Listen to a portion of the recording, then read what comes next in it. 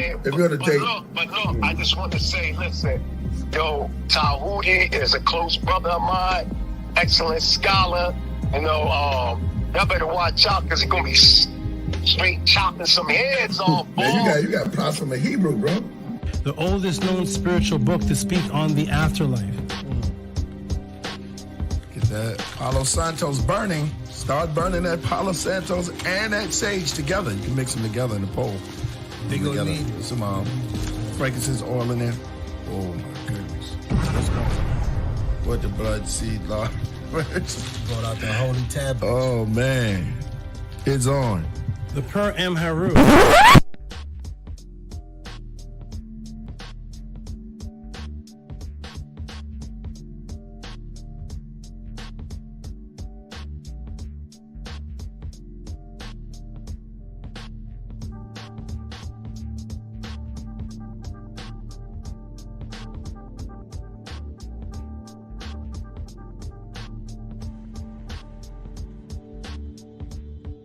Coming to you live.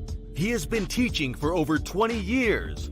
A 9-0 record in official public recorded debates.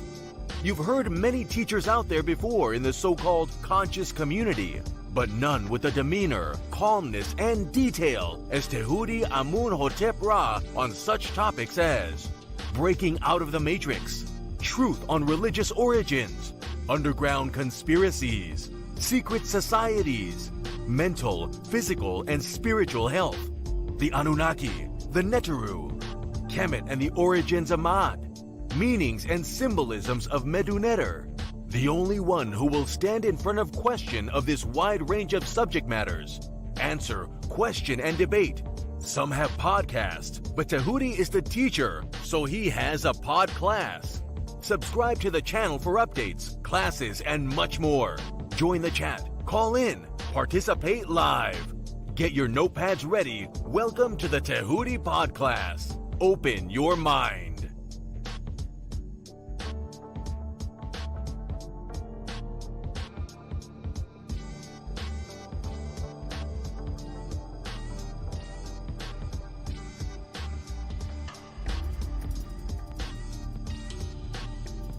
He has been teaching for over 20 years.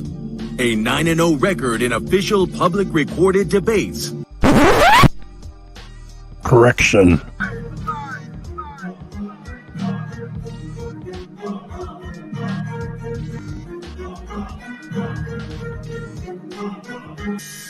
All right, man. You already know what it is. That's the anthem for the debate music. Y'all already know. We got our brother Tehuti in the building, and he is going up against a heavy hitter, you know, who have been featured on this platform for a while now, Vocab Malone. I don't think Vocab, I hope Vocab put in his homework. I hope he knows a little bit about Tehuti and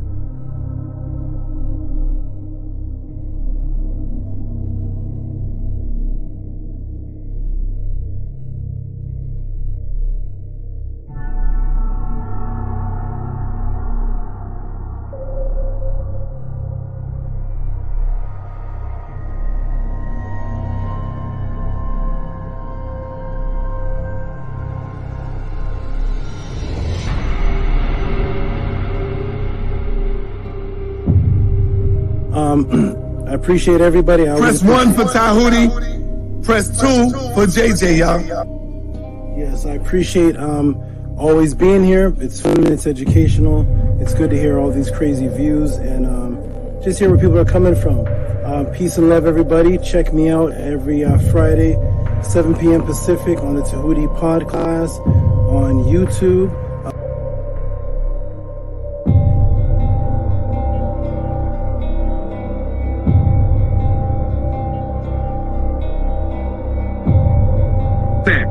That's your words. Brother, Stand on that's it. not the topic of the debate, JJ. That was not the topic. I'm talking about the whole word. I'm talking about the whole misinformation. I don't give a damn about the topic of the debate. No, if you look at the community wall, I mean, damn, Tehuti is like dusting you on that shit. He killing you, Jay. And this is why you upset.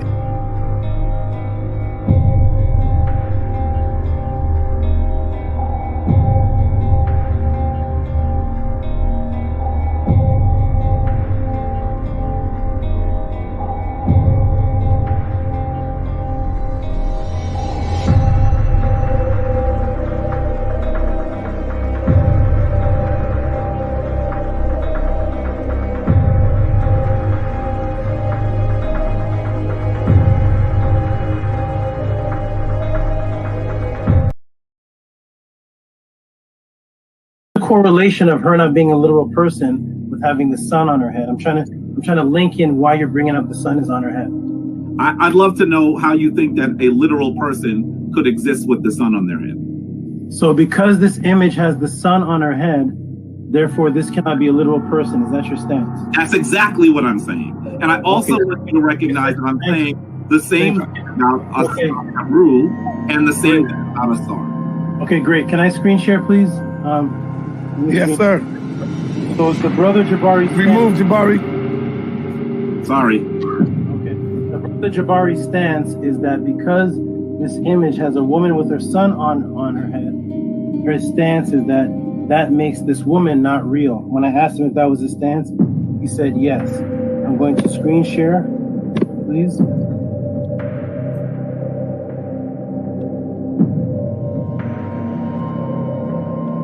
That is the premise that we are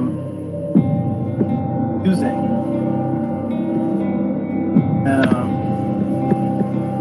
I want to know is was Anksenamun a real woman, Jabari? Yes or no? Anksenamun, or was that a myth? Are you referring to Anksenamun, the wife of Tutankhamun? Yes. Was that a myth, a mythological Netzer, or was that a real person? She was a real person. Everybody see my screen? Yes. Everybody see Anksenamun with the same sun on her head and the same two horns on her head that the statue of Ausar has? Everybody, can you see that, sun, Eder? Yes, we see it. Okay, this woman is Anksenamun. She has the sun on her head, the exact same sun on her head, and she has the horns on her head that Ausar had on her head. And I made sure I asked Jabari clearly, what is the purpose of bringing up the sun? Is it because this woman has the sun on her head? Does that make this woman a myth or untrue? And he said that is his stance. Well, here we have a real person that the brother Jabari just acknowledged as a real person with the exact same symbol on her head, and nobody's going to ask what's the temperature of the sun. So we need to erase. So wait. Let me see. I got to finish though. I got to finish. Go ahead. You need to remove, Jabari. You need to remove the statement that you made, the premise that because you said because, and you agreed that because this woman has a sun on her head, then that makes her unreal. When Anksenamun is a real woman, and can everybody see the sun on her head?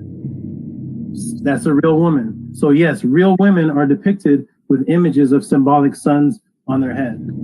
Can I ask you a question, dear brother? But as soon as you acknowledge, my good brother, as soon as you acknowledge that having a sun on your head does not make you unreal. And you answered and you agreed with your stance. I think you're not my question. You are not answering my question. You are not, and I know you are. That's because you have a smirk on your face, because you know you're not answering the question. And this is a simple question. In fact, you asked me when we started to go back to the question. I don't know to watch the videotape of being beaten, but let me show you the videotape again. Because we could have started someplace else. But you asked the question. And I started by asking you how hot was the sun. All right. Let me say something. Let me finish on that. I wanted you to say to me whether it is possible for a literal person to have the sun on their head, and you are not answering that as yes or no. I'm not sure. That's your question. Is it possible? I've asked it like 7 times, brother. It's not possible, and that's why that is symbolism. Anksenamun and Ausar were real. Answer the question. You're not answering the question. Is it? Let me ask you again. It's not possible, but you set your premise on it. This is 8. I'm gonna ask it to you one more time, and hopefully you'll give me a clear answer. Is it possible? Is it possible for a literal person to have the sun on their head? No. Oh, good. Thank you. Okay. All right. Let me quick. Yeah, sure. Now, Jabari, you know I love you, brother. You did get hit with a straight right on this one right here. If the brother asks you, Jabari, hold on. In all fairness, the brother asks you a now, I agree.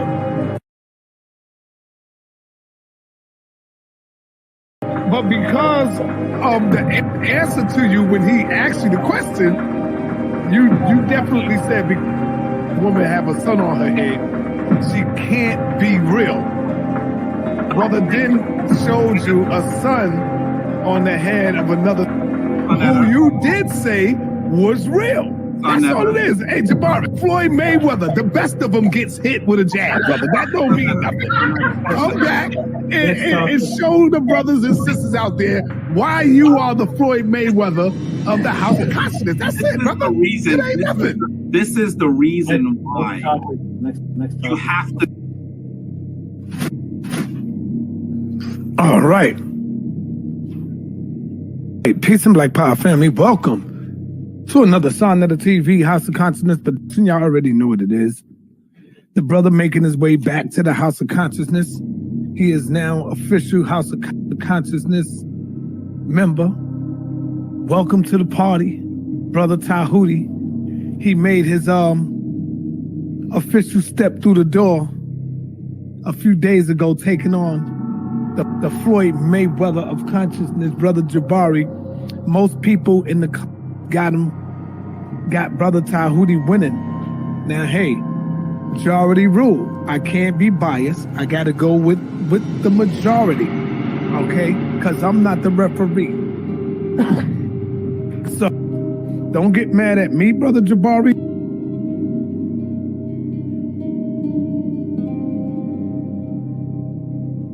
Oh, man. Well, I just got to keep it real. I'm going to keep it real, man. I can't be biased when it comes to this, you know. I got to show love to everybody because bringing on the people on the platform. I got to keep it real. Check, right or wrong. So as it stands now, I'll have to go ahead and give the win to Brother Tehuti. Now, I know a lot of y'all might get mad, but I'm going with the majority rules. It's the people who is making the call. Don't get mad at me, Jabari. You know I love you. You know I love you, Dr. Anika. But I got the W to Brother Tehuti.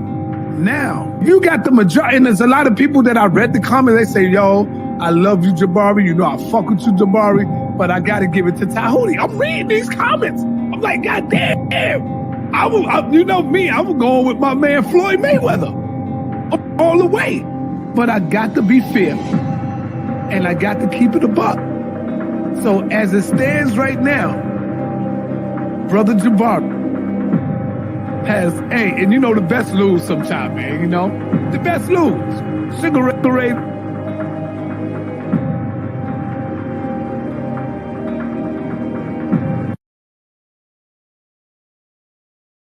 See, when you look at Floyd Mayweather, in order to beat him, you got to knock him out. And Tehuti, you gave Jabari a little knockout hit. You know what I'm saying? Because you caught him. I'm going to be real. You caught Jabari in that opening argument when you asked him about the son. I got to give you that. And then you caught him again later on when you asked him about something else. I'm giving you that. How could I be biased? Everybody know I fuck with Jabari. See, when you look at Floyd Mayweather, in order to beat him, you got to knock him out. And Tehuti, you gave Jabari a little knockout hit. You know what I'm saying? Because you caught him. I'm going to be real. You caught Jabari in that opening argument when you asked him about the son. I got to give you that. And then you caught him again later on when you asked him about something else. I'm giving you that. How could I be biased? Everybody know I fuck with Jabari. I just gave Floyd Mayweather his first loss to this brother.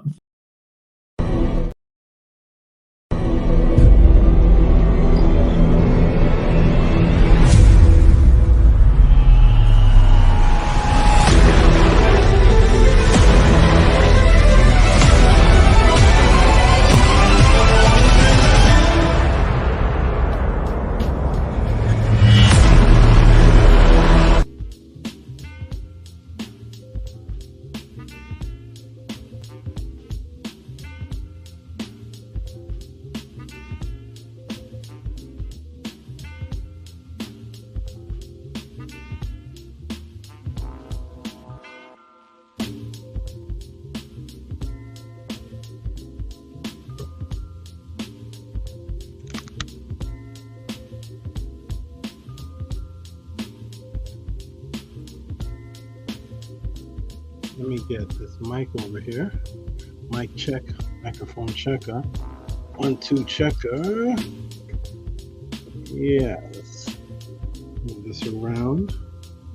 Boom. Move this around. Ah. Okay, let's do a mic check and see.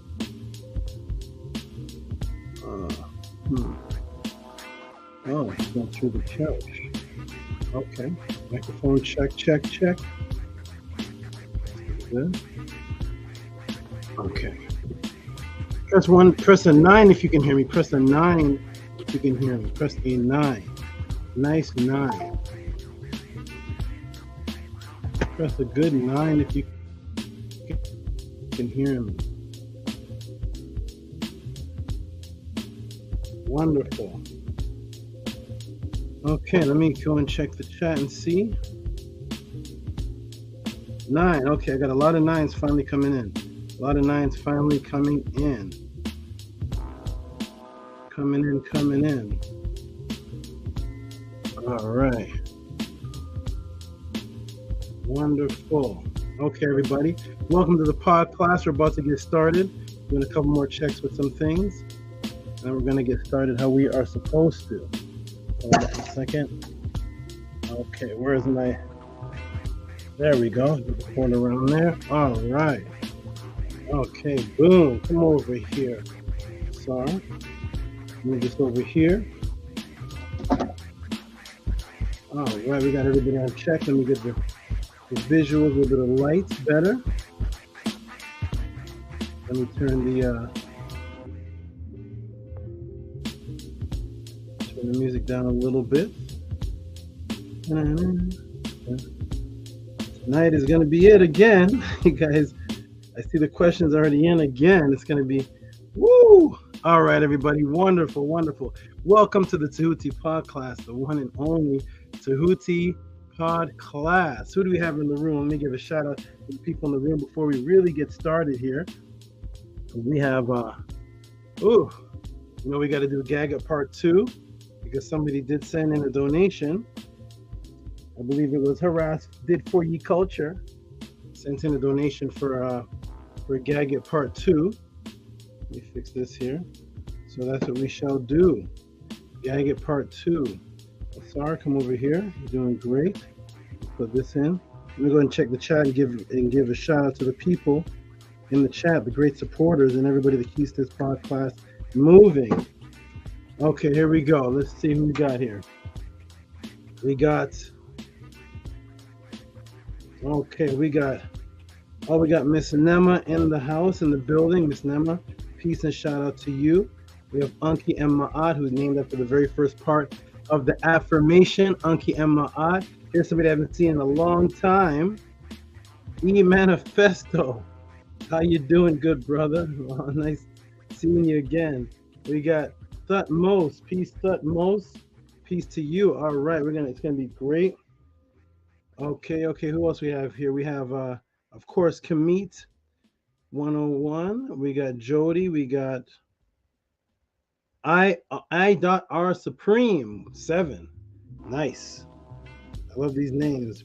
We have Anu who says, Hotep to the great Hotep. Remember, Hotep to the great Tehuti. I'm in Hotep Ra. Hotep to the chat.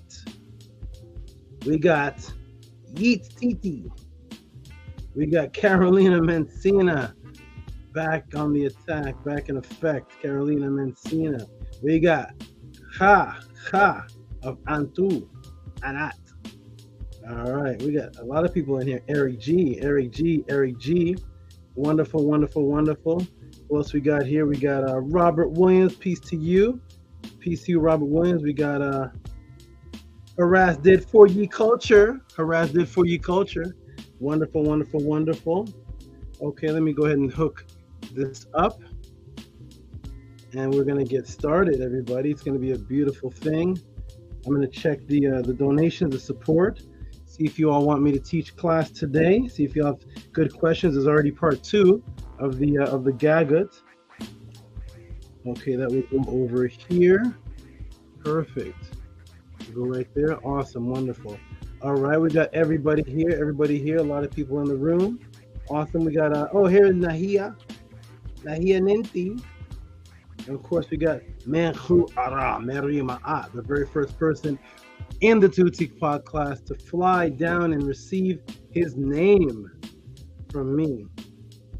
We got Angela Gates straight out the gates. It says, love to the chat. Peace, peace, peace. E-Manifesto with Hotep Pod class fam. Wonderful. We got RPM racing through. All right, beautiful. All right, everybody. Before we start, you know what we're going to do?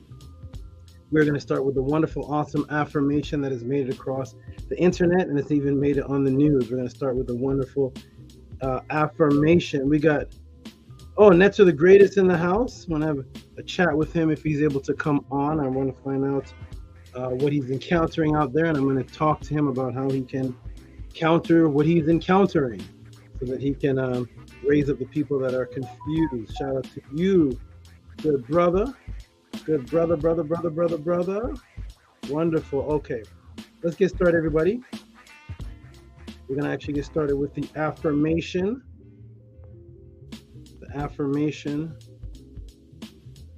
Here we go. Okay, I'm going to put the affirmation up on the screen for those new people that are in. Where's the sister with a beautiful name? Let me go through there. I thought I saw her in here. There she is. Yeah, there she is.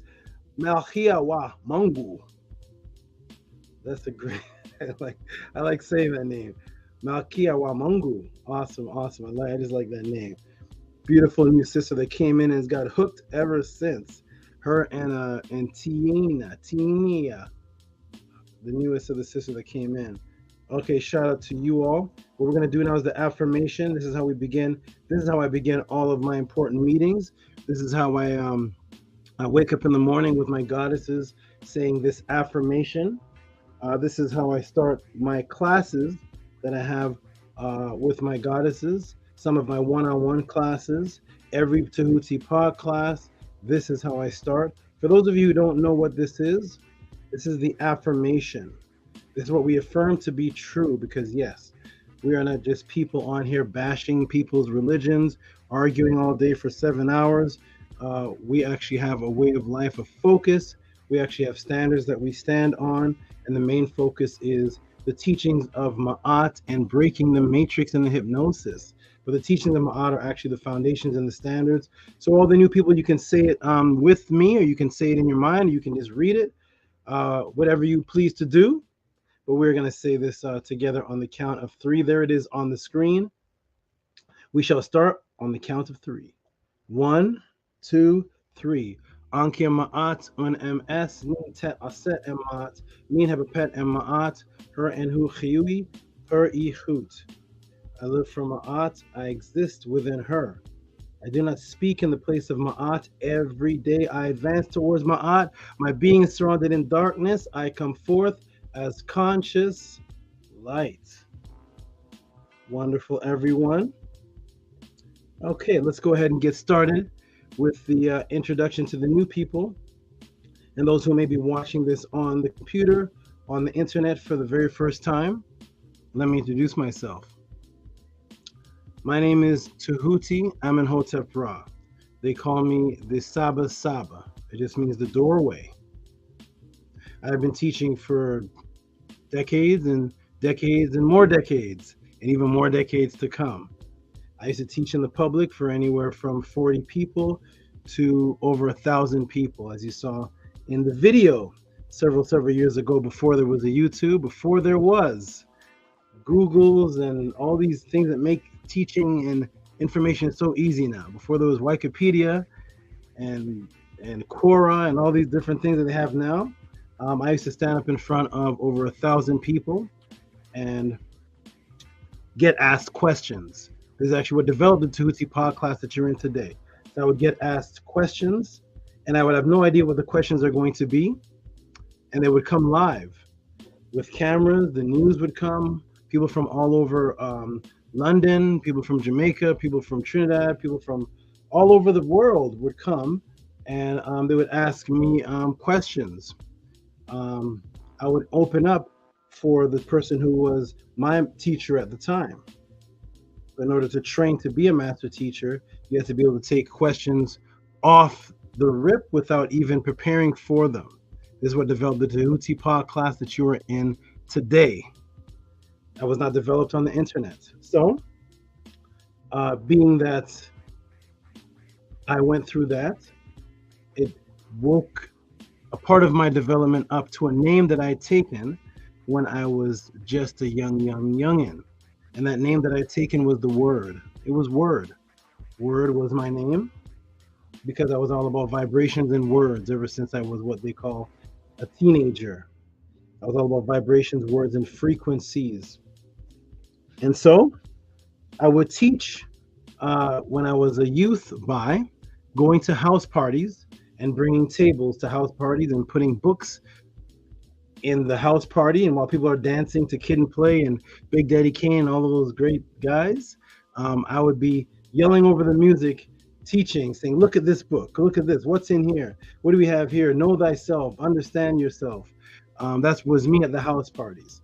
And so I developed into the teacher that I am today by waking up from a young early age, even from pre-birth. When my mother told me she saw me coming into her womb while she was going into labor. We all have that ancient consciousness, just some of us can tap into it. And because I have tapped into that gift, I'm able to answer questions at an accelerated rate, at a higher form of quality than what you see out there, according to my students. So I went on to teach until the teacher of that organization told the group that I excelled past the teacher, the student excelled past the teacher. And he asked me to ask a question the way that I ask questions out there, snake style. And I asked the snake style question to him as an example to the audience. There was about 1,000 people there or so, maybe more. And as I was asking the question, he put himself up in a crucifixion position and said, look, he's crucifying me with these questions. And then he told everybody, if anybody wants to learn how to teach, to go to that brother over there, Amenhotep Ra. And so this developed a lot of jealousy in that organization. And because I was teaching this style that I do here with multifarious sources, not just from one teacher, but multifarious science articles, documents, documentaries, anthropology, archaeology, languages, etymology. And because of that, the students at that time became very jealous, and they came to my dwelling with torches to burn every single one of my books that were not written by one particular man. And I said, no, I shall not do that. I will not do that. And so I was removed. I was removed from that particular group because I would not burn every single book that was not written by one person. They didn't like that I was teaching information that wasn't coming from one person. So I would teach that the cytoplasm. I was teaching a class about cytoplasm being penetrated and mitosis beginning in a woman, and I was using articles that I've used actually last class, and they didn't like that. They said that's not coming from the master teacher. So I was removed. The teacher told me it's not safe for me to be in that environment anymore. So I left and I went on to create businesses online, create a business online. I just took all the energy that I had for teaching information, and I said, let me put it into finance. So I started learning what people were buying and selling online, and I started creating an invisible company that did not exist. I created a company that did not exist, but it was the echo of companies that did exist, to the point where people thought that I did exist. So they started ordering from me, and I had nothing to offer. I would go into different chat rooms, and I would be the guru of chemical compounds, of supplements, of working out, exercise, health, and developed a trust amongst people across the world through health and fitness, until people started ordering from my company that had no products. I found a link to the person who had access to all these companies, but he was a secretive person that had secrets that would not tell people. So he told me that he had a certain vibrational frequency. This is a guy who looks like Steven Seagal with a ponytail and everything. and he told me he had a vibrational frequency that he felt from me. And he would like to meet me and reveal the secrets and accesses to the companies that make people successful. And I told him, yes, let's meet. He's somebody who would never meet anybody, and I ended up meeting him. He took me to the docks of Staten Island, I believe it was, and told me what his profession was. And his profession was he was a hitman. And I was like, wait a minute, I didn't know this. I didn't know of this. And he told me he was a hitman, but he has access to all the companies and all the secrets and everything that could make me successful.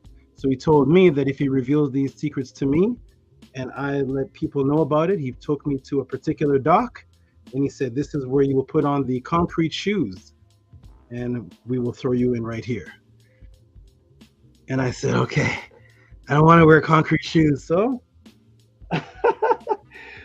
I kept the secrets, contacted the companies, took all the secrets of the wisdom of business, and I took that and I became very, very successful. Took that back to that conscious group and started bringing them out of homelessness, living in cars, teaching them about how to become successful, put it into real estate, put it into supplements, and I told them how to open LLCs and all this. And then they eventually did a very bad deal with me, which ended up robbing me. And they worked with the master teacher's sister to do that. So I decided this was not safe. I would need to get away from this group completely. And I became to myself as a teacher of business and economics and knowledge of self, just to my little circle. I started teaching online without showing my face through a group called Pal Talk. And then the Hebrew Israelites saw me there and they started threatening my life because their Hebrew Israelite sisters wanted to join my family and such. And such is the case, and it ended up being very ugly, a lot of jealousy. So I removed myself completely from online. I said, hey, I can't do this in person. I can't teach online. It seems like nothing can be trusted. Let me just keep the wisdom that I have attained through particular means to myself. I moved to California after living in Canada and teaching on the streets and performing in -8 degrees. I moved to California and taught my family, and that was pretty much it. As I was performing on the beaches, a brother who may be in the room right now named Mahati Ma'at came up to me as a Hebrew Israelite or a questioning Hebrew Israelite, very disgruntled. And he told me his situation. He wants to learn knowledge. He was homeless and down and out. And I said, I will teach you bit by bit. Come every day. Prove yourself. Come every day. And he came each and every day, moved my bags, my luggage, carried things around for me, and I would take him into little secret places, and I would teach him one-on-ones, and I wouldn't teach much of anybody else, just him. So then he went on to learn and went onto the internet and started seeing a bunch of other teachers, so-called, and he said, Amenhotep, brother, you need to come online because it is crazy online. There's madness going on. They're not teaching how you teach. He said, I'm used to you and you're in the way that you teach. And he said, they're arguing, fussing, yelling, cussing, teaching from the top of their head. And I said, I'm not quite interested, but if I do, I want to create squares on a screen where I can talk to people. I didn't know there was such thing called StreamYard yet because I'm not computer savvy. I said, I want to have squares on a screen and I'll talk to people. Anyways, he went to a debate group where he saw that they already had squares on the screen talking to people. And he came back to me and said, I found a group that has what you're talking about. They interview people. They have squares on the screen. Each person has their chance to speak. Will you come over there and they want to interview you? At first I said, no, I'm not really interested. And then eventually I said, okay, let me go on. And I went on there to get interviewed. And while I was being interviewed, I was challenged to a debate by their champion. I believe his name was Judah Nazareth at that time. And I got challenged to a debate, and they set up a debate where I was set up to, of course, lose because it was a Hebrew group. So they set up 5 judges, 4 Bible believers, 1 was not. And the debate was about the Bible versus Ma'at. And 4 people that were judges were Bible believers. Quite interesting. Anyways, I ended up winning that debate. And it was the very first time a Kemetic person on a Hebrew League won a debate. And I became the champion of the debate. I didn't go there for that. I went there for an interview. Ended up debating people over and over and over again. They sent all these people saying, these are the big names. This is Unc West, and this is such and such, and this is they were naming all these different. I said, I don't know about these people. I've been teaching since 1992. I don't remember an Unquest. I don't know who a Jabari. I'm not sure. I'm not on the internet, so I don't know these Zion Lexes. Was he teaching in 1992, 1993? I don't know. So they set me up with all these people to debate, and I ended up beating them over and over again until Sonetter invited me to have an interview because he heard that I taught the Natiru. There were Natiru that were physical beings. When he heard that, he immediately wanted an interview because none of his Kemetic people taught that. So as he was interviewing me, a brother came on in the middle of my interview. His name was Jabari, and he challenged me to a debate in my interview. And I said, okay. And people said, oh, that's a top dog. That's the Floyd Mayweather of the House of Consciousness. He's the Floyd. And they're telling me he's Floyd Mayweather, and I'm still don't know what's going on because I don't know who Floyd Mayweather is. I grew up in Brazilian Jiu-Jitsu. I don't follow boxing. So I'm like, I know Mike Tyson. What is Floyd Mayweather? What does that even mean? He's undefeated. And so I said, okay, I don't know what you're talking about, but I'll go ahead and debate. They gave me 3 hours to prepare, and 3 hours later, boom, I was debating the top guy of the House of Consciousness, and ended up beating him. It was pretty bad, actually. The votes and the number system, it was pretty unfair. The numbers were not balanced at all. It wasn't like even 60 to 40. It was pretty bad. So anyways, I was announced the official winner of that, and then went on to debate Zion Lex, the same thing. In the votes, it was pretty bad, so bad the Sonetter came in and tried to interfere with the situation, but the votes have already been cast, and I'd already won against Zion Lex, regardless of what Sonetter or anybody says. So ended up kept winning and beating people until I said, you know what, this is fun, this is okay, but let me go on to continue to teach. I went on to Killer Priest, and Killer Priest had me doing a class when I came on. He loved it. He said he wanted me to come on continuously. And then boom, a brother named Rasul came on and challenged me to a debate. I'm like, why is everybody challenging me to debates? I'm not a debater. I don't know. I'm not a debater. I'm a gifted teacher. That's what I am. Trying to make me a debater. So anyways, they invited me to the debate, and I ended up debating him according to the audience. And Killer Priest and AD, everybody says that I won the debate.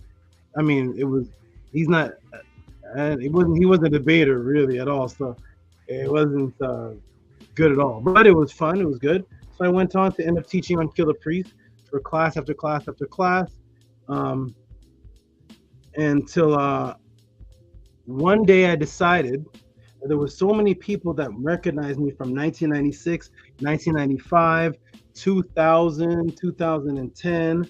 They were wanting one-on-one classes with me, and it was taking up too much of my time. They're paying me considerably.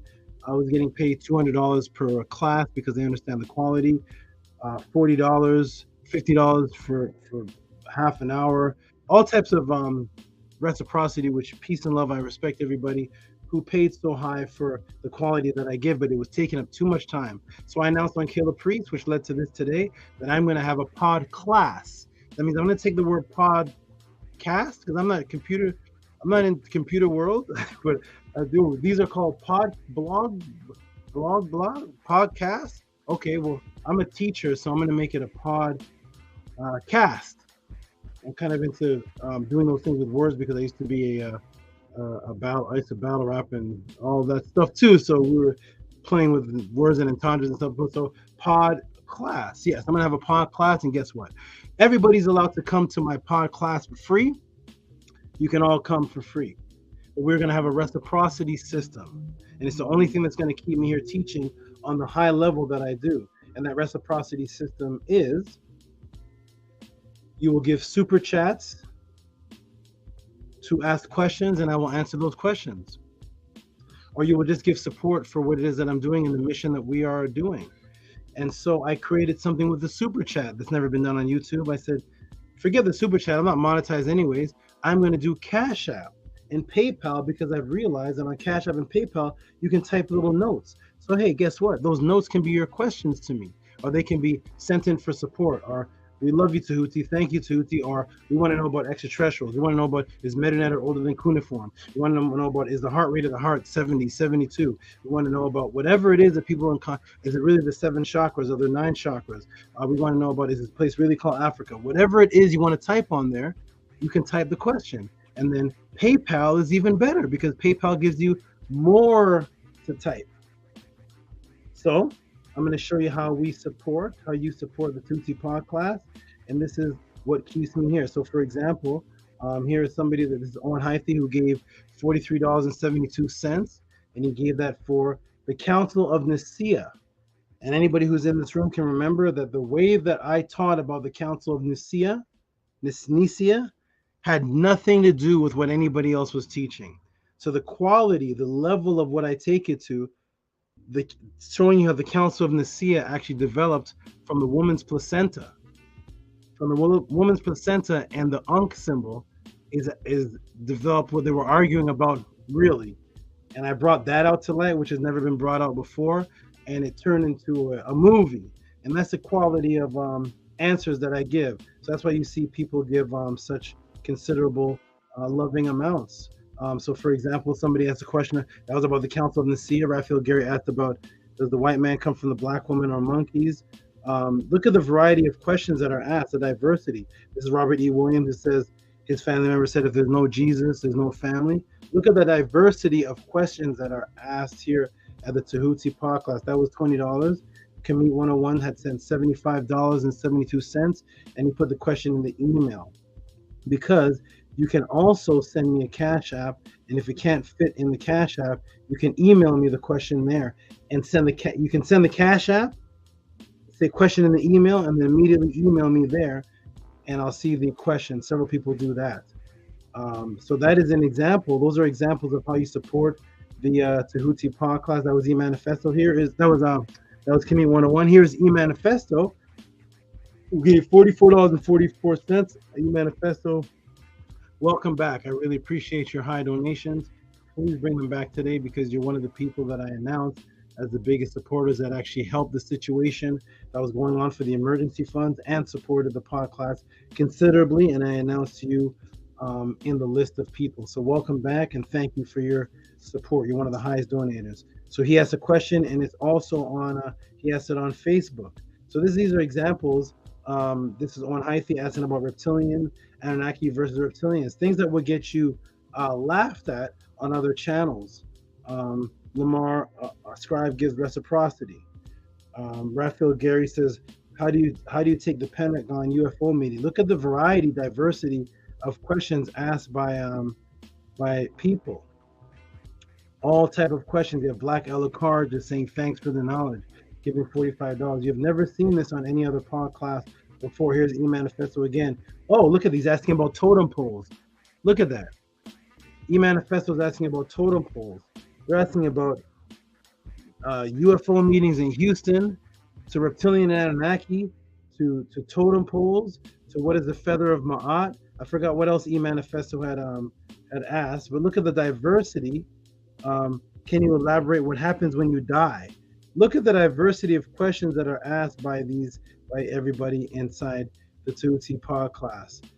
These are questions that everybody wants to know, and they can't ask them in the other chats because they get laughed at or the people make up answers. The quality that I give is, according to my students, I never say myself, but according to my students, is impeccable, is the highest that they've ever seen. Here's a brother right here, Beged Leisure. He started asking about out-of-body experiences, and I taught him personally how to have an out-of-body experience, which ended up leading to him being able to see and communicate with his deceased mother.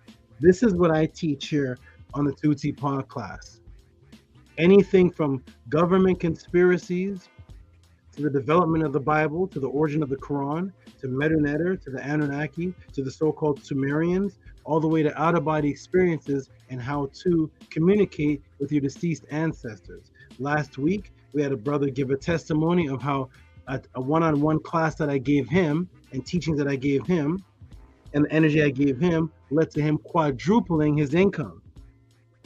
If you've heard of such a podcast, or if you've heard of such any YouTube channel doing all of that with with the diversity, out of body experiences, seeing your dead ancestors, quadrupling your income, Anunnaki, Sumerians, government conspiracies, false flag, what really happened to George Floyd, the Medu Neter, the origins of Hebrew. If you have that link of anybody else doing that, then please, I give you full authority. You have permission to promote them in this chat. But when you do that, we will go there with your name and I will screenshot it. And if it's not what you're seeing here, we will do a class on you the next week. But if you do see this on any other channel happening with people giving advice on out-of-body experiences, Anunnaki, facts with diversities, heart stroke and heart failure class that I just gave a brother last week. This is what's happening. Teaching about the Ebers papyri, the origin of doctors, the origin of dentists. If you see this going on anywhere else, put the link in the chat. If not, please appreciate what you see here and please support by sending your cash apps. And people may say, well, what is the cash app? What is the PayPal? It is Cash App TT Amun. And the PayPal will put at the bottom of the screen. It is PayPal at Rocky SV. This is how you show appreciation for what you're seeing here. Okay. You can also go to see on my shirt here. This is the teachings of Ma'at every Sunday. Teachings of Ma'at. Type that into the link can be put in the room, and every Sunday my students have a class. Is that done on YouTube? Where teacher students have a class. This is branching out and becoming worldwide. So please support what you see. And with that, we will now start with the Tehuti Pod class. My name is Tehuti Amenhotep Ra. On my hat is Charlotte, and she represents the weaving of invisible elements, which we talked about actually last week with Gagut, and this week we'll be talking about it again. Okay? With the weaving of unseen elements that the scientists are calling quantum mechanics and string theory, which they've actually named after the Kemetic goddess Neith. So you will see me with animals that represent almost every class that I do. I walk with animals, I swim with animals, and I've been doing so since I was around 7 years old. They help give me the information that I teach you all. They help relax me and calm me. And each of them represent a Kemetic story, such as this is Ausar.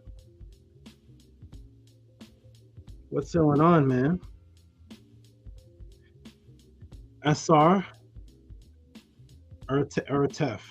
So, hey, Ausar. Ausar or Tef, which is one of Asar's names, which was the one who rests. Ausar or Tef. And when he woke up, he became inert. And I created the word inert today that we have that's called inertia, which is the movement of things. They took the scientists took that too. It was inert, the one who became the mover, this inert. And then it became inert and inertia in your science class today. Okay? There's inert and then there's art. F, or Artef, which is him right here. He is too big for me to show completely on the screen, but he is the calm one. So he helps calmness. So I have different animals that represent Kemetic stories and stories of Ma'at, and they help me be the Tehuti that I am, who is represented by an animal, the Habu bird, which the Greeks call the ibis. All right. Now, it's a beautiful night. It's going to be great. It's going to be awesome. You may see people in the room with wrenches. And I know for all the new people, they plug this in. It's not plugged in. Let's see if that's in now. Fix that. Let me go ahead and fix this. You may see people in the room and they have wrenches. Hey, what's up, man? What's going on? What's happening? How big are you, man? You're 3 feet bigger than me. And I'm pretty tall. Okay, you're nice and long. Let me see if this is on yet. Let me go ahead and okay, you go over here. I'm gonna fix this here. This in? Okay, that should be it. There it is. Okay, good. In a few seconds, it should show up. on my screen, and then I'll be able to share it on your screen. It had accidentally plugged out. Let's see if it plugged back in, if it's registering. And it's not registering as of yet. There it is, registering. Okay, good. Pop up on the screen, please. Pop up on my screen so I can share it. What was that noise? Okay, good. Okay, good. You are here. Good. Good. Pop up on the screen, and then I'm going to be able to share it with the cloud. On the and they have wrenches in the hand. Everybody in class, the new people, when you see somebody with a wrench on a YouTube channel, what do they call that? They call that a moderator. You see, those are the thank who've been learning Ma'at from me. Let me see. I don't know why. Hold on a second. 1 second. He created a new term. My computer is doing all type of weird things. Let me see if I can. It's going to Gagut. It's going to old. Let me try this again. Okay. So he created the term from moderator, and he took Ma'at, just like I took podcast and made pod class. He created this right here. And these people on the wrenches that you see in the room, they're not moderators, even though they moderate, they are Ma'atorators, and that is Nania Setmer, Ankia Ma'at, Ahati Ma'at, and the scribe. The screen should be moving right now. That's interesting. It's not moving. I don't know if it's moving on your end, but this should be an animated screen. On my end, it looks okay. There we go. So it's Nania Setmer, Ankia Ma'at, Ahati Ma'at, and the scribe. These are our beautiful Ma'atorators. Those are the ones that keep the room calm. If you want to ask them questions as to where to purchase my books, where to go to different podcast topics, where I'm going to be having a conversation, a class, a debate, any past thing that I may have taught, how to access the Medunetter class. Medunetter class every Monday. Every Monday, I do a personal class with a group of up to 15 people. Only 15 people can fit in the group. You can email me that and you get a personal class. You give a one-time donation and you get to ask me questions. And I break down things that have definitely have changed lives there while in the Medunetter or walking through the Per M Haru and giving jewels on out of bodies and giving jewels on every on biological imperative. And those who come to the Medunetter class, you know what that is all about. Okay, with that now, we'll go ahead and start into the first question. And well, the sister here, I don't answer questions in the chat, but this is an interesting thing I want to comment on. Did I ever debate Mighty Hebrew? No, that never happened because interestingly enough, I was never invited back on Kill the Priest. I don't know what happened. I remember the last time I was in Kill the Priest, one of his special guests and one of his fellow rappers, Lord Jamar from Brand Nubians, was extremely embarrassed by the snake style, and I started asking him questions about flat Earth, which caused him to remove his own self from the Kill the Priest show. He actually left the show due to my questions and threw a tantrum. That was Lord Jamar, and that's the last time I've been invited onto the show. So I haven't been invited back. I've been gotten phone calls from the good brother Kill the Priest. I got phone calls telling me that I'm the best. You're the best teacher, man. We had you as the best, man. Sorry for not inviting you for a while. I've gotten text messages and phone calls from him by saying, listen, you don't have to speak. I'll speak for you. Anybody ever questions you, I'll stand up for you. You're the best thing, man. You're nobody compares to you. I've gotten those conversations from Kill the Priest in my text messages and phone calls at different hours of the day. But as far as an actual invite to the show, No. And that's where the debate was supposed to happen. So I will tell you what did happen on the Killer Priest Podcraft. They did the debate without me. Hey. There may be people in this room that are witness to that. They did the debate without me. Yeah, they had the debate. He did his rounds, and he came to the channel, did his debate, but I wasn't invited. So, and Mighty Hebrew did the debate, and he was talking to me and everything. Listen, Tehuti, you said this, and he was talking to an invisible man. I think that is a true definition of a straw man debate argument. That would literally be a straw man argument, because I was watching the show from home, and I was watching a man debate me on the Killer Priest Podcraft. Tehuti, you had said this right here, and he opened up his rounds and everything. He did all of his rounds. He said, I'm going to rebuttal this, and he did a debate without me. I feel lonely. So, I don't know. So, did the debate ever happen between me and Mighty Hebrew? I guess yes, it did happen. I wasn't there. I wasn't invited to it. So, yes, he did the debate. It did happen between me and him. Just that I wasn't invited to it. So, I don't know. This YouTube world is very strange to me. I'm not used to this. I'm not used to all this stuff. I grew up with animals, so I don't know about all this dishonesty, weird stuff. But anyways, everybody, let's get started with the very first question. I'm going to go ahead and check. Let me check my Cash apps. Let me check the support. Let me see all the new people in the room that came in. We got, wow. We got, here's a new person, Sincere 516. Get busy, boy. Shout out to you. We love you, T, my brother T. Thank you.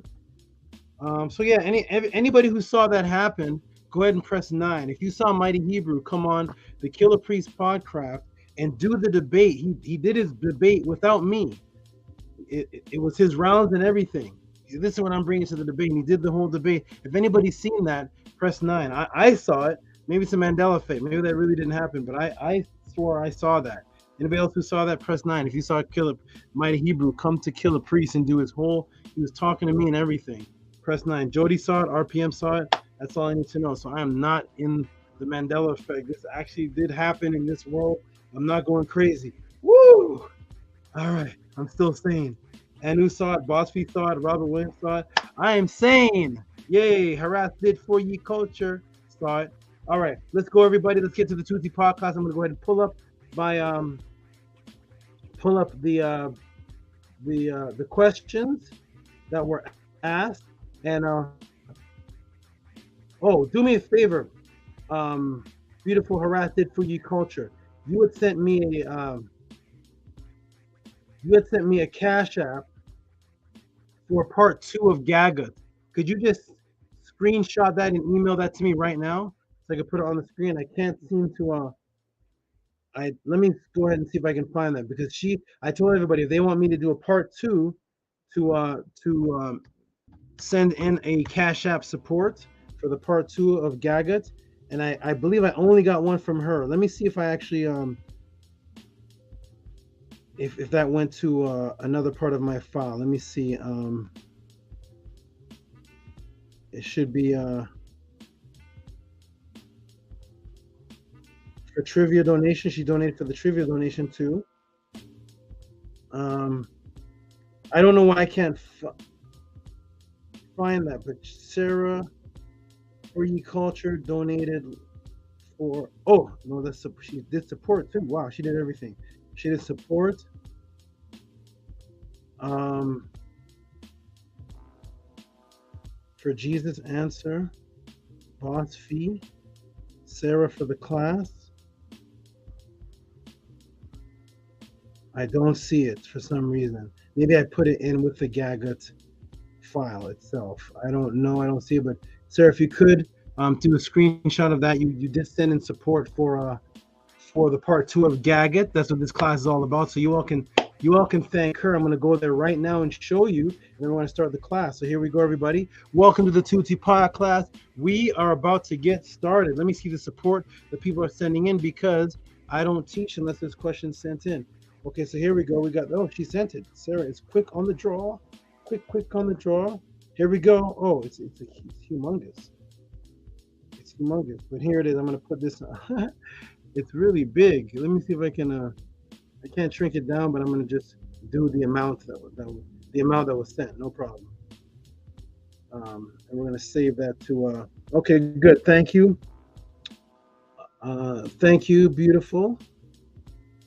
Beautiful. Harass did for ye culture. We're gonna put this under April, so I can let everybody see that everybody. Sarah, Harass did for ye culture is the reason why we're having a part 2. I don't know if anybody else donated for the part 2, but she did.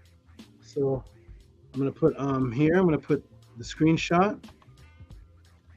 Sarah request for part 2, and I'm gonna save that. And she is the reason why we're having the introduction of this. Oh, good. Here's the full one. I got the full one right here. I don't see her name on it though. Don't worry. That's okay. I will say the name. I was looking for the part with the name. I don't know why I didn't say the name. Interest, no problem. That doesn't matter. Everybody will know that it is from her. Harass did for ye culture. Okay, everybody. So here we go. Let's give a couple shout outs to those who actually. Oh wow. Who's this? Beget Leisure. Beget Leisure.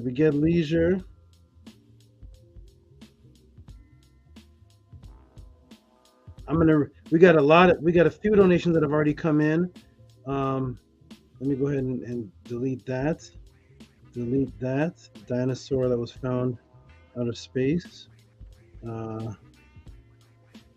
Delete that. I'm gonna go ahead and do one thing to make sure I am on par with the dates and when these donations are actually given. So the last Monday, the 27th, was Monday the 27th. We're in April. We're in April 7th. So last Meta class was the 3rd. Okay, let me just make sure that I'm not.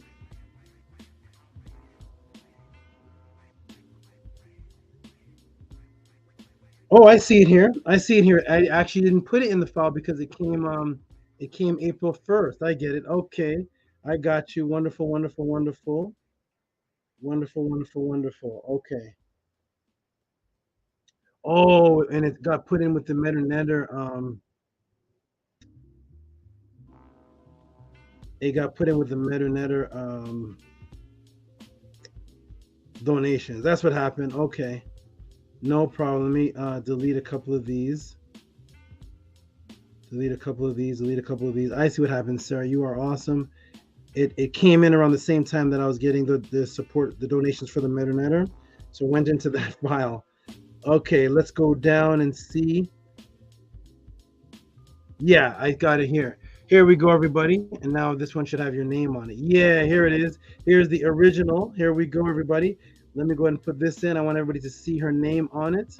I have found it. It was in the MetaNetter files. It came around the same time as the MetaNetter support. So here we go. Now I can put this in as a Sarah request, and I can over save that one. PING. Yes, I want to overwrite that. And here we go, everybody. Shout out to everybody who donated. All the donators. I see Arcad Infinite. I see Johan Billadou. I see Anu and his family here. I see Nito Campbell. I see a lot of people here. We're gonna shout out all of these as soon as I answer this question. E-Manifesto's in here. Justin Jack. What? Who's Justin Jackson? Whoever that is, shut the room down. Oh my. Whoa. We got a monster donation in here. Don't worry, everybody stick around. We're gonna get to these. Oh my. What a donations. Nice support given. Men in the class. Okay, Carolina Messina, that's men in the class. I see what happened. Okay, good. So let me go ahead and put this on the screen, everybody. Shout out to Sarah Jean is the very first one to ask a question for this class, and that is the part 2 of the Gagut Here we go, everybody. Welcome to the Tehuti Podcast. We're going to get into part 2. Hey, here's Tamika Wright. I haven't seen her in a while. Shout out to Tamika. Tazari running to. I don't know. They are. Is it running? Yeah. I don't know. If you're in the safari and you see a cheetah and a lion, I guess it's safe to get out of there. So I guess they're just being safe. They don't want to.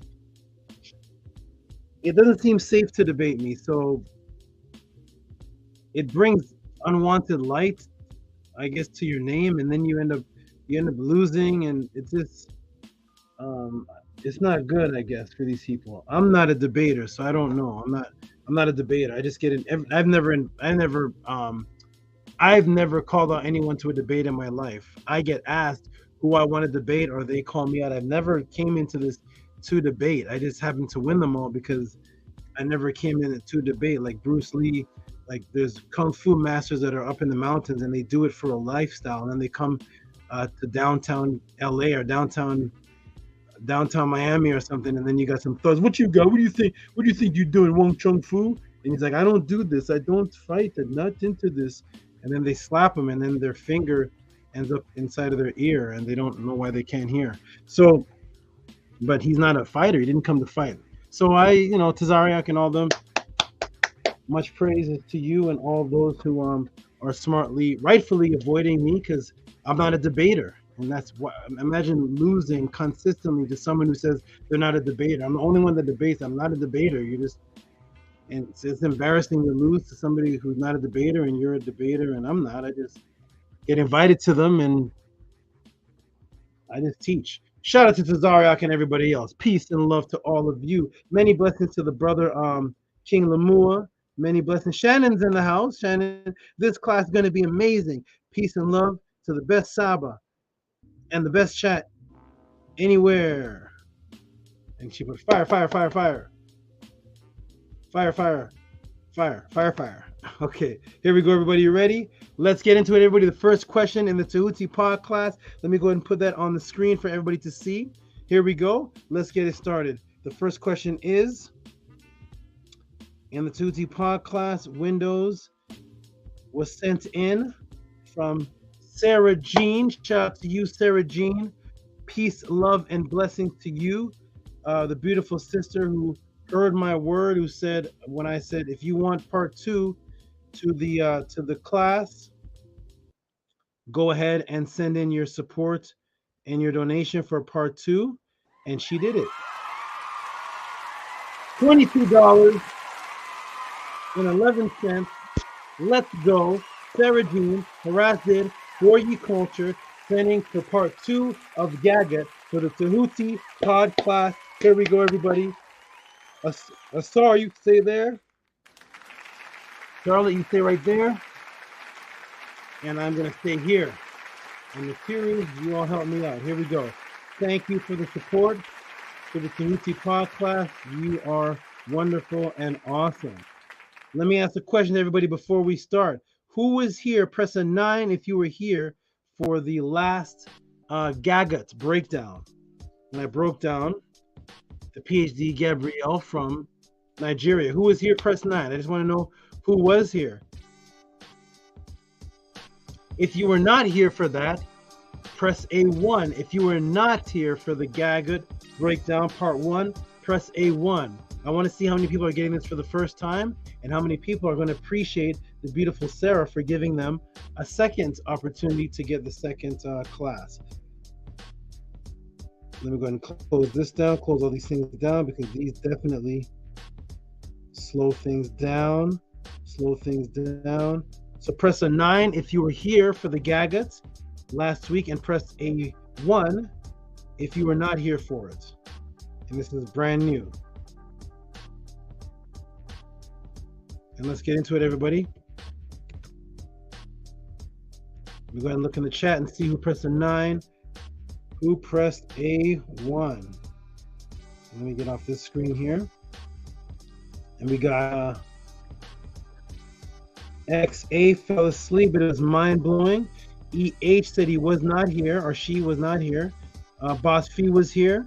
Maharu is here. Haraz did for ye culture. Of course, she was here. She paid for part 2. RPM was here. Robert 9 was here. Shannon was here. Okay, good. A lot of people were here. Angela Gates, Next to the Greatest. Hey, Kepara, Jody, Eric G. Everybody was here. Everybody was here. James says Hebrew elders don't want any Hebrews debating Tehuti. You are actually right. That was actually a command given from the General Yohanan that Tazariak was not allowed to debate me.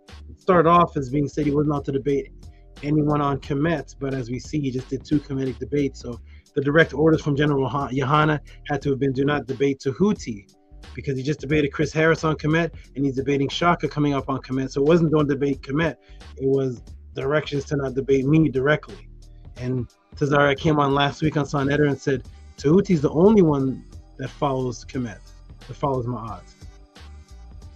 I wonder how he knows that. Does he watch the podcast? Oh, how do you know? How do you know what I do? You know what I teach. Okay, here we go. So we got oh, Malika, you weren't here last week? Okay. Malkia, you weren't here last week? Okay. Fuck the president, you were not here last week? Okay, no problem. You're gonna Nema, you weren't here for that? Okay. Let's go, everybody. Let's go. Welcome to the Tehuti Pod class. Enam MK. Unk. What's up, my fellow Yardi? What's up, man? How you doing, good brother? All the way from Jamaica. Okay. All the way from Jamaica. What's up? I remember Jamaica. I remember those days listening to Yellow Man. I do them. I remember those days. All right. Shout out to you, my good brother. Let's go. Welcome to the Tehuti Pod class. Let me go ahead and put this here so we can go ahead and get started with Gagut Part 2. Let's go. Gagut Part 2, which is a leave off from where I left off, which is a continuation of where I left off last week. So let me go ahead down to where I left off last week, and that will be the Part 2 of where we are right now. We covered CERN already. We played the we did the God particle. Yes, we did that. Let me go ahead and blow this up. Okay. We'll go right from here. Here we go.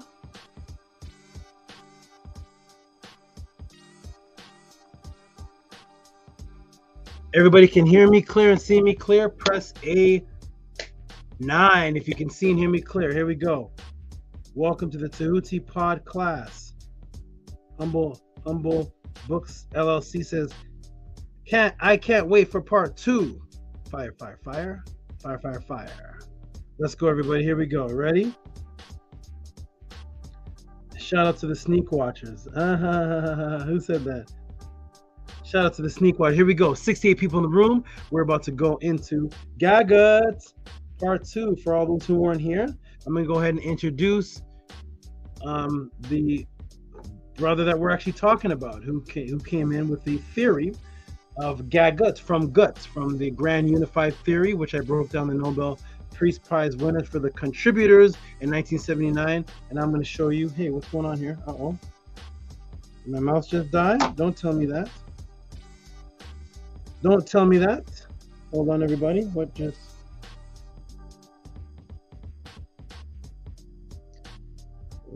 happened? Hold on. Am I plugged in? Oh, that's my mouse just died. That's not good.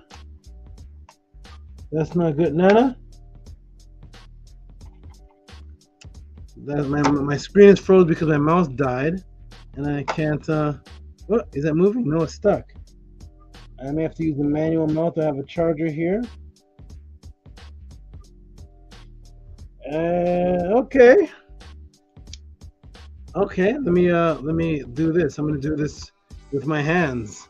It is a touch screen, so let me go ahead and do this with my hands. This is interesting. Here we go. This is how I used to debate, actually, with my hands on the screen. So here we go, everybody. Welcome to the Tehuti Pod class. Here we go. Mouse is frozen, but that's okay. Hey, Mr. Mouse, you're frozen up. Here we go. Let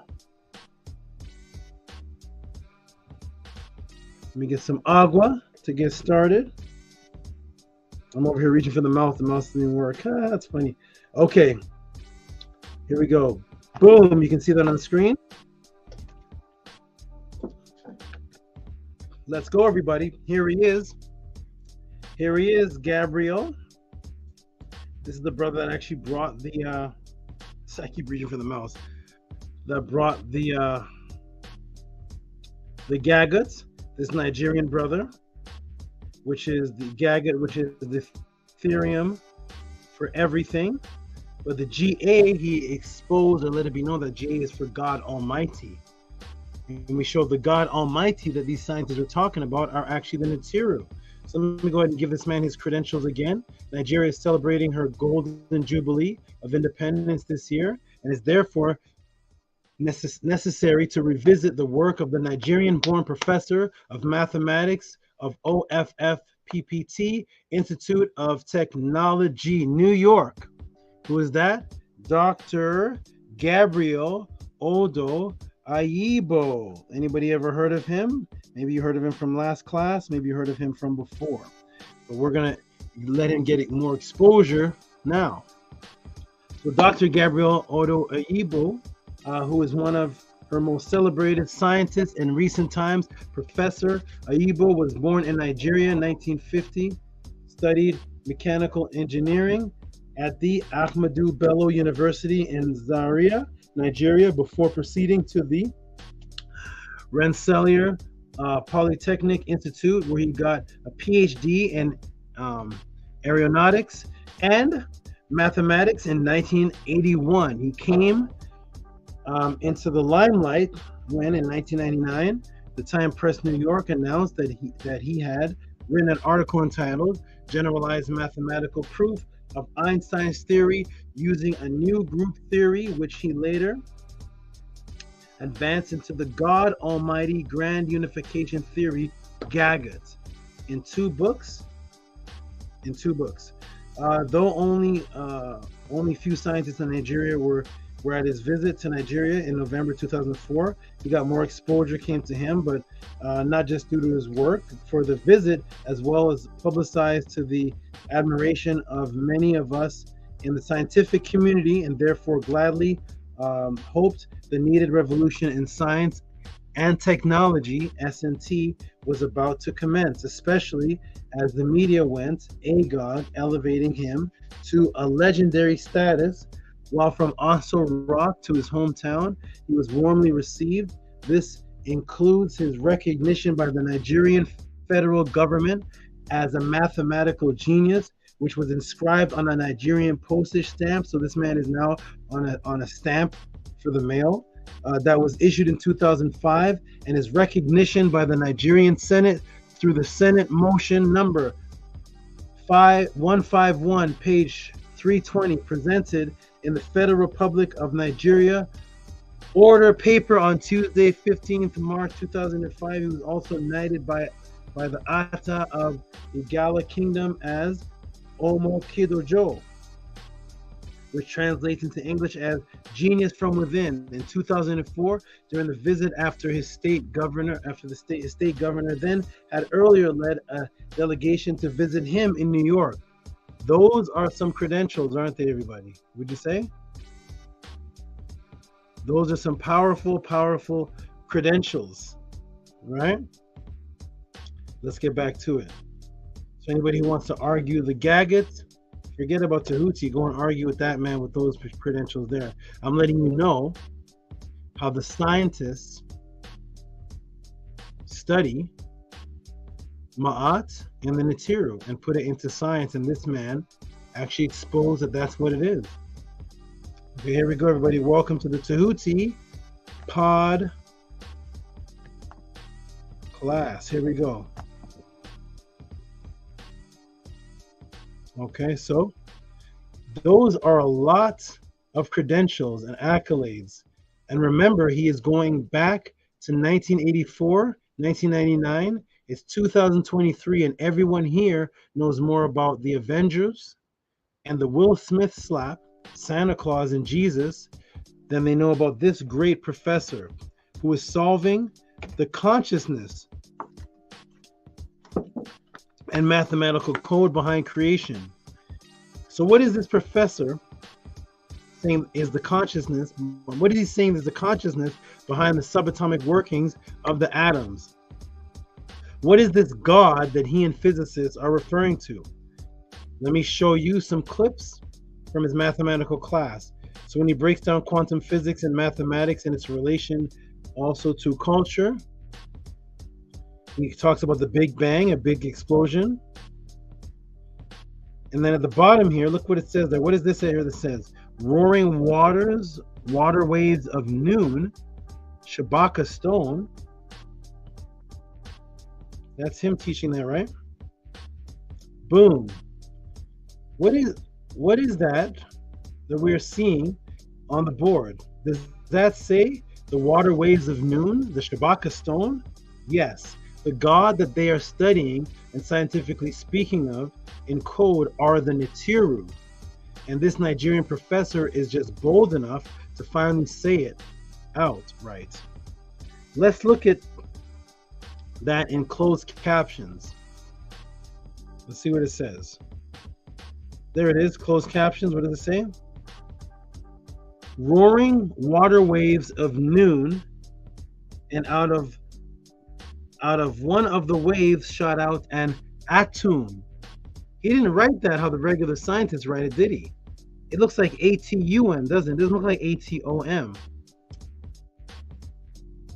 Yes. This PhD mathematician who is revolutionizing and is solving the unified field issue of Albert Einstein is letting people know the God and the unified field discoveries are the Nitiru, and our ancient followers of Ma'at were teaching this thousands of years ago.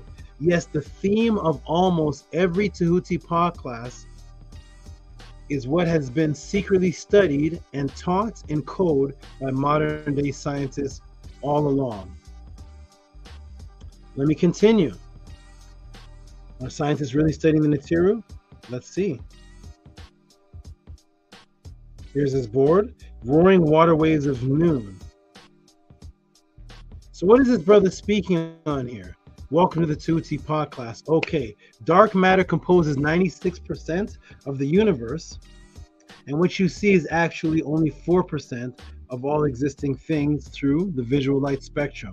The rest is blackness. All things that you see and cannot see are composed of particles and waves. Energy and matter are analogous. Matter can be simply described in terms of energy. So far, they have only discovered two ways in which energy can be transferred. These are particles and waves.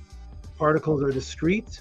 Their energy is concentrated into what appears to be finite space. That means they can only be in one place at one time, which has definite boundaries, and its contents we consider to be homogeneous. The same at any point within a particle. Particles exist at a specific location if they are shown on a 3D graph. Okay, so they're only in one location if they're shown on a 3D graph. They have an X, Y, and Z coordinates. That means they can either be here, there, or there. They can never exist in more than one place at once. And to travel to different place in space, a particle must move to it under the laws of kinematics.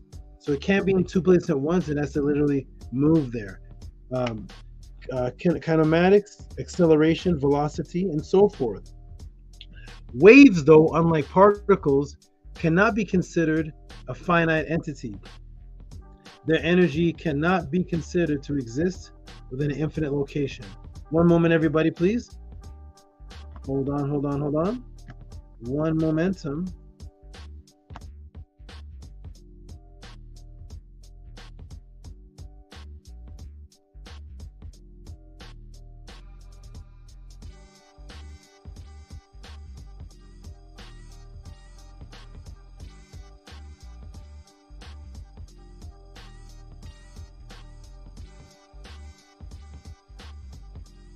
Okay, I am back. Let's get back to it. Here we go.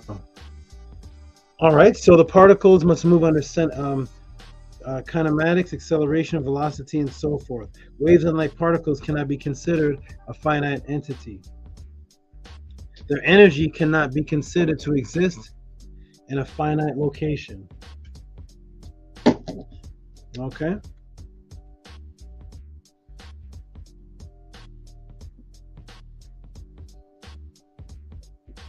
So here's particles.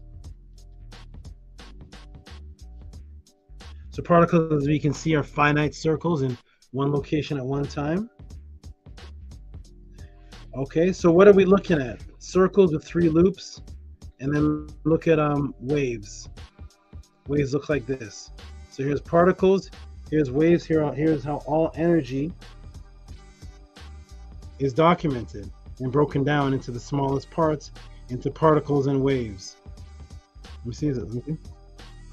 And within these particles and waves, this is what has the subatomic force behind everything in existence, broken down into particles and waves. There we go. Thank you. Okay, so this is the substance through which everything exists. The substance and only explanation of energy itself, particles and waves. And these particles and waves make up dark matter, being that dark matter is 96% of our universe. What did our ancestors describe the origin of matter as? Let me show you. If we go to the origin of substance in Kemet, we can turn now to the Per-Em Haru, which is actually 3,250 years ago. Here's what the scientists are studying. Here we go. So on page 174 of the Per-Em Haru, and this is page 28. And what does it say here? It says, "New upon the place adjudge me. I am new. I shall not overthrow me those who do confusion and chaos. I am the eldest born of unformed matter. My Ba energy is the Nitiru, for the souls of eternity. I am the source," or what they have here is creator, "the root of darkness, Keku, the root of darkness, making his place in the confines of the skies. I come, my soul advance over the way of the oldest ones, the aged ones. I consciously make," that's what Ari is, it's making something from the conscious, that's why it's an I and not hands. "I consciously make darkness in the confines of the sky. If I wish, arrives their boundaries." So this is where substance comes from in the Per-Em Haru. We have the origins of matter itself discussed in a word here for matter, and the word here for matter is paut, also meaning substance. This new is the creator of darkness, making its place in the confines of the sky. The sky or heaven, of course, does not end with the clouds.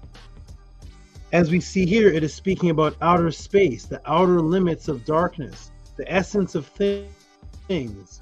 Tehuti, are you saying the ancient ones knew about atoms and things coming out of unformed matter? Atoms, Tehuti, is that what you're saying? Let's go back to it. Here it is. Consciously making arit, constantly making evolution into the Benu, saith Osiris the scribe, Ani, triumphant in peace. I came into being from unformed matter. Evolution, as evolution. I grew in the form of plants. I am hidden in the Sata, the tortoise. I am the atoms of every Nitiru. I am yesterday, this of the four. This of the four. So the consciousness that is speaking to the Kemetians is speaking about evolution coming out of unformed matter. It's hidden, it can't be seen by the physical eye, like a tortoise hides itself. And it's the atoms of all the Nitiru energy, and it's of the four. This is what's in the ancient writings. Atoms of the Nitiru, that of the four, coming from unformed matter that creates darkness through a form of evolution. That's what this is saying right here. I already broke down that the standard model is called is a standard four: strong nuclear force, weak nuclear force, electromagnetism, and gravity. Those are the four forces that are unseen, hidden, that make up the atom, that makes up everything. Those are the four forces. And the unification of these four forces is called the gut, the grand unification theory. And Gabriel Iobo is saying that the gut is actually controlled by a consciousness that goes back to Atum and Nun, and that consciousness is what unites it all. And like last week, I broke down that they said, they're the only ones that were able to discover the unification, CERN, said that this wave force that's unifying these things is called the God particle, the Higgs boson. That's the energy force, and they invoke the word God in it. Okay, so here it is. Here's the atoms. Boom. Yes, atoms. Now let me take you back to particles and waves, the smallest aspects of energy. Here's particles and waves as they have in science, with these three circles, multiple circles representing finite spots, and then you have waves here at the bottom. Guess what the Medunetter glyphs are for the unformed matter that we just talked about? The unformed matter that we just read in the Medunetter? Guess what the Medunetter glyphs are? Because particles and waves is the beginning of unformed matter.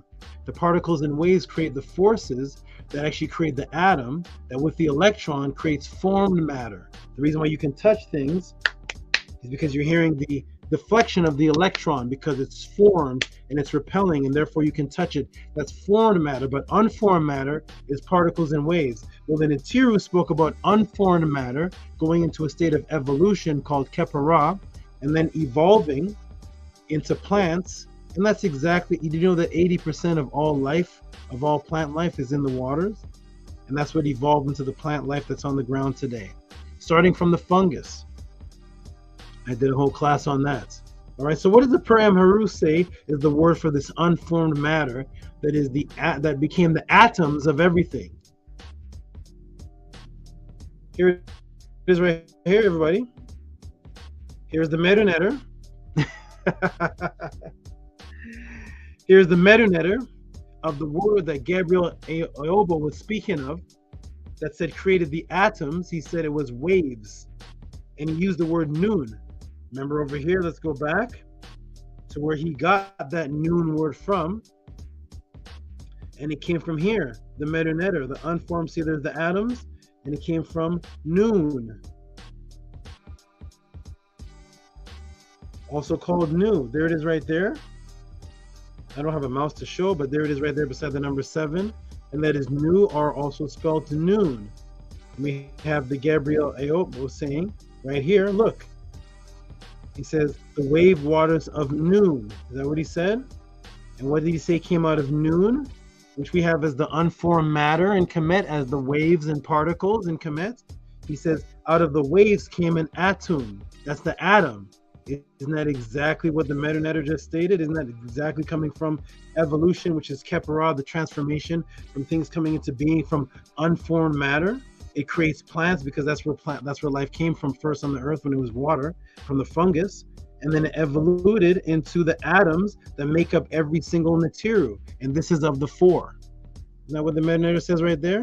Or Tehuti going crazy? So here, when we look at particles and waves in science, as they depict in science, this is the unformed matter, the particles and waves that eventually create atoms that form matter. And here is the word for unformed matter in the Medunetter. Do they look anything alike, everybody? Huh? Well, the scientist, the PhD mathematician, Gabriel Iobo, is saying it's from noon. I look in the Medunetter, and here's noon, the unformed matter, particles and waves. And Gabriel said it could be sound waves, it could be water waves, it could be frequency waves, it can be any type of waves. And here is the ancient Medunetter word that actually existed over 4,000 years ago. Woo! Boom! Finite circles with an opening on the top, particles and waves. Now here comes the skeptics. Tehuti, my Kemetic teacher, taught us noon was just water waves. Professor Gabriel Ayobo said water waves. We got you now, Tehuti. You're reaching. You, Tehuti, are the only one that says the waves are noon. The waves of noon are also sound and particle waves. You're pseudo. You're the only one that teaches that. Our teacher teaches that it's just the water waves. Noon is just the water waves. It's just water. Even though we show you particles and waves right here, unformed matter. I didn't know water was unformed matter. All the Kemetic people out there, water is unformed matter? Huh? I didn't know. I thought water was one of the phases of matter. So all the Kemetians have the word noon here, saying noon is unformed matter. How could water be unformed matter? So how could this be water waves? Waves aren't formed matter? Okay, next. So, Tehuti, you're the only one that teaches that. Okay, let's go, everybody. Welcome to Tehuti Pod class. Well, actually, let me play a section of the video for you of Gabriel Ayobo. So people say that I'm the only one that teaches that. Let me see if I can get this without the mouse here. I should be able to. Let me see if I can do it. Manual mouse. No, I don't want to leave the studio. Okay, let me see if I can do this. I can do this. Yep, let me go like this. We're going to go to present. So I did this last week, but for the new people, I'm going to present it again. And for the sake of this being on video again, we're going to see is Tehuti the only one teaching that the waves are not water waves. How could the waves be water waves when water is formed matter and it's new? They're saying new is unformed matter. Noon is the water waves. Oh boy, I'm breaking the matrix for you. I hope. Okay, let me go ahead and scroll down. I think we got it here. So I think this should be it right here, I think. No, that's oh no, those are my ritual waves. Hold on, no, wrong waves. Hold on. Those are not the right waves. Okay. No, those are the my out-of-body waves. Not that. Let me start over again. Those are the waves I give my students to have out-of-body. So it's not that. Let me go ahead and do it again. Boom. We're gonna go here. Video file. We're gonna go to Gagut. See if this comes up. Okay, we got Gagut. This should show now. Okay, we got it. We got it. Is it here? Here it is. And here he is. Is Tehuti the only one saying that waves are not water, just water waves? Go ahead and playing it. Oh, thank you. Makia says, this teaching is phenomenal. Looks at a common denominator, common factor, common building block. And that common denominator for all these three accounts is waves. Waves. Waves. God's word is a wave. Explosion, a Big Bang, is characterized by waves, whether it be sound waves that you hear in an explosion, which is a big part of it, or the lights and all the other various forms that come out of it. If you're a nuclear explosion, you have radiation, you have all kinds of things. Okay? So therefore, there are waves in a Big Bang. And secondly, the roaring water waves is already looks at a common denominator, common factor, common building block. And that common denominator for all these three accounts is waves. Waves. Waves. God's word is a wave. Explosion, a Big Bang, is characterized by waves, whether it be sound waves that you hear in an explosion, which is a big part of it, or the lights and all the other various forms that come out of it. If you're a nuclear explosion, you have radiation, you have all kinds of things. Okay? So therefore, there are waves in a Big Bang. And certainly, the roaring water waves is already waves in there. So these three accounts have waves as a common denominator. So you can say that it's like those 6 elephants. Sorry, 6 men that went to see the elephants. This one saw it like a sound waves. This one saw it as other forms of waves in terms of an explosion. And certainly the ancient Africans saw it like the water waves, the roaring water waves. So there is a sincerity in all the 3 accounts. I don't want to get to.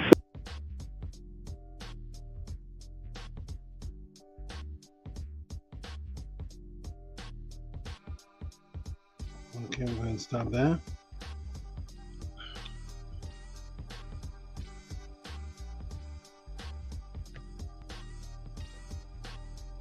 Boom! Remove that off the screen so it doesn't cause glitching. And there you go. Tehuti the only one teaching that. Go to Big Gabriel Yobo. see how far you get with him. All right, let me go ahead and put this back on. Here we go, everybody. Welcome to the pod class. As Melkia said, let's get back to these phenomenal teachings. Boom! So I played that actual section there of the video. Sorry, okay? Yes, you are. Okay, so boom. It's all waves that are used to describe the subatomic workings of creation. Water waves and sound waves. The definition of waves are not limited to one. It's because Europeans didn't think of the Kemetians, the people of Ma'at, who were advanced enough 3,000 years ago to understand waves that weren't just the water waves that they saw in the Nile or the ocean. Those stupid blacks, they couldn't know about sound waves and electromagnetic waves. No way, they weren't that advanced. And when Wallace C. Budge translated the word Ta, he put it there as atom. The scientific word atom today is the only word equivalent to what they found to translate that Kemetic word from. Atoms. So here he is right here.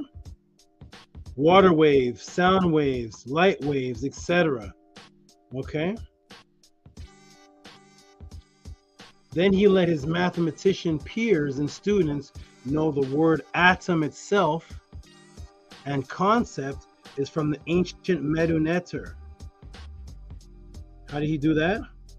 Here it is. Roaring waves of noon, and out of one of the waves shot an atum. So you put atum there. Okay, you see that, everybody? Everybody can see that? Wonderful. Let me also explain this. Welcome to the Tehuti Pod class. Enjoy, absorb, and show reciprocity. Only if you're gaining from and appreciating this wisdom. Okay, let's look. So if you all are gaining from and appreciating this wisdom, then show reciprocity through Cash App, TTM Moon, and PayPal at RockESV if you appreciate what you're seeing. Okay, only if you're gaining from and appreciating this wisdom. Okay, let's look at the word atum in the oldest attestations, 2300 BC. In the pyramid text, South Wall, utterance 213, line 134 to 135. Yes, this is how precise I am teaching my students to source indigenous chapter and verse.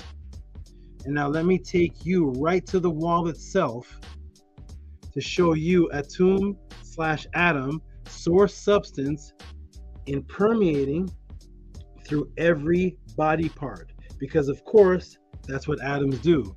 They permeate through every body part. Let's go over here to the south wall, shall we? So the south wall, utterance 213, line 134, pyramid text, that's this wall right here. Boom, boom, boom. Get a good look. That's what it looks like over here. Okay, let's go to it over here and blow it up. And what does it say here? We're here in the south wall, this wall right here. And what does it say? Because here's where the word atum comes from, 2300 BC. We'll start, O Onas, you have not gone dead. You have You have gone alive to sit in the throne of Osiris. Your scepter is in your hand. Oh, your scepter. Oh, let me shrink it down a little bit so I can read it all. Your scepter is in your hand, that you may give orders to the living. The handle of your lotus-shaped scepter in your hand, give orders to those of the mysterious sights. Okay, what does it say here in 34? Here's your Atum, 4,300 years ago. Your arm is that of Atum. Your shoulders are that of Atum. Your belly is that of Atum. Your back is that of Atum. Your bottom is that of Atum. Your 2 hands, 2 arms, 2 legs are that of Atum. Your face is that of Anpu. The sights of Heru serve you. The sights of Set serve you. So here it's describing that every part of the body is made of Atum. Boom. Atum was completion because the atom are everywhere and they make up everything. So they make everything complete because nothing exists in this physical realm without being superimposed and created by atoms. So they are the completion. They are everything, everywhere. Okay. Here's where the word atum comes from tem, because you can put the vowel sound before the consonant. That's tem right there.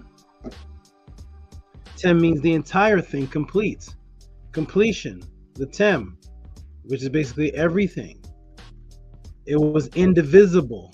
So in something that's an entire thing, it's a whole, so therefore it's indivisible.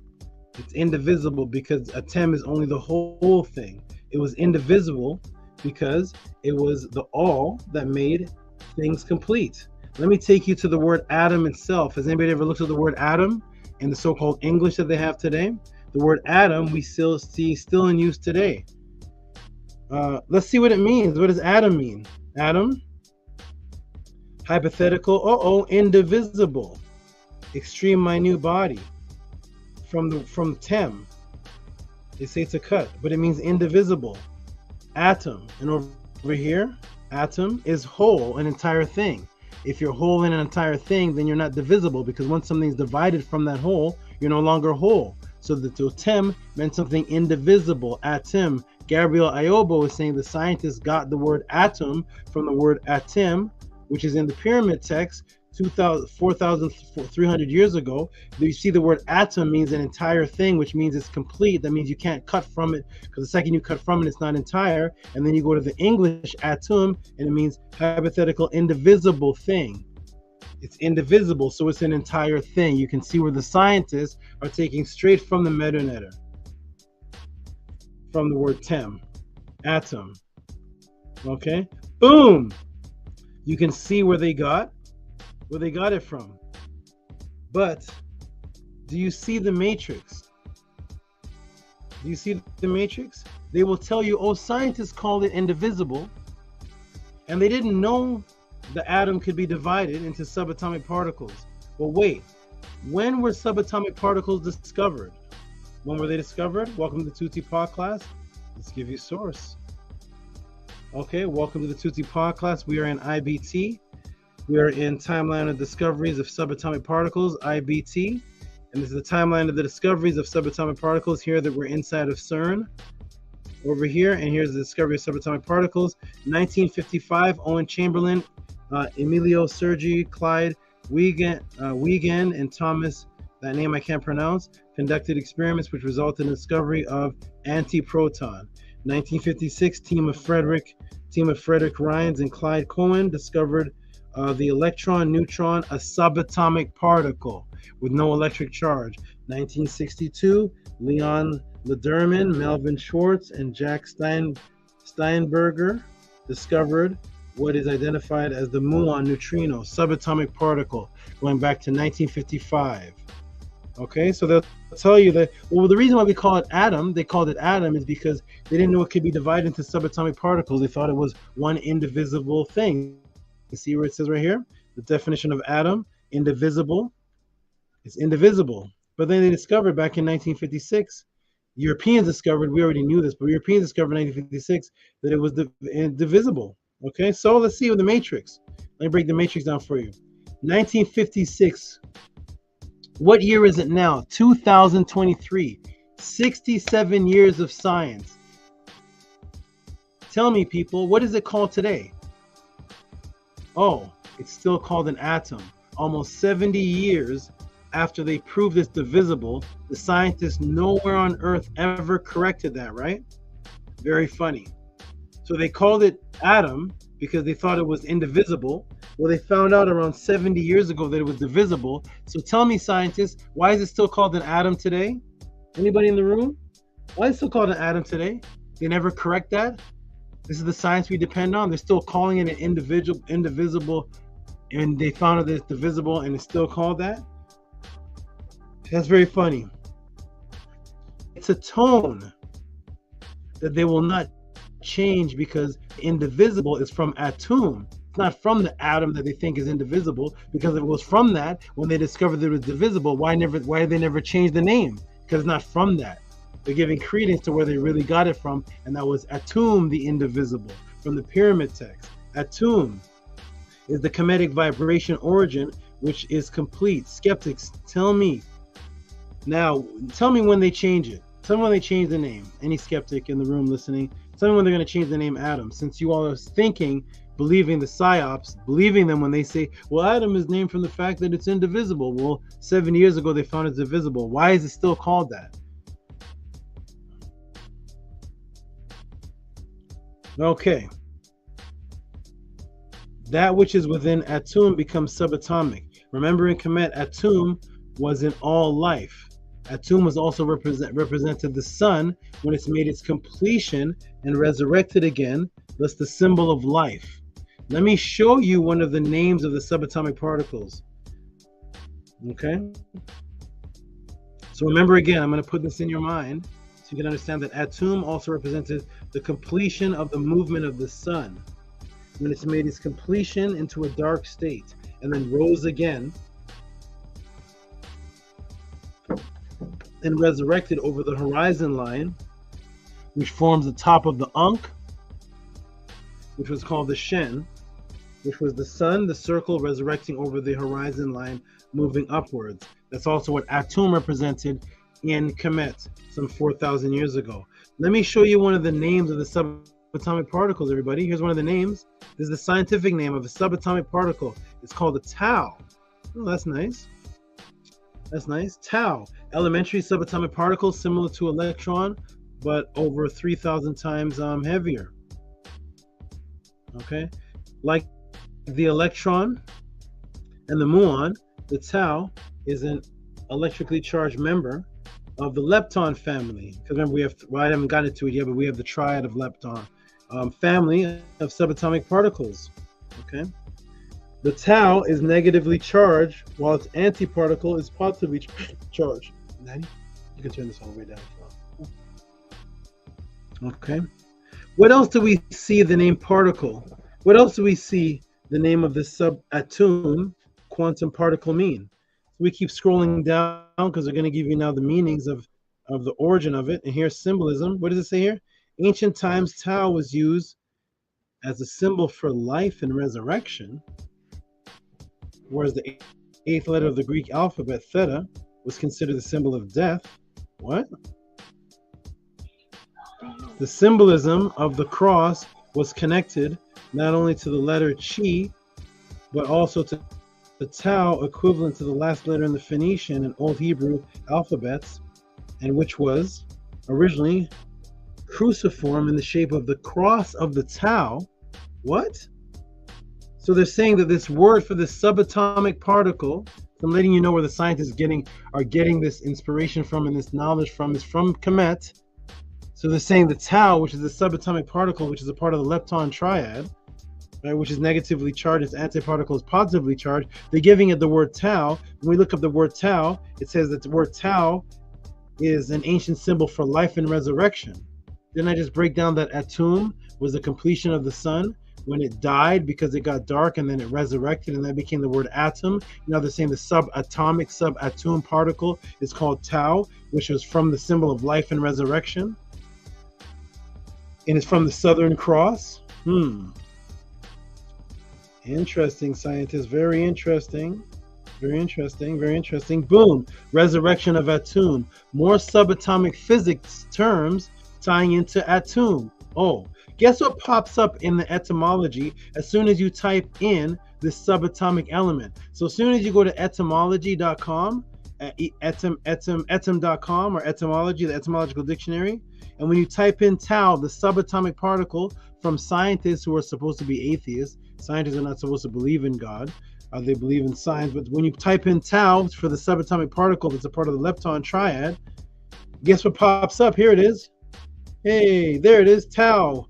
There it is, tau right there, tau. Okay, beautiful. Wait a minute, the Ankh, what? What's that doing here? Ankh, what? Why is Ankh here under tau? What? I thought it was subatomic. Tau cross, oval loop, Egyptian symbol of life. Egyptian literally meaning life, from the cross, and Sata. Wait a minute, that's what the Ankh was, yes, that was the symbol of Atum resurrecting, that was the Atum. But wait a minute, tau over here, you admitted that tau over here is a symbol of life and resurrection. So why is it the name of a subatomic particle?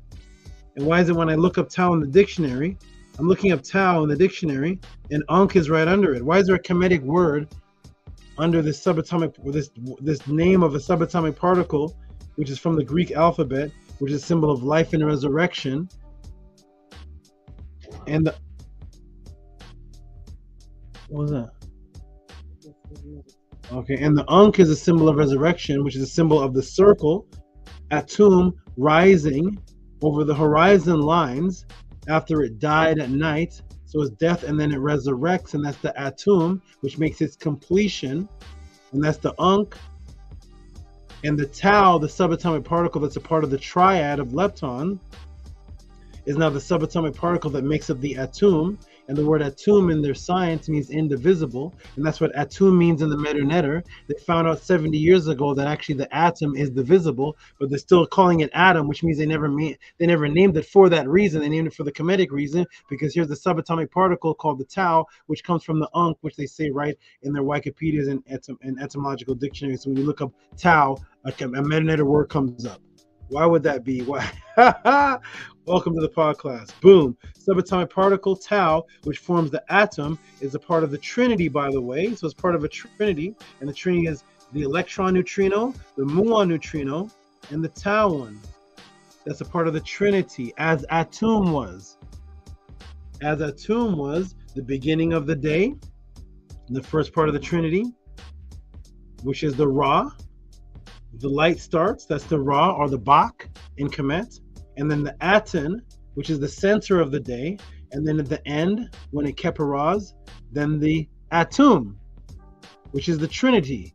So here it is, tau, and then it formed the Ankh coming over the horizon. So here's the scientist snatching the word tau from the symbol of the Ankh, the symbol of life and resurrection, making it a subatomic particle that's a part of a Trinity.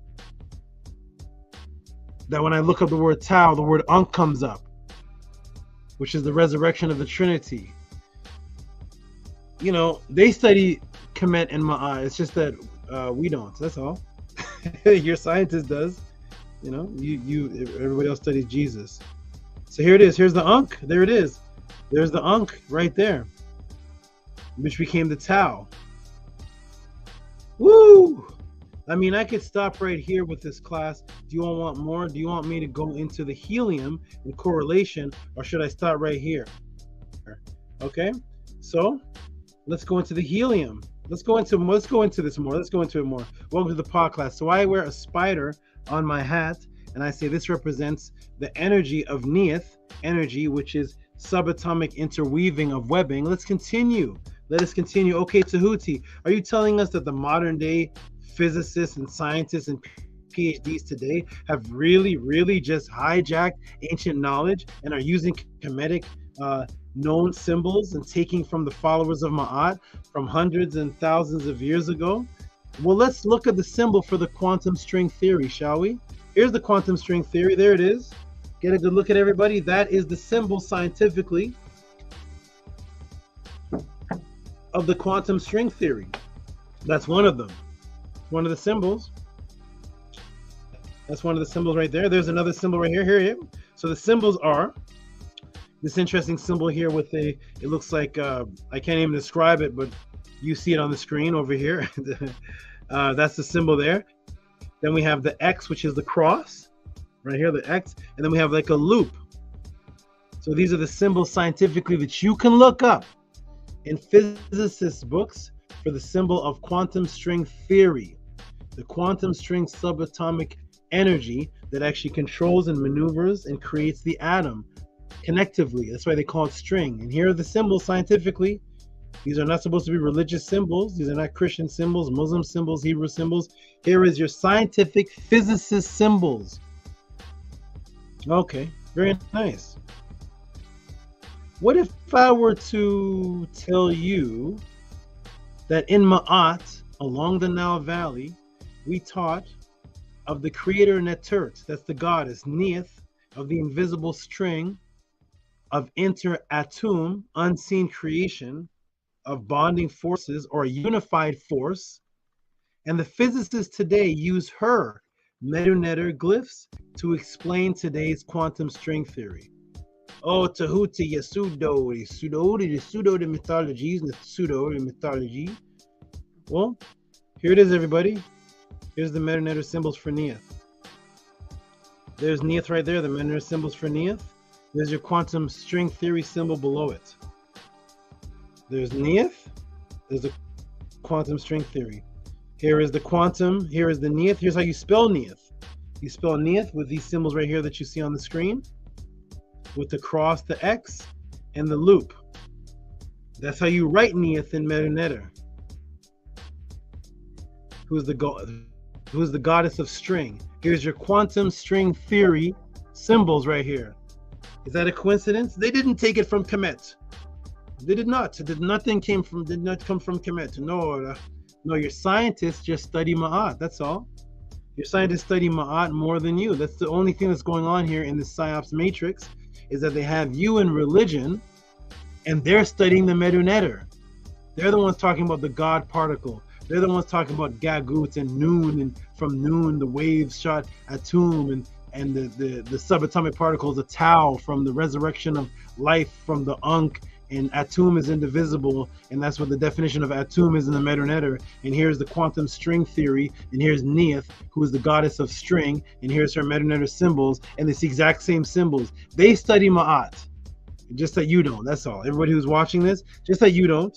You want to debate me, debate the string theorists. Go into your nearest college, university, ask for anybody who studies quantum string, and debate them on this. Because here it is. Over and over again. Boom!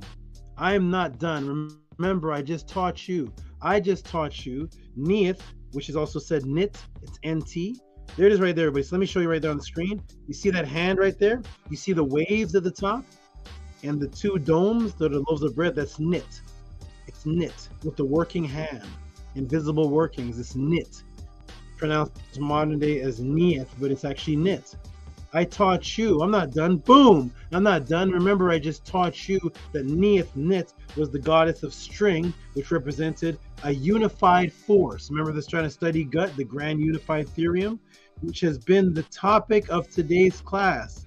What has been the topic of today's class? Gagut, God Almighty, grand unified theory.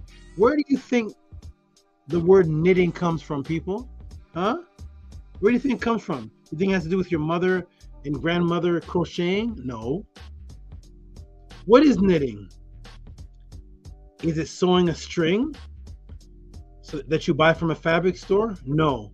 Let me show you the true definition of knitting to show you that it comes from Neith and the grand unified theorem, which is the unified forces that the scientists are trying to figure out now through the Higgs boson, which we add over here as the unified force of Neith, the string, that they made quantum string theory. And then they give you the English word knitting. knitting, which is from the meta word knit. And then when you think of knitting, you just think of your mother or your grand auntie crocheting or something. But let me show you the definition of knitting, because nobody here knows it. Nobody here really knows it. Knitting, because knitting, right? Joining, binding together. Knit, bond. What is this? What does it say here? Unifying force. Knitting is unifying force, interconnection. What force? Is it the force of the thread and the force of the force of the needle and the force of that's the force? That's the unified force? No, it's the quantum unified string, the quantum unified force, the grand unified therium brought together by quantum subatomic particles that they've unified, called particle W and particle Z, and the Z particle, which they're working right now with CERN, actually proving it through the Higgs boson. That's your unified force. It's called knit, coming from Nit, the goddess of the unified string force in Medu Neter, over 4,000 years ago. Boom, the goddess of unified string force. Yes, your physicists are reading ancient Medu. It's just you that is not. And I am here to change that. That's all. I'm just here to change it. Wow, this is crazy, Tehuti. I can't believe this. The other conscious teachers say that you're pseudo. Though until they hear it from the mouth of a PhD himself actually say the ancient Kemetic Neter Atum is the base of quantum atomic study. If an actual PhD says that, who studies and teaches quantum mechanics, I'm all in, Tehuti. So that's what the skeptics and the debaters say to me. Tehuti, you're saying this, but we want to hear from an actual PhD. You don't have a PhD. We want to hear from a PhD who studies quantum mechanics, or at least has a PhD in mathematics. If you give me that, Tehuti, I am all in. Okay. Would the chat like to hear that? Let me check. Let me check if the chat would like to hear a PhD. Let me go into the chat room here and see if the chat would like to hear a PhD actually say it. Because when I say it, the other conscious teachers say that I'm pseudo until they hear it from the mouth of a PhD himself. That the ancient Kemetic Neter Atum is the base of quantum atomic study. Imagine that, everybody. Imagine a scientist or a mathematician or a PhD came out of his own mouth and said that the study of Atum is the base of atomic study. Let me go in the chat and see. Let me see if this mouse works yet. This works a little bit. If I got a little bit of juice. I got a little bit of juice. Let me go in the chat and see. I don't know. Imagine, let me stop the screen. Imagine a PhD coming out and saying the Medu Neter word Atum and the study of Atum is the base of the study of the quantum field. Would they actually say that? I don't know, man. I don't know. I don't know. Let's see. Tehuti, if you show that, man, if you show any PhD saying that, we're all in, man. We're all in. Because up until this point, Tehuti, it's only you saying it. It's only you saying it, Tehuti. No PhD would ever say something like that. By the way, Atum is the base of the quantum theory that is being studied today. Okay?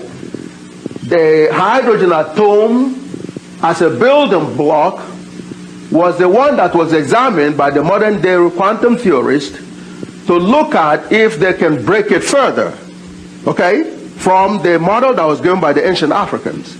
That's Adam. That's Adam, that's correct, the hydrogen atom, okay? You know, they want to see if you could actually break it further down. And they've actually come up with what they call quarks and leptons as the more fundamental. It turns out that the leptons are basically electron-like, okay?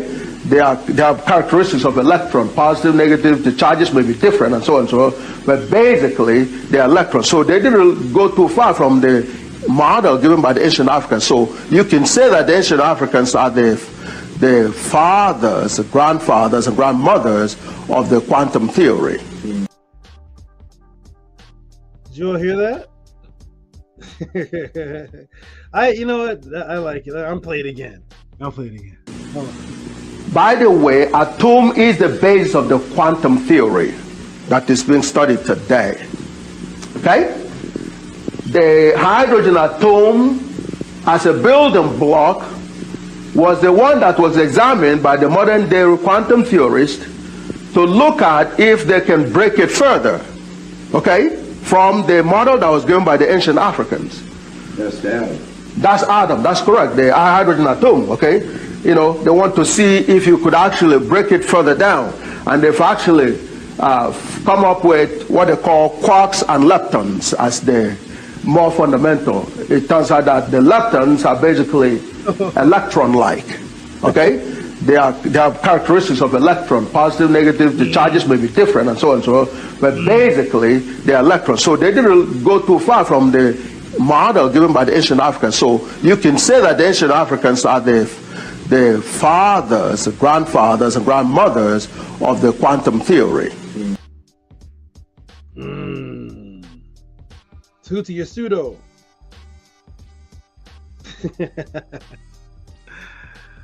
Welcome to the Tehuti podcast. I hope you all are appreciating this. Again, if you see this happening on other chats and other YouTube channels, I give you full permission to put their link in this chat if you're getting information like this. And I want to see it parallel this. If not, then appreciate what you're getting here and please support the Tehuti podcast like you would support a waiter. Okay? Like you would support a waiter. Cash App is T.O.M Moon. The PayPal is Rocky SV. If you've ever tipped a waiter for bringing you your food and you're giving them $10 to $50 for walking over, if you appreciate what I'm giving you here, even a smidgen of what you tip the waiter, then send your support and I will check it after I answer this question at Cash App T.O.M Moon and Rocky SV. If you don't feel that this is equivalent to the waiter bringing you the food that you paid for, then don't support it. If you feel you're getting this everywhere else, then put the link in the chat. I've never seen a link in the chat yet. Anybody ever seen a link in the chat yet? I've not seen a link in the chat yet.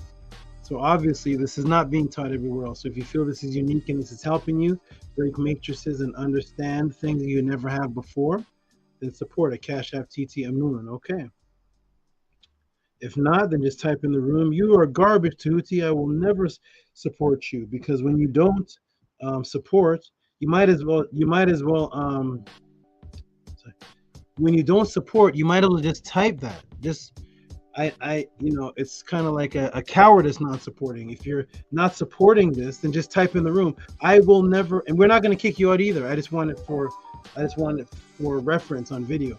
I will never support you, Tehuti. I will never donate to you, Tehuti. You are garbage. Your information is not worth anything. I will watch you every week, but I will never support you. Yeah.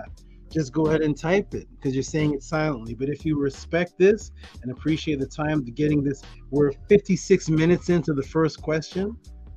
56 minutes in. If you appreciate this, then support the Tehuti podcast.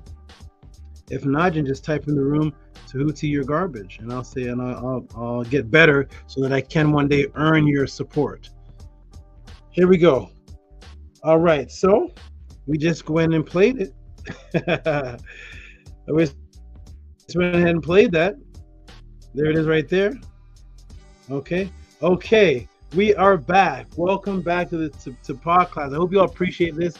What is the word belief for religious one God called, everybody? What is it called when you believe in one God who created it all? Monotheism, right? I remember I did this for Rigo. Rigo sent in $100 for me to break down the truth of monotheism. That was a crazy class. Okay, the one, the whole, atum, indivisible, the mono, the light of this world. Okay, well, guess what, everybody?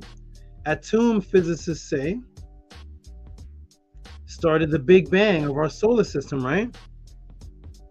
Remember that. Keep in mind, the one God, monotheism, they're trying to figure out the God particle, the Higgs boson, which started it all, that had the energy force, that had the grand unified field that held all the subatomic particles together, then it's 10 to the power of 34th second. After 10 to the power of 34th, this is not on the screen, it's just in my head, but after 10 to the power of 34th second, then the four forces started to separate. Strong nuclear force, weak nuclear force, electromagnetism, and gravity started to separate at 10 to the power of 34th second after the Big Bang. But it all started off with a Higgs boson type concept holding them all together that they call the God particle, so that in science would be their one God, right? Unified, from the word uno, which means one, uno, which came from the word un, which means to exist, which was one of Osiris's names.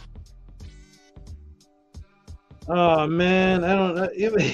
Let me end the class. No, let me continue. Let me go. They call me to do this. Let's go. All right. So what did physicists say started the Big Bang system, right? The start of the solar system. The Big Bang started it all right? Here we go, everybody. Welcome to the Tehuti Pod class. Here's what started all, the Big Bang. Right over here, everybody. Boom.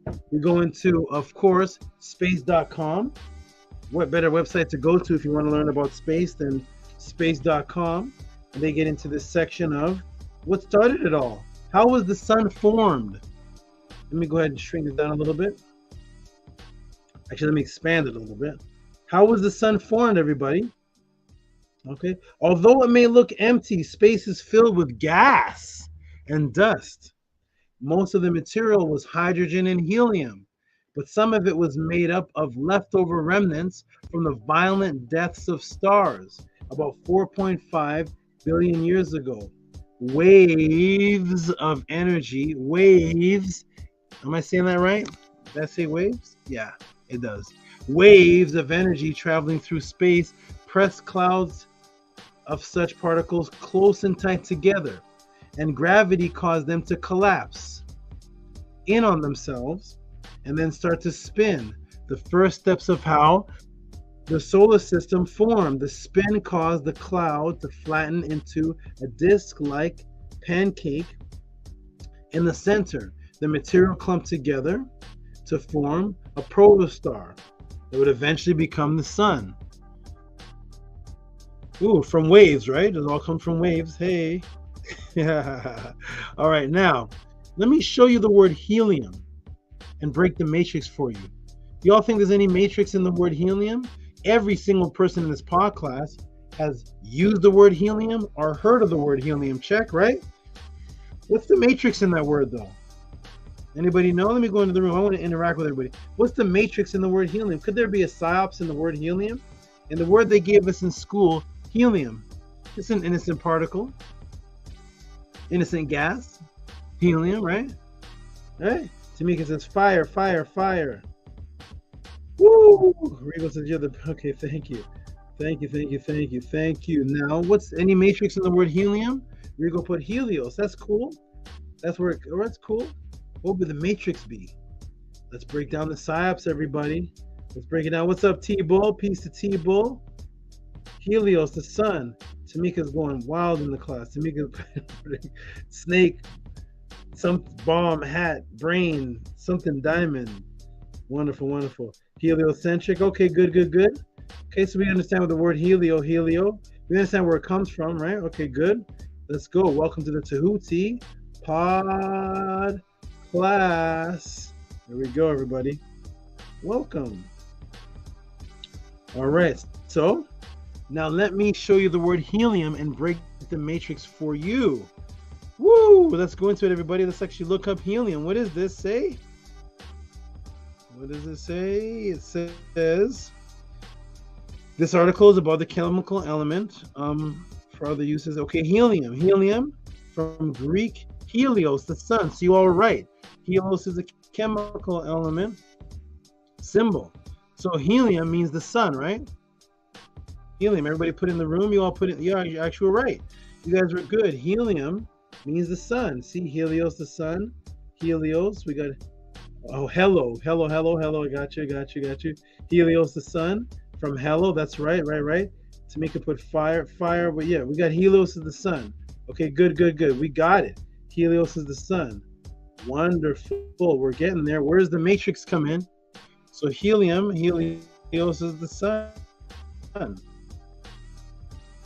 Very nice. Okay. You didn't see it, did you? Let me open your eyes. It literally says helium means sun, but wait, the sun wasn't created yet. Oh man. Oh man, wait a minute. Wait a minute. Let's go back. Let's go back. Hold on. How was the sun formed? We have hydrogen and helium, and these gases collapsing. Some say 554 million tons of helium turned to 550 million tons of hydrogen per second, and then the rest 4 billion tons gave off solar storms. But here, that's how the sun formed, through something called helium. No, hold on, I'm confused. Wait, the sun formed through helium, but helium is from Helios, that means the sun, huh? What? What's happening? What? You all use this every day. You all use this since you were 5 years old, 7 years old. You were taught about helium from Helios, the sun. Wait a minute, hydrogen and helium created the sun. So how could helium mean the sun? I'm confused. The matrix is here. Welcome to your artificial, fake, hypnotic world that puts things in front of you and you never even ask about it. But here at the Tehuti podcast, I am here as Tehuti to break the matrix for you, to bring things to you that were always right there in front of you, but boom, we're going to break it. We're going to break this down. Here we go. Don't you see it? You don't see it, do you? Let me open your eyes. It literally says helium means sun, but wait, the sun wasn't created yet, physicists. Helium was one of the gases that pre-existed. As you teach us, it helped form the sun. Thus, how can the word helium mean sun? Unless, of course, they were secretly referring to another sun. Welcome to the Tehuti podcast. We're only here. These types of psyops are broken. How could helium mean the sun if hydrogen and helium created the sun? Huh? The helium was a sun by itself. So if the sun wasn't created, we'd already have the sun called helium, from the Greek word meaning the sun. Got you. Here we go. Helios, here it is. What kind of sun is it talking about, scientists? Helios, let's look it up. What's Helios here? Ancient Greek religion. We're back to these scientific subatomic particles being named after religious terms again. Scientists? You're supposed to separate science from religion, but everywhere we go to, from the Tau to the Atum to the helium, from the word sun is a meta word that means fire. It always goes back to spiritualism again. The Higgs boson, the God particle. What's going on, scientists? Hey, look, the ancient Greek mythology. What, the mythology? Wait a minute. Helios, the article is about the ancient Greek god. What? Why is scientists naming subatomic particles and subatomic energy after ancient Greek gods, and Tau was from the Ankh, and Helios, the ancient Greek god? What's going on here? Mythology. Hey, it's the god of the sun. The sun's personification. Oh, look at that. Helios, the personification of the sun. So when they were naming this gas helium, they weren't naming it after the sun. They're naming it after their belief in the Kemetic stories of the sun, which became the Greek stories. And they vow to that, so they'll never change it. Why is this called an atom when atom means indivisible, but they found out 67 years ago, in 1956, that it was divisible, but you're still calling it an atom, which means indivisible? Oh, because the Kemetic word atum is indivisible, so you hold claim to that, and you want to keep permeating that vibration because that's where you got it from. Why are you calling this gas helium when it's a gas? It's not the sun. Why are you calling this gas the sun? Unless you're talking about the sun from the Greek mythology, which came from the Kemetic, hey, Ru, the sun. This is where you're getting these words from, scientists, and you're never going to change it. Go into your science class and say, hey, is gas the sun? I didn't know gas was the sun. Really? I'm going to write that down and see what kind of credits I get. Hey, gas is the sun. The sun wasn't created yet, but only this one gas, though. There's 99 elements, but only this one here, this one's the sun. And you'd fail. You say, well, wait a minute. It says helium means the sun. Boom. Here it is, everybody. Here it is from Halo. Halo. Helium from Halo. Ring of light around the sun or the moon. You see that? The halo disk. You see that? Halo, the halo disk. What does it say here? What does it say? Let me move out there. Light around the head of a holy person or deity. Why are these subatomic particles continuously being named after taus and unks and atum and noon and waves and now it's things around the head of a deity? Wait a minute, scientists, I'm supposed to stay away from pseudo religion. Why is everything you're doing named after it? And then when I teach it, Tehuti pseudo, but everything you're saying in science is coming from Kemetic stories. Here we go. Boom, boom. The Kemetic sun god of Atum again. Atum. Remember, the sun dies at night and then it resurrects the Ankh, and that becomes the Tau, which is the death and resurrection symbol that you now call one of the part of the lepton triads, the triad of the lepton, which is the Ankh, and now you have the word Helios, which is the sun, because it goes back to Atum, which is the rising sun of completion. Hey, Atum is back.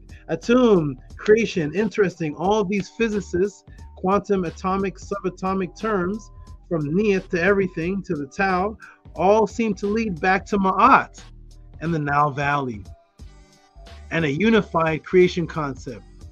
That is what Gagut is. I am just giving a more detailed comprehension to you because I know more details on Ma'at and the psyops than the Gabriel good brother. I know more about the psyops and the metanetter, so of course I'm going to give you more details on it, and that's why you're here. Here is Atum, the helium sun. Here's where it's from. This is the helium right here they're talking about. They were never talking about the actual sun. The scientists will let you know, how could they be talking about the sun when they're calling this particle helium and it existed before the sun was created? So how could helium be the sun, everybody? Because they're talking about the other sun, which is this one here, Atum, from where they get atom from, which Gabriel Ayobo says atom is the base of lepton study in quantum mechanics. Woo! Our ancient papyrus describes creation as noon, water giving birth to Atum, sun. Guess what the other atom element is called? That is explained in physics to cause the solar system. So there's hydrogen. What's the other one called? So there's helium. What's the other one called? Here it is. Yes, hydrogen. Hydrogen. So hydrogen and helium are two supposed scientific words that have nothing to do with Kemet, nothing to do with religion, nothing to do with spirituality, but we keep linking it back to them taking it from so-called the mythology. Okay? Yes, hydrogen. So hydrogen and helium created the sun. We already know helium is from this Helios, which is from the god of the sun, because it can't be the sun itself because the sun wasn't created yet. So we know they're studying the metanet. They're talking about this helium right here, Helios. Okay, but have you ever wondered what the word means? What does hydrogen mean? What does it mean? Let me break the matrix for you. Uh-oh. What does hydrogen mean? It's a colorless gas. Okay, so we know that it's a gas. What is it from? Stem from hydro, water. Huh? Water? From hydro and gen. What's going on here? The gas is water? Huh? What? Hydrogen means water? Water and gen. What is going on here? Water, genes, water and gen. I'm confused. Here we go. Boom. Let's look up gen then. Maybe that'll help us out. Gen, a word forming element technically means something produced, but mainly in modern usage, a thing that produces or causes. Genes, gen, born of. Oh, born of. Birth. Water, birth. Give birth. Hydrogen, water, birth. I thought this was a gas that helped create the sun. It means birth out of water. Oh, here's noon, everybody. Here we go. Here's noon. Remember I showed you noon, the waves, and it's also the primordial water waves, and it's also subatomic waves, particles and waves. And what's the story? What's the story, everybody? Here it is right here. Here it is. Here's the sun being birthed or coming out of the waters. There's the sun over the waters. There's Ra Atum coming out of noon. The waves and the Atum coming out, birthed out of waters. Oh boy, I guess they didn't take any of this. I know. Boom. The sun Ra Atum was created from mono atom element named after the sun god helium, Heru, and that is the process needed for hydrogen, which means birth from the waters. Something birthed from the waters, which is Atum, the sun, Atum, birth from noon. And you have hydrogen, which is birth from the waters, but yet it's supposed to be a gas that helped create the sun, but the sun already existed because it was already helium. So boom, I'm done. There is your Gagut Tehuti style matrix broken. Boom. I hope you all appreciated it. 1 hour and 13 minutes, man. Let me go ahead and check my Cash App. Let me go and check the PayPal. Let me see if anybody appreciates any of this. Let me go ahead and check the chat, see if people like this, but I am done. There it is. First question of the Tuesday podcast to do Gagut Part 2. There is my answer again. If you've seen anything like this broken down in the other YouTube channels, books, or whatever, I give you full permission to put the link in. Put the link in the room, as we used to say in Jamaica. Put the link in the room. So put the link in the room if you're getting anything like this. If not, I'm going to put the link for the brothers to jump in, because now I'm going to take my break. And the brothers are going to jump in. I'm going to check the chat, see if people appreciated this answer. Then I'm going to check my Cash Apps, check the PayPal, see if people are tipping me as much as they tip the waiter for bringing them bad food. Let's see if this is good food for you. Let me see if I deserve a Tehuti tip, a TT Amun, Tehuti tip, Amun. Let's see. First of all, let me go in the chat and see if anybody liked this answer at all. Like this breakdown. Here we go. We got Eric G putting fire. We got Kemet one saying Tehuti said it. I believe it. Robert Williams says Saba is the netter. Okay, good. Rigo saying that's incredible. Loud and clear. Salute Chant says dope. Robert Williams puts hand claps. Whew, the net. Camille 101 said the ancient netters are the universe builders. Rigo says you're the best Tehuti. Tamika put fire. And then came all the Helios stuff. Helios, heal. Rigo put what? Right? Tamika put noble gas. Exactly. How can you be noble if you're not righteous, right? The gas is noble. And it's always noble. People can be noble and fall and become unnoble, but that hydrogen, those are always noble. Noble helium, the noble Heru. Oh my goodness. Rigo put dang. Miserables put all kind of symbols here. Stars, something, palm tree, snake. Tamika put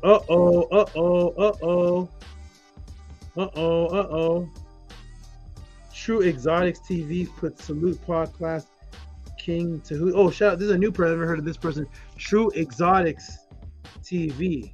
That sounds like something I would like to watch. True Exotics TV says salute podcast and King Tehuti.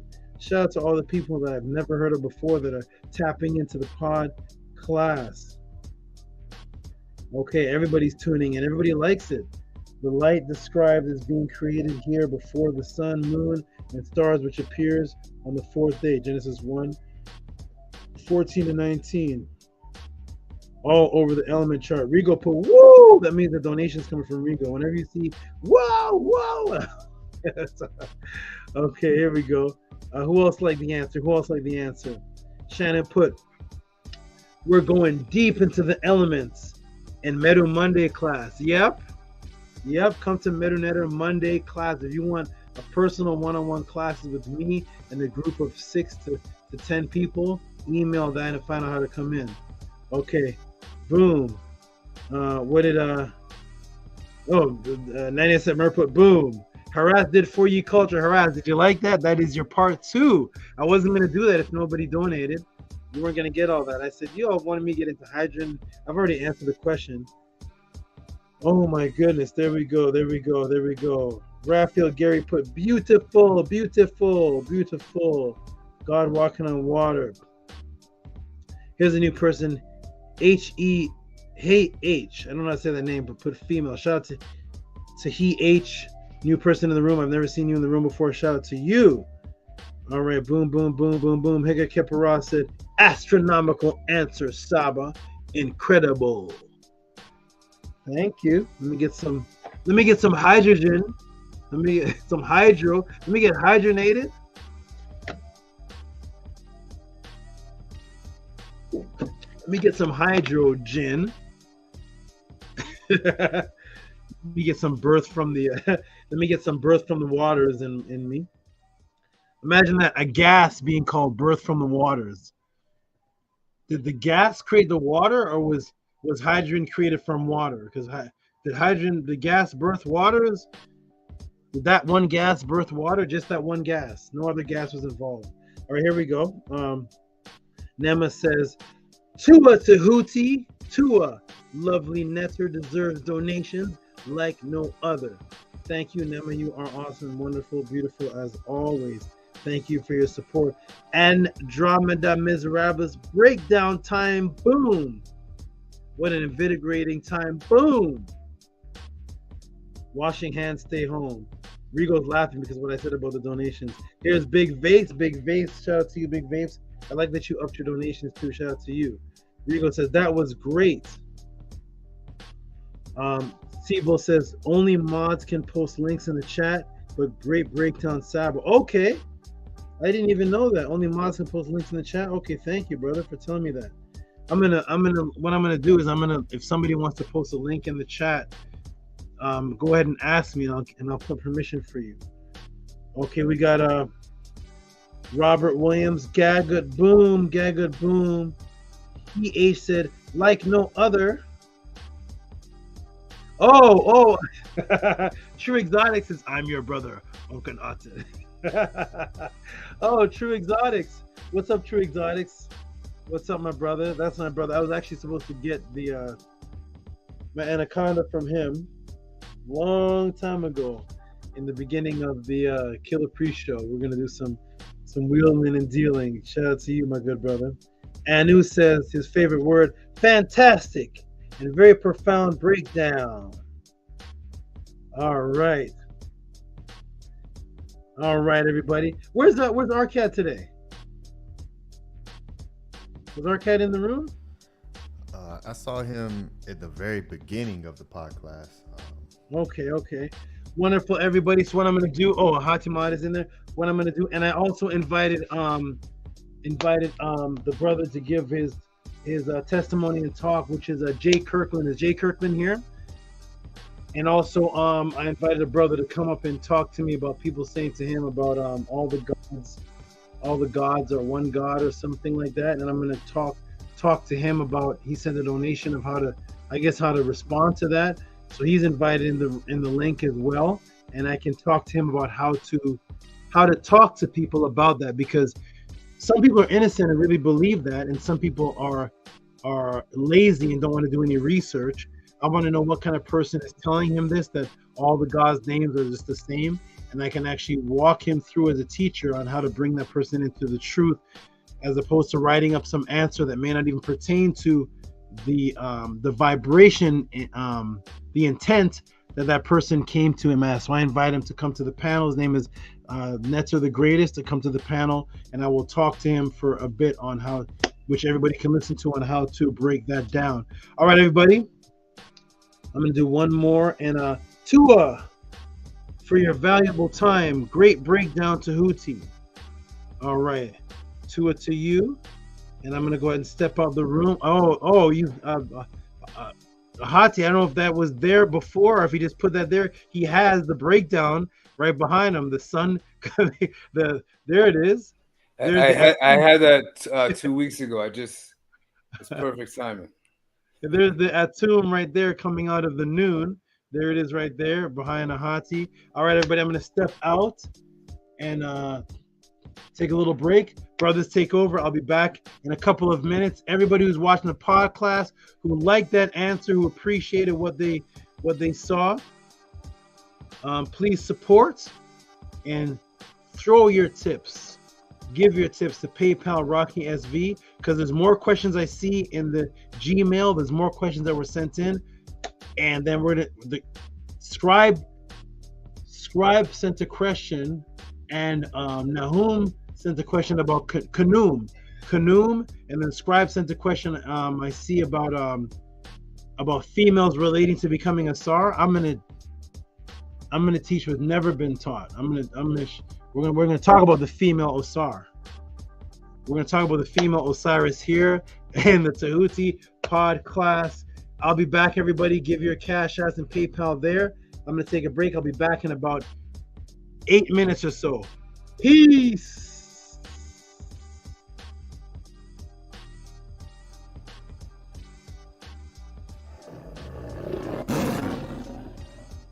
That was fire. You went subatomic on that answer. Peace, brothers. How you brothers doing? Doing well, brother. Doing well. Excellent. Brother Hati is losing years every time you. What's that? What'd you say? I said you're reversing in age. Yes, that's what these teachings will do, man. Absolutely. These teachings will force the youth out of you, to resurrect like a moon or a tomb. So, absolutely. Hey, Arcad is saying, tag me in SCRIIBE. I think he's in the back room. There you go. I got him. I see him just now. He's in. Okay. How long you been there, Arcad? For a minute. I'm here with my goddess now. She's watching. She's on the sideline. No, I mean, how long have you been in the back room waiting to come in here? Were you in there waiting all this time? Just a few minutes. Oh, I okay, heard cool. you before you left, but just a few minutes. Okay, cool. Okay, there you go. Okay, good. All right, I'll be back, everybody. Go in, Arcad. Go in, everybody. Hey, they already know, man. The love is real. Man, the hate is fake, man. Y'all gotta stop playing out there. Y'all know we got the best teacher in the cosmos, man. Y'all know we not getting them type of breakdowns nowhere. You guys know that. Peace and love to everybody in the chat. It's ridiculous. It's not even fair no more. And I'm gonna be the one to say it on Good Thursday. I mean, happy Friday. I'm so confused. I don't know. I'm just as confused as everyone else out there. Is Easter Monday, Sunday? Is it Good Friday? Is it Good Thursday? Was it 3 days? Come on, man. We gonna keep continuing to live the lie, or are we gonna begin to accept the truth and begin to live the truth and respect the truth like we're supposed to? Because the lie is everywhere, and they keep lying to us about everything, lying to our children and tricking us and dangling our culture in front of us. Man, they playing with us. Ain't y'all mad? Don't that upset y'all? Don't that make you mad that they playing with us like that? With our own culture. With our own culture. I was telling the young lady today that I'm about to receive my rent, and she was so confused. And I said, well, it's simple. I said, if John Simpson raped my wife and had a baby, and we named the baby a junior, his name John Simpson, and he got older and he decided he wanted to change his name, would he be wrong for that? There's no difference. There's absolutely no difference. It's no different. The scenario is the same. I'm so looking forward to getting my new rent and beginning to acknowledge the true power that we have, and the wisdom that our teacher is breaking down to us and just showing us. It's not even like he's just talking. He's showing you where you can go get the information from so that you could be better, so that you could grow. It's not like he's just up there rapping, although he's a better rapper than all you fake rappers out there. Shout out to all you guys too, right? But it's time, man. It's like it's 2023. We're going to continue to live the lie, or are we going to live the truth? It's completely up to you. I say it week after week. You respect the lie, you respect the truth. It don't even make no sense no more, man, because it's sad. It's sad because every day when you look at the news and you look at TV and you see what's going on around you, it's like, how can you not want to change and be better? If you have children, how could you not want to tell them the truth? So you mean to tell me you would rather tell your children a lie and tell them the lie about somebody else's culture, not even give them anything else for them to be proud of. I told the lady, I said, so if my last name was Honda or Toyota or Ferrari or Lamborghini, I would have something to celebrate every time I walked outside my door. And I seen one of those cars and I seen people driving, I'll be like, yeah, you know, that's my family. They represent my culture. But I can't do that. I can't do that. The rings that we have, most of us, represents the slave master. It represents Isfet. Period, point blank. It represents the lie. Period. As simple as that. So you either respect the lie or you respect the truth. Me, I respect the truth, and I'm going to teach my children the truth, and I'm going to teach everybody that I know the truth, and this is why I'm here week after week. Sab, I heard you when you was calling me. I was here. I was just trying to get my goddess's headphones together so that she could listen, because it is a family thing now. And that's the thing, we have to start protecting and teaching our family at their pace, of course. Everybody not at the same pace, but Hotep my peace and love to the chat. You either respect the lie, you respect the truth. Subscribe, and comment, and join us every Monday for Monday Metal Netta class. Join us every Sunday for our Sunday class, and join us every Friday and donate and support the truth and support our Saba. Peace and love, Hotep Mind.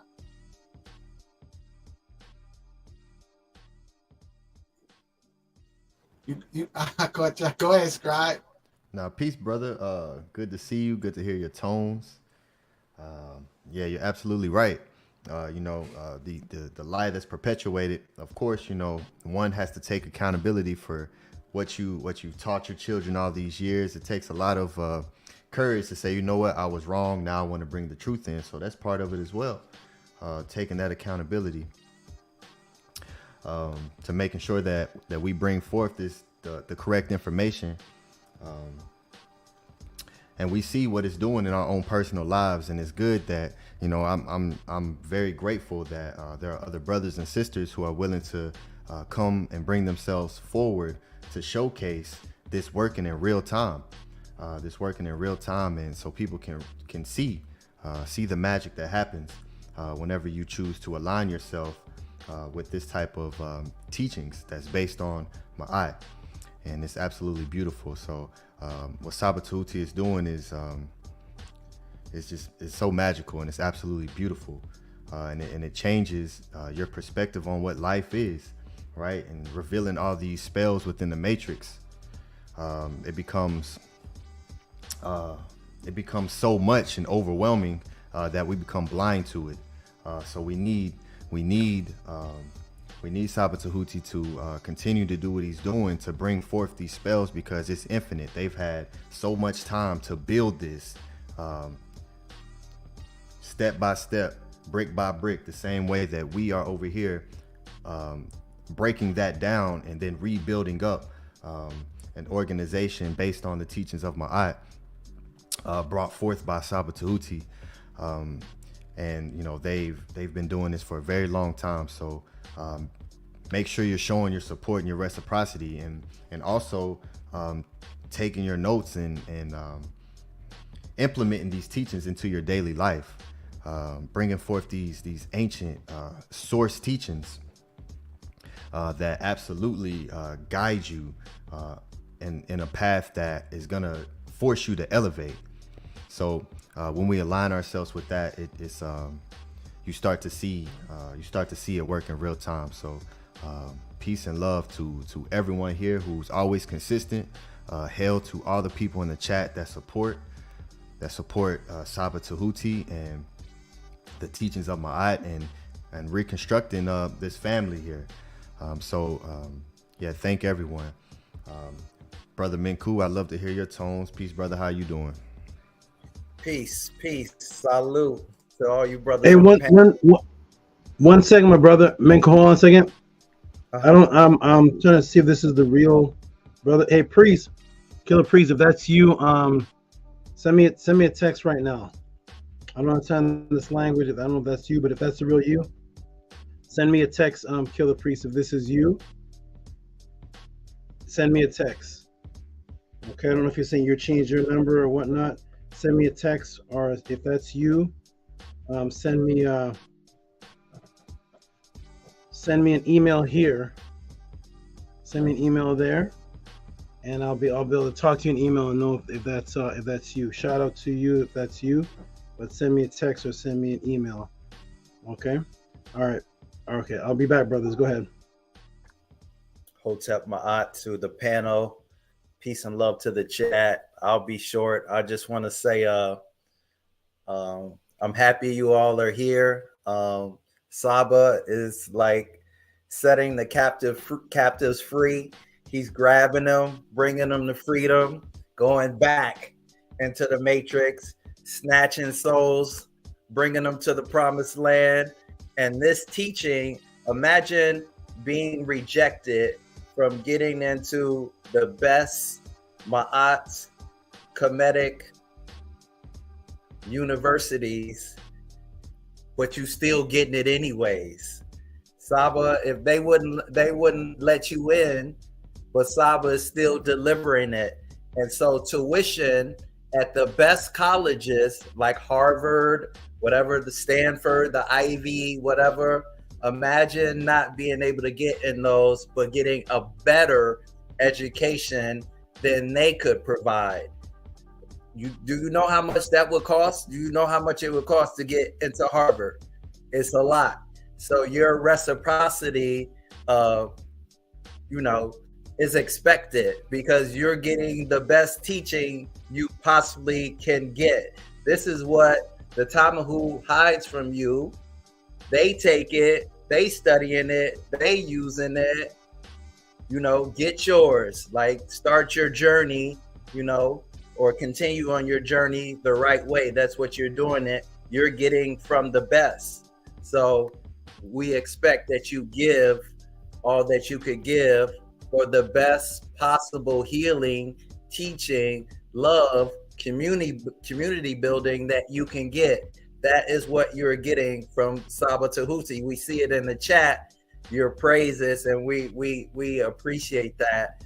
But show him your reciprocity in all ways possible, because he deserves your adoration for who he is and what he does. There is, like Arcad says, there is no competition. There is no equivalent. So we appreciate you being here, and I just hope you are taking it in and it's transforming your life like it has done all the brothers on this panel. And I will pass to the general, the chief, the leader, all the man that helped make this happen, to Ahati. Peace and love to everybody.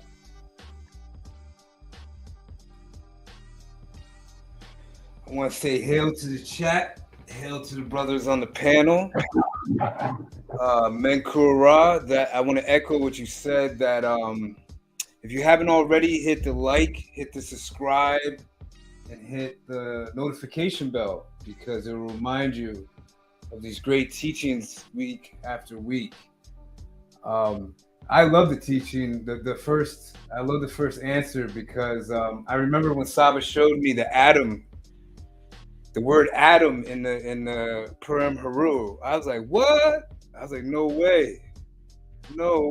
I thought that's something that the scientists created that word. And there it is. The ancestors' great supreme intelligence right there in the Purim Haru.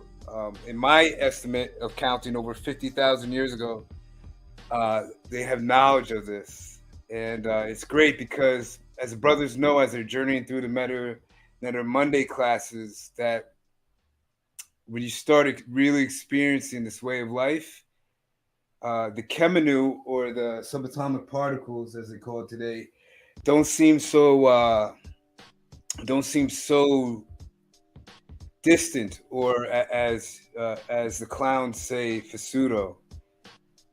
So when you start realizing that we are those subatomic particles, man, the Heka can take over, and it can really, really, really, like Menkura said, change your life. So Saba, I appreciate you. I thank you for those teachings, for the teaching for tonight and your teachings. But sorry, I was reading the chat. But I know that people in the future are going to look back at this time, and they're really going to be grateful that you were around for all of us, and you were here to teach us and to create leaders out of us, so that one day our people can come together once again collectively and build a strong, unified nation out of the ideology of Ma'at, out of being a follower of Ma'at, which is part of that unifying force that you showed us in the etymology tonight. So I really appreciate you. I appreciate the brothers on the panel. I'm glad Arkad's here with his mate, with his matut. And I'm glad from the little we spoke about the other last week, Arkad, that she's really enjoying it. And she's got your backbone. She's a Techechu too. She's got your backbone. And your example to the families out there on how to really live our culture once again. I don't look at these families out here in the Matrix. I don't look at them as families. I just look at people that feel like, yes, they need each other, but when you really look at them, they really don't look comfortable with each other. Whereas when I haven't seen you and your mate, but with Saba and his mates, they look comfortable together. They look like they enjoy each other. They look like that. Actually, I never witnessed them argue once. I'm not saying that they haven't, but I've never even seen them have an argument, which in my lifetime growing up was very, very rare. I would literally hear people tell me that it's not normal if you don't argue. I don't know if any of you have heard that too. But I know today that it's not normal. If you're following Ma'at, it's not normal. It's not normal. So yes, Saba's right. This nation is about families. I myself am learning. I myself I do have a family. I have Saba and the guys on the panel. But I myself am learning too. Because like I said, I grew up in the Matrix and I had a skewed sense of reality when it came to having a true family. So really, I mean, this lesson, this moment is really hitting me hard because without this, there's no telling where I would be or what type of family I would be with. Because personally, my family, if they came knocking on the door tonight and wanted to see me, they would have to pass the Matrix test. And they wouldn't even be allowed in my place. So, got kind of quiet in here, huh? But that's how we are over here. You can't hang here if you're not going to be real. I'll just tell you that point blank. If you are phony or fake, we will expose you. And that's why you don't see people stepping up to the plate, coming on the panel and wanting to chat it up with Saba. Because Saba's right. When I used to try to egg him into street debates. When we were on the street, I used to try to push him, not push him literally, but talk to him, right? And to convince him that, hey, let's take on these Jehovah's Witnesses right here by the beach. And he would just laugh and he said, nah, it's cool. You'll understand. But yeah, he's really not for debating. But he's not afraid of a fight either. So he's ready to go down whenever the time calls for it. And the same goes for the brothers on the panel here.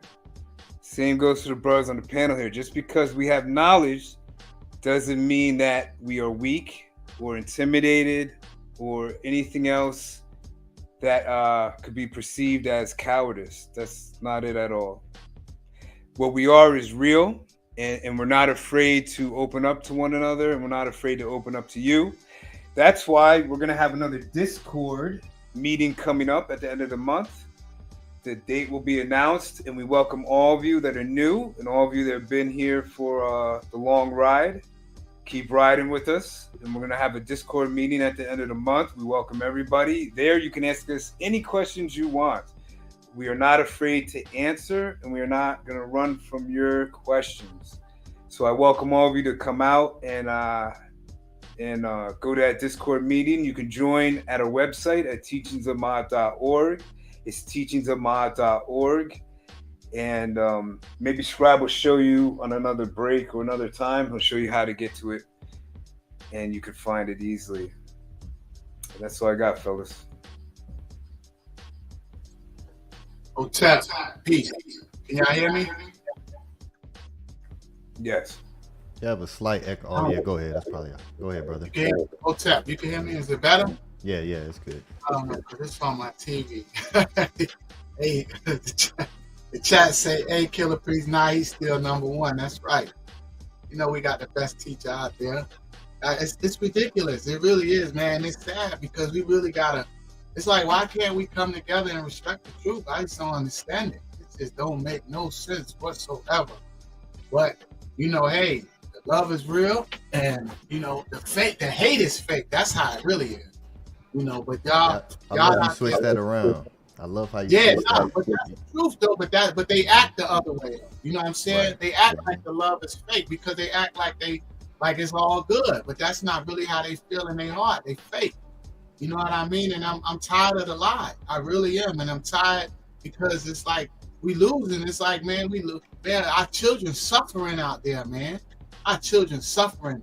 These young kids going to jail, losing their life over pieces of paper with different paintings and pictures on them. Like, it don't make no sense. And we celebrating that as wealth, but it's not even pictures of people that.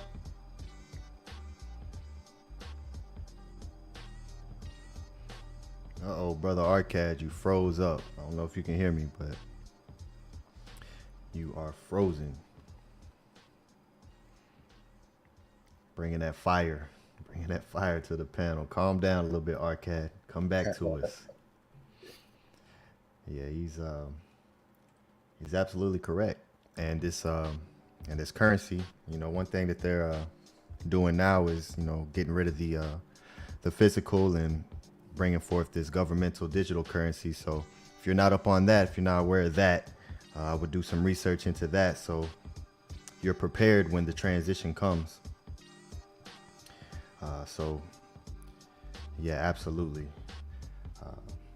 Oh, there he is. There he is. Master Saba Tehuti is back on the panel. Peace and love to you, Saba. That was absolutely fire breakdown. I love. It's one of my favorite subjects is the subatomic particles and waves. So much magic imbued in that, and learning how we was teaching that in ancient Kemet so long ago. Absolutely, that really is what took me and broke the matrix at a high level for me, because, you know, prior to this, it's always looked at as primitive. You know, that's a primitive time, primitive culture. But coming to understand how these scientific words that we use today come from the Medu Neter, and which is why we push the Medu Neter Monday class so much, because all this is revealed there, and it literally changes your whole entire perception on what's real and where these words come from. I love how you bring about today so much this word called pseudo goes around, but the whole in replacing it with science, but science is using the same words from what they're considering pseudo. Yeah, it's interesting. Okay, wonderful. All right, brothers and sisters, we are now going to give a shout out to the donators, some of the donators, and then we're going to get into the next question that came in. So yeah, I don't know, my one of my goddesses clicked on it and said that was Killer Priest. I don't know what, I'm not sure what that means. Changed your number. I don't know. It seems like there's a word missing there. I'm not sure what that means, but I was on here talking about Killer Priest. Killer Priest always told me that I'm number one, so maybe he changed it. I'm not sure if that was maybe Nepal's number one. I'm not sure. I don't know what it means, but shout out to those who are number one. And I don't know what that. I don't even know what the sentence means, so I don't know. Sure. Was he whipped into that answer, or? I don't know. Number one. I don't know. There must be some others out there, but let them come to the pod class and break it down. Put the link in the room. I heard we can't put the link in the room, but all right. Let's get into the donations. Ausar, or Tef, you ready to get into the donations, man? You ready? Are you ready?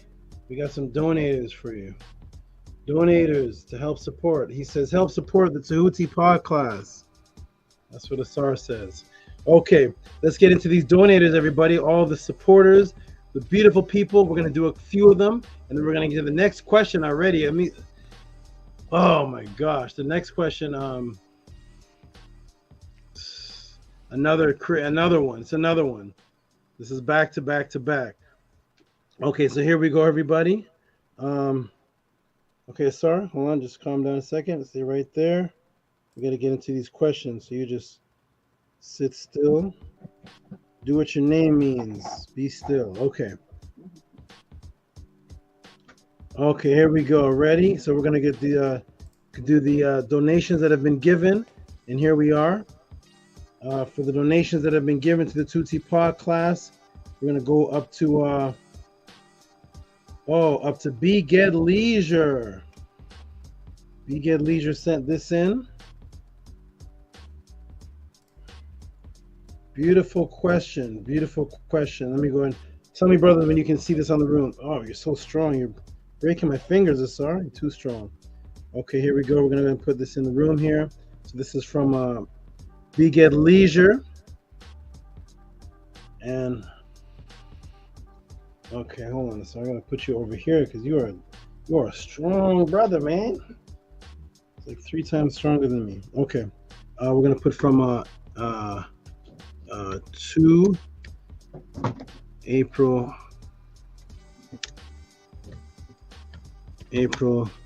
7th. Beged. Okay, brothers, tell me when you can see it on the room. Hold on, Ausar. He's heavy too. He's a heavy one, man.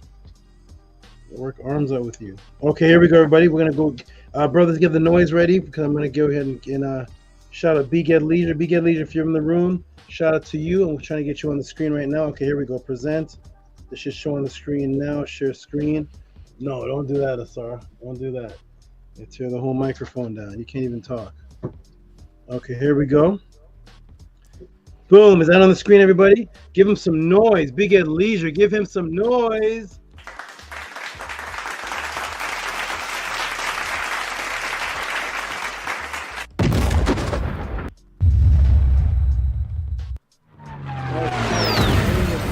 Thanks to Big Ed Leisure for the support. Says donation. Hetep Saba. I'm curious about Mary Ausar Chinbeard. I know it must have some significant and hieroglyphic metanetter. Could you please elaborate? Oh, I'm gonna love that. I love that question. Thank you, my good brother. We will get to that.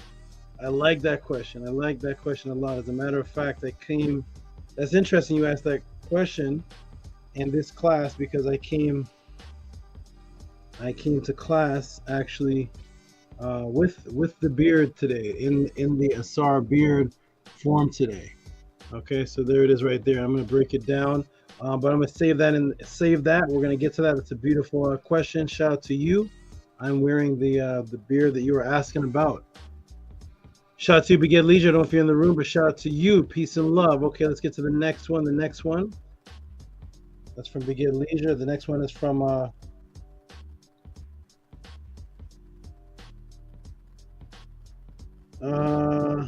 hey.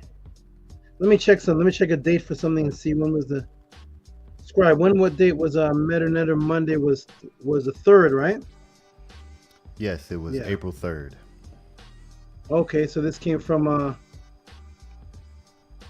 okay, Sarah's been going super support mode.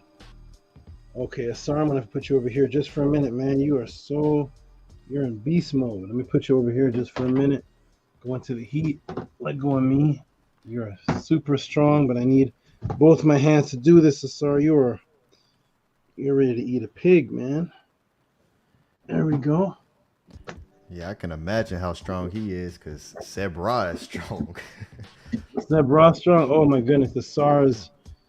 When I hold him, I have to maneuver him because he can break my fingers just by moving. He separates my fingers too wide, and they will break if he moves through them. I have to reposition. He'll hold my thumb, and just by him moving, could break my thumb off. That's how strong an anaconda is. look at so, oh, sorry, man. I have to keep up. Yeah, he fell on the ground. His bin fell. We'll put him on the ground. He's okay. Okay, yeah, we'll keep him right there. That's good. Oh, my mouse fell. Here we go. Okay, we're good. When the Menkara was like, what? That's crazy, right? Saba, is that the snake that in that YouTube video of the biggest snake through the hood of you on YouTube? Is that a different snake? That was a different one. That was Bambi. Okay. I have snakes that no matter how many times you come over here, no one has ever seen all of my snakes. Even Hati was just here. Hati, when were you here just last Sunday? Yeah, last Sunday. Mm-hmm. Yeah, not even Hati was just here last Sunday. Has seen everything. Nobody has seen everything because I breed them. There's babies. I trade them. I have certain snakes that are for trade for other guys, and it's a constant circle. That I have a certain set amount that I keep, and they're my personal pets. And then I have the circulating ones, like the one you're getting. You're getting the one Hati. Hati loves the one you're getting. He held it. He couldn't let it go the whole time he was here. Okay, everybody, here we go. Let's get into the next one, everybody. Let's go. We got a lot of questions coming in. So we got Sarah with this beautiful message. It says, I know. Let me see if that's on the screen right there. I'm gonna go put this on the screen. Shout out to Sarah. Sarah from Deutschland. Who's harassed did for ye culture. Here she is right here. Is this showing on the screen, fellas? It's loading. Yeah. Give her some noise. Give her some noise. She has about four of these. Give her some noise.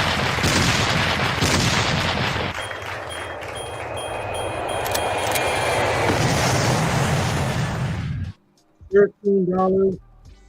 Shout out to you, Sarah. And the message on the donation says, "For I know with an I." That's how Tamika Wright spells I with the I. E-Y-E. I know. I knew. Okay, good. Shout out to you. She has been on a donation splurge lately. That one is bounced for the Metanetter. This is all Metanetter donation, Metanetter donations, Metanetter, and then we got this one. Who's this? That's Big Ed Leisure. Is it for Metanetter? Metanetter class. Okay. Those are all Metanetter classes that I'm just seeing. Okay, Mark is unread. Metanetter. Who's the next one? Eric G sent for Metanetter. And so who's this? Is this oh, shout out to Barbara McCrae. We're still trying to figure out Barbara McCrae. Shout out to you, sister. Who's supposed to be is that on the screen, gentlemen?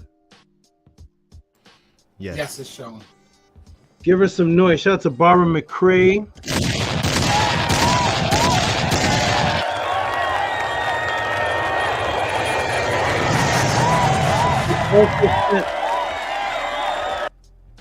Who also sent money to for Metanetter Monday and sent this. And she's supposed to contact me to tell me exactly what she wants, because you can have any class you want. You can want the last classes, going back to the beginning. There's so many classes to choose from. You can say just send me any 4 you like.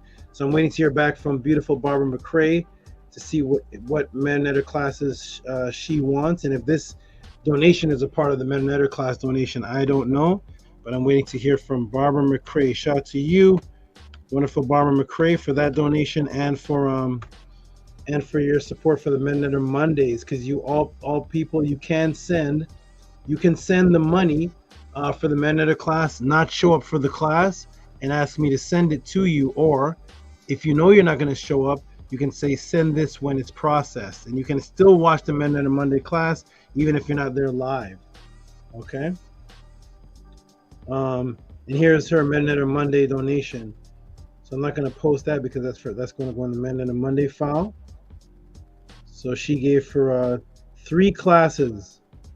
Shout out to you, Barbara McCrae, for 3 classes Metanetter Monday. Okay, here is oh, XA. Hey, what's this? Pre-loved vehicles. You know, I'm just gonna. I don't even know if he wants me to. I'm gonna do this. Shout out to XA. Shout out to XA. Give him some noise, gentlemen. I don't know if you see it on the screen. Shout out to XA. Give him some big noise. $27.27 from XA. Shout out to XA for please offer insightful breakdown. Oh, on XA, right? Because the last time he came on the screen, I told him I could do a breakdown on X and A. It's a name that he chose, and I think this is one that he chose that he doesn't really know the whole breakdown. He doesn't have much of meaning to it. Sal Vega when he does, so I told him I could give him a breakdown, make it more significant, and he sent a donation asking for the breakdown of XA. So I will do that. I'll put that on file. We'll get into that. Absolutely. If you're still here, XA, say something in the chat. I don't even know if you're still here, but shout out to you, my good brother. Shout out to you. From April 7th, right? April 7th. Shout out to you, my good brother XA in the building. And who is this now? We got oh, that's Barra McCrae again. Okay. So that's Barra McCrae. XA. Oh, Sarah Jean for a podcast question that she said is tagged in Facebook. Okay, well let me go ahead and give her some more noise. Sarah Jean is on a donation splurge. Give us some more. Give us some more. Woo! She says, for podcast questions, tagged and posted on Facebook. She sends me so many tags. I don't even know what this one is, but send me an email, Sarah Jean, to tell me what the question was, because you sent me a lot of tags, and I like them all. I don't know what this one is for. I know you sent me one about a dentist. There's so many stuff you send, but shout out to you. I'm gonna put this in my file regardless. So when you send the question in, I'm gonna put the question in with this here. So 6.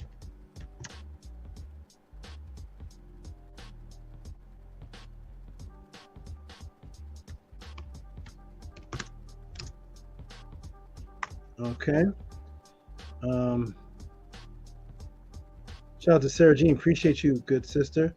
Oh, and Johan Billadu sent a there was a question he sent in about sex magic and the semen retention.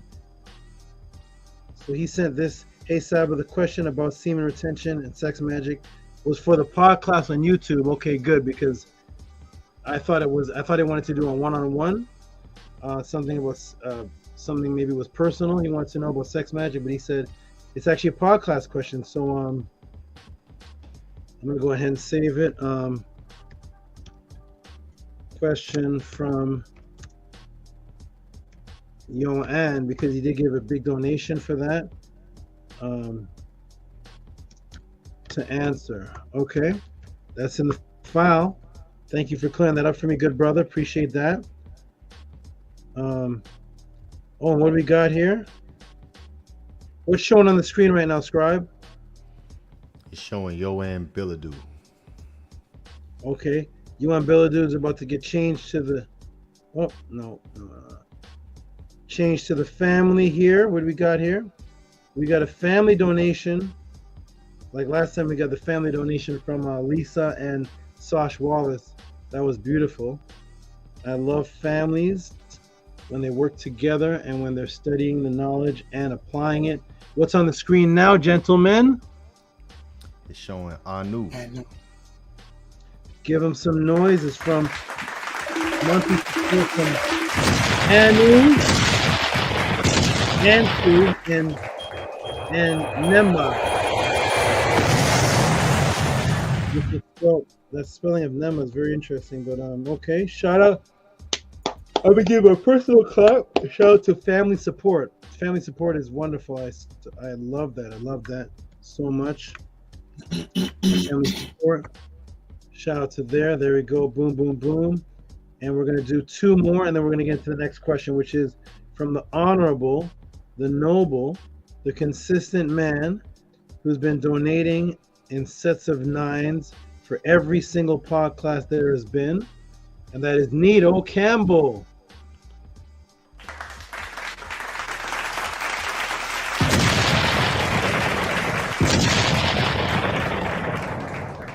Shout out to Nito Campbell, good brother. He's literally donated every single pod class in sets of 9s from 36 to 70, I think 72 to high numbers, and shout out to him. I'll do one more, and that is the wonderful good brother who says, Robert Williams sent for the Gagut Part 2 breakdown. When did he send this? Did he send it? He always sent it, I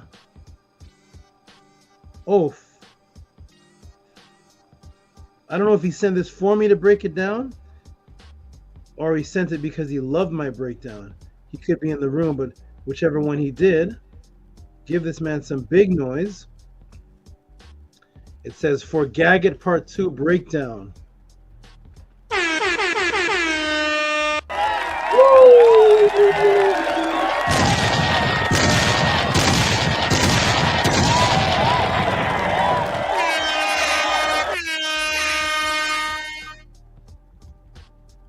The Gagut Part 2 breakdown. Thank you, my good brother. I don't know if he's in the room. Do you guys see him in the room? I don't know if that was a tip for the breakdown, or if he was requesting it for it to be broken down before the pod class started. Whichever one it was, you are awesome, my good brother. Okay, I'm going to take a break there. Oh, Sarah clarified the question, and it was the question was for modern. Okay, let me put this in the room, gentlemen. She put the question in the room. Here it is right here. Modern dentists recommend removal of wisdom teeth as preventative healthcare treatment. Oh, great dentist. My question for Tehuti. What are wisdom teeth? Wow, look at the diversity of questions. What are wisdom teeth? Why are they called wisdom teeth? Is there a reason our dentistry is not a part of the annual checkup? Are there benefits for keeping wisdom teeth in place? Does everyone have wisdom? What does it say? The question is, well, how many questions? Hold on. Wait a minute. What are wisdom teeth? Boom. Why are they called wisdom teeth? 2. Is there a reason our dentistry is not a part of the annual checkup? 3. Are there benefits in keeping wisdom teeth in place? 4. Does everyone have wisdom teeth? 5. If there are benefits, are the impact of wisdom teeth no longer available? 6. That's 6 questions. 6 questions. Okay, I'm gonna. Sarah is getting hype. I'm gonna go ahead and save this.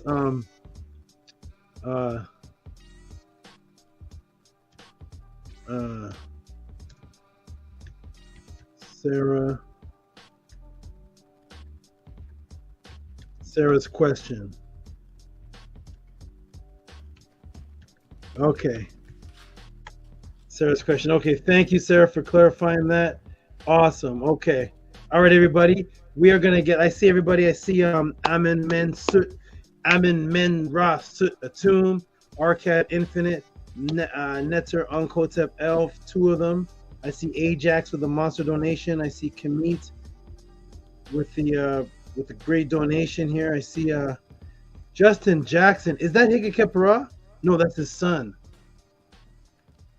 I see E Manifesto with the big donation. I see John Presley. Good, gentlemen. Good. I'm gonna go ahead and get into the next answer for the Tehuti pod class, and then we will say those donations afterwards. Let me get this off the screen, and here we go. Let's put it on in the room, gentlemen. Stay on so you can give the noise for the question that was asked. Let me go ahead and look at the next question here that covered Gagut. The next one here is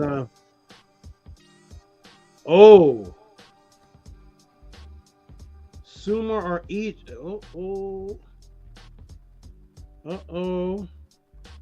Here's a controversial one. I love this.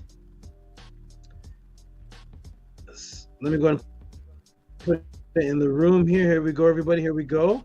The next question from, and this is a new donator. I'm not actually familiar with this brother, but I love it. I love the new donators. You come in and you show that you have trust that, let me fix this, trust that I am going to answer these questions at a high level that you don't see anywhere else. And even though you've never really heard of me before or seen me do anything for you personally, you go ahead and send the donations in. I have to actually fix something here. Wait a minute. Let me, do I have time to fix it? Let me fix something here. Something is extremely blurry. Let me go ahead and fix something here because it's a part of the answer, but it came out super blurry. Let me fix that. And let me see older Kemet Egypt. Give me a moment, everybody. I'm going to fix something here that is not going to show on the screen well when I demonstrate. And I want A1 performance, A1 visuals. I don't want any people are paying for these answers and they love the answers, so I want everything to be crystal clear. So this is so I'm just gonna have to do it like that then. No problem. Okay, I fixed the correction. I made the correction. And I'm re-downloading something here. We'll be right on this awesome question here. I want the person who asked the question to be able to see everything crystal clear, because I want to bring you the highest level of an answer. So I'm fixing it, something live in front of you all, so you all can know that this is what I do. Sometimes I work on pod class questions. Literally, I look at them come in and I work on them literally minutes before the pod class starts, with my eyes blurry. My eyes were so blurry they looked like they were seeing waves. But that's what I have to do to bring you all the highest quality. So I'm going to go ahead and correct this here right in front of you all. I'm going to put it here. I'm going to erase the old version right here. And I'm going to put this up. Okay, here we go, everybody. Welcome to the Tehuti Pod class. The question that came in was from a brand new brother who I've never actually seen him ask a question before. I've never seen the brother ask a question before, and his name is, let me pull it up on the screen and see who this is. His name is Frederick Miller. Let me go ahead and put this in the room, gentlemen, and give him a round of applause, give him a clap. He sent in a good $20. Present, share screen, boom, and here is his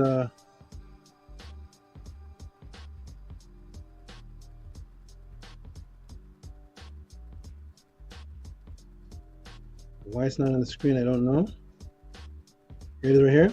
Okay, so the question was sent in right here. And this is from the good brother, Frederick Miller.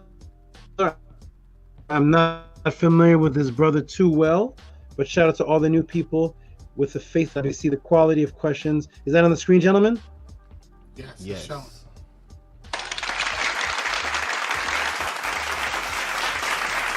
Okay. Frederick Miller, shout out to you. Frederick Miller, appreciate you, my good brother. He said, and the question is from Frederick Miller, he said, does Sumer predate ancient Kemet? That's a great question, isn't it, gentlemen? I mean, there's a lot of debates that have been going on about this, a lot of conversations, especially brought in from the Hebrew Israelites and from some other. This debate has been going on for a little while. Does Sumer predate ancient Kemet? Let's get into it, everybody. Welcome to the Tehuti Pod class, gentlemen. I'm going to get you to jump back into the room, and I'm going to get into the answer to this beautiful question: does Sumer predate Kemet? Let's get into it, everybody. Welcome to the Tehuti Pod class. And here we go. We're gonna get in. Oh, Hati. Okay, Hati. Peace and love, my good brother. I don't know if you can hear him. He's on mute. Okay. Peace and love. Welcome to Tehuti Podcast. We are about to get into this great question, which is the Sumer predate Kemet. What does Tehuti have to say about that? Shout out to Frederick Miller who sent in the question. The Sumer predate Kemet. What does Tehuti say about that? What are the facts? What is going on with this beautiful debate? I love that type of question. Let me take a swing at how I can answer that question with the highest quality that you expect here at the Tehuti Pod class. Shout out to the brother who sent in that question. And that question, oh, a lot of stuff is popping on the screen. That question again from Frederick Miller is the Sumer predate Kemet. Everybody can see it on the screen for those who just came in. Frederick Miller, shout out to you. The Sumer predate Kemet, $20 sent in for donation and support. Shout out to you, Frederick Miller. Let me go ahead and answer this question for you, Tehuti Pod class style. Boom, there it is, everybody. Let's get started. Let's get started. Okay, let me check something here. I did not get a message from Killer Priest. I don't know what that was about or who that was or what's going on, but that was very, very strange. But let me go ahead and put the timer on. Reset, and here we go. All right, a very common debate / discussion inquiry comes up, and that is, who is older, the Sumerians or the quote-unquote Egyptians? Well, this should be easy, right? We should just be able to look at some archaeological finds demonstrating a culture. Yes, the finds have to match a continuous culture. Yes, just because we find something in a quote-unquote area, it doesn't make it Kemet or Sumerian. And that is actually where the psyops begins. I will get to that later in the class, but for now, let's look at finds and datings and cultural theme so that I can show you I am labeling the people based on who they said they were by story and consistent theme. Let's go to the Nile, to the bird woman that you know. I will start with the buyer of Tehutimos here, and we see the bird woman, the bird goddess, over the body representing fertility, resurrection scene of a star. So basically what I am going to start out with breaking the psyops is that because you find something in Iraq doesn't make it Sumerian. Because you find something along the Nile Valley doesn't make it Kemeti, doesn't make it Ma'at or from Kemet. These areas have been there for millions of years. We have to find a consistent theme. That's why there's been so much chaos and argument. Let me go ahead and look at you all for a moment. This is something I want to change the paradigm of. These land masses have been there for millions of years. All type of evolutionary man, creating things, building things, leaving a stone of a knife, and somebody will find something in an area and say, look at the ancient Sumerian knife. And because it was found in some area, but we're talking about the culture, a consistent culture of a group of people. They have to say, we are Sumerians, this is our culture, and this is ours. The people in the Kemetic area have to have a theme. We are the people of Kemet. This is Ma'at, this is ours. It's a continuous theme. And that's when the theme starts, it has the beginning point. Okay? That's very, very important, and that's what keeps moderators answer this person's question right here, and I'll put the screen that on the screen too. You send your questions in to there at the bottom. I'll put a big screen here. Cash App TT Amun, where you can type in your question, and PayPal at Rocky SV. I'm going to have that scrolling at the bottom for all those who want to send in the question. Thank you for asking. Moderators, you can send him the direct link. Shout out to the new person in the room who is MBB Incorporated. Where can you send question? Okay, boom, boom, boom. Wonderful. So here we go, everybody. It has to be a continuous theme. Okay? You can't find a rock in an area. Okay? You can't find something in my house 2,000 years from now, you find this mouse in my house, and you say, look at the ancient Native Americans. They had a mouse, the ancient Native American mouse, because California was once ruled by the Queen Khalifa. No, it has to have provenance. It has to have a time frame that matches the theme. So you can't find something in Tehuti's house, and because it was found in California, look at the ancient Mexican laptop. No, no. When I was here, the ancient Mexicans were not here. Everything has to have provenance. Okay, let's get into it, everybody. Welcome to the Tehuti Pod class. We're going to start off with that understanding, and now let us continue. Here we go. So let's get into the buyer. A buyer is a bed or something you lay down on that is also symbolic of a lion. So if you look at Tehutimos here, you will see that he is on his burial bed, and you'll see that the shape of it is actually a lion. So he's actually on top of the meow, which is the mind of Ra, or the mind. The lion actually represents meow, which is the word for mind and thinking. Okay, so he's on top of that. There he is right there. Okay. I'm not showing my screen. Thank you, Scribe. Oh, interesting. Here we go. Are you all seeing my screen right now? All right, Jason Kirkland, make sure you're going to jump on the next time we take a break. Here we go. Are you all seeing my screen right now? Here we go. So here is the buyer. This is statuette of the Crown Prince Tehutimos on the buyer. Museum Papas Rassam Blung der Schachlichen Museum in Berlin. So we see a theme here with the bird woman on top of a Kemetic pharaoh. This blends in completely with the theme and the storyline of Ma'at and the culture. We see the Medunetter there. We see the bird woman there. Okay. So we know this belongs to a particular culture. Okay. Okay. And here is the image of the fertility burn scene explained on page 83 of Miriam Lithium, Ancient Egyptian Literature. So here is the image here again of the bird woman, or the female bird, on top of Ausar.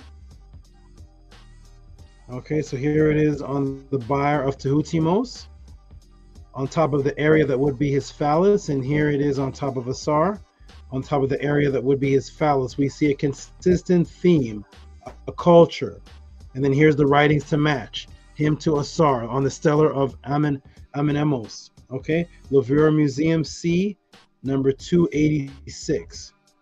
His sister was his guard, she who drives off the foes, who stops the deeds of the disturber by the power of her utterance, the clever tongue whose speech fails not, effective in word of command, mighty Aset, who is the protector of her brother, who sought him without wearying, who roamed the land lamenting, not resting till she found him. She who made shade with her plumage, created breath with her wings, so that's why the wings are there, who jubilated, joined her brother, raised the weary run from inertness. There's the word inert, right? Inert. Urtef, that's the name of my snake, which is the name of Ausar, inertness, inert. Received the seed and bore the heir, raised the child in solitude. His abode is unknown. So, what are the wings for? They're for the shade and also for creating the breath. So it signifies giving life to the phallus, or fertility. Okay, so there she is on top of Osiris. And then here is the bird woman on top of Tehutimos. We have a continuous theme of the bird woman. Okay, with writings to match. That's how you start dating a culture. Okay, you have writings to match, you have a theme, so you know what pictures you're looking at, the images. You have a continuous theme. This is how you date who is older. Because you can, if you're going to name somebody something, they have to be named that because they're a part of a specific culture. So here's the culture. Here is the bird woman image again, the consistency with the wings out, spread out. This is the consistency. These are protective wings of motherhood. And that's why you see here in Amenemos writing, it says what? Mighty Isis who protected her brother. Right? Created breath with the wings, shaded the body. So we see the protective wings. We see a continuous theme of the wings of protection. Okay? These are protective wings of motherhood as seen in a vulture. A vulture protecting her children will destroy a wild dog. A vulture is actually humongous in the motherlands. They're bigger than dogs, and they can easily tear a dog to shreds. As you see the big tough wings, it can actually block small alligator attacks with these wings. So the Kemetians saw vultures as wings of protection, using wings of protection, and they took the image of the vulture and made it the bird woman with her protective wings and giving air or breath. Okay? And as a matter of fact, the word for fertile protective mother was a bird woman depicted as the vulture. So here we see the vulture again, continuous culture. We find the animals in the area. We find writings to match. We find this is a culture. Okay, this is the culture of Ma'at. And there is the vulture there. Here's the vulture here, the wings of protection. And we actually see that the word is Mut, which means motherhood. So we see the fertility, once again, matching one continuous theme of a culture. Okay? Which is the word Mut. Now, we're going to go back almost 5,500 years. And we see in the Met Museum the figurine, seated woman. And what do we see? The limestone figurine with the bird-headed woman with hips, which represents fertility. Going back right there in the Nile Valley of the bird-headed woman. And she's drawn with large hips, with small akus or pyramids, which I've taught on multiple occasions. The aku, which represents fertility, the top of what they're calling the obelisk, which is the Ben staff, which is the staff rod of Osiris's penis, and on the top is what you would call a pyramid or a pyramidium, which represents the top of the penis head, which once again is fertility, the penis head going up, and then the vagina, which is the pyramid pointing down. We see the continuous theme, the bird-headed woman, the large hips, fertility. We see the pyramids. It's a continuous theme in Kemet. You can find this in the Met Museum. Okay. Okay, there we go. Okay, here we go. We find a continuous theme along the Nile. So we go back even further from Tomb 2 at the site of Ma Maria in Egypt or Kemet, which dates that back to 5,500 years ago. We're continuously staying in the area. We're going back further and further, and we're seeing this theme of the bird woman. And here we go. Here we go again. And it's the female figurine 5,500 years ago, terracotta painting, Brooklyn Museum, from Tomb 2 at the site of Ma Maria in Egypt, which dates back 5,500 years ago. We're continuously going back in the same area with the bird woman theme. Okay, so this is a continuous theme along the Nile that ties into fertility, life, and their arms of Aset. Yes, I will take you to the second scene of the Per-Em-Heru, 1250 BC, to see if the continuous culture matches. And what do we see? We see the arms up. You see the arms up here in the red with the bird-headed woman with the arms up. And we go over here, we see right there in the same culture. There it is. Okay, with Aset and Nebtet. Okay, the mother fertility rebirth aspect along the Nile culture stays consistent for 5,000 years. Actually, for over 5,000 years, but we'll be conservative. For 5,000 years, worship of Sekhmet, Tefnut, the cat goddess, emphasized by the V shape of the vagina, which is also called today the cat. The V shape in Medu combined with the upward arms spelled what? Guess what it spells? Guess what Tefnut's vagina was called in the Medu Neter? Okay. What was it called? Cat Tefnut. And there are the pyramid shapes again, the continuous culture. There's the pyramid shapes right there, the Aku shapes pointing downwards, doubled up, because Cat Tefnut has the Ka, which represents the double, which we're going to get into in the next question, the double. And there's the doubling of the vagina. And Kemet, when you double something, it shows more empowerment. So there is the double of the vagina, which is the V shape right there. Okay, and the cat, boom, with the arm staying up consistent. And over here we see the women with their arms up. And of course we see the Ankh with its arms up. Okay, staying along the same consistency. And here's the woman again with the bird head, with the large hips symbolizing fertility, with her arms up. They're up in a particular shape too, which we're going to get into. We're showing consistency of culture in an area. That is the only way to date a culture, is if there's consistency. Okay, it's consistency. So here we go. Here's the cat. Okay, so boom, with the arms up, staying consistent with figurines found along the Nile 5,400 years ago. There it is again, the terracotta right there in the Brooklyn Museum, going back 5,500 years ago. Okay, do you notice the arms look like a cow, look like cow horns? Look very closely and look at the position of how the arms are actually pointed. They're actually pointed like cow horns. Let me show you Het Heru.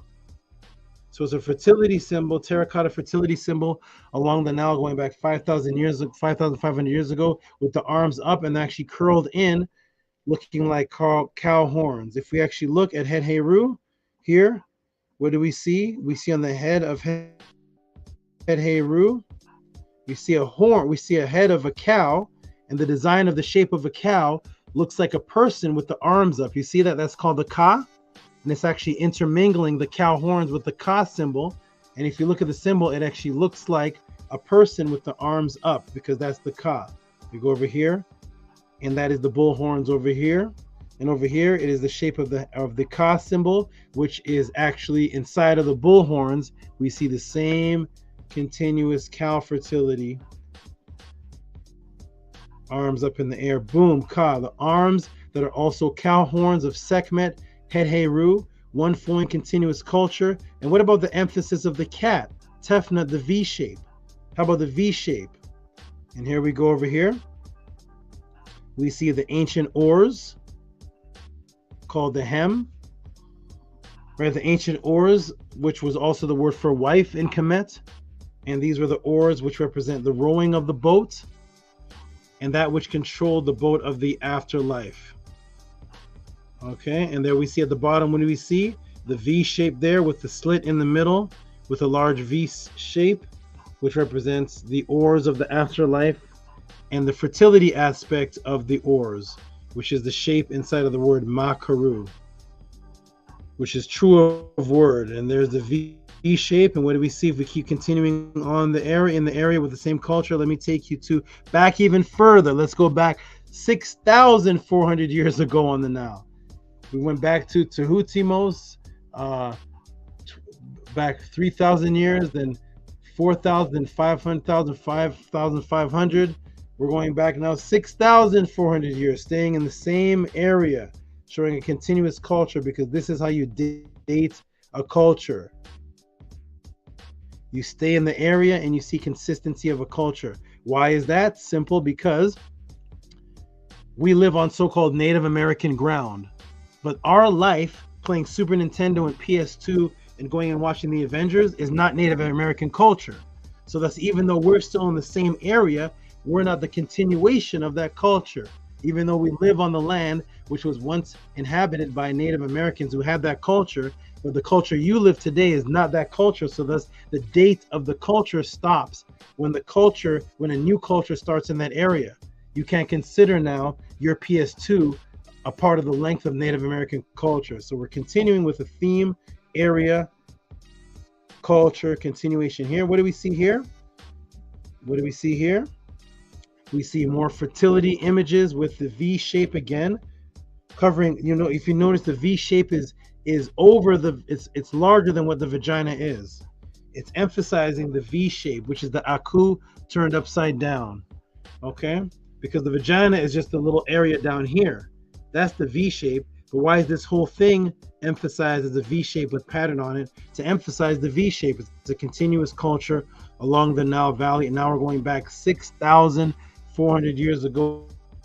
These figurines are amongst the oldest Egyptian sculptures of the human form.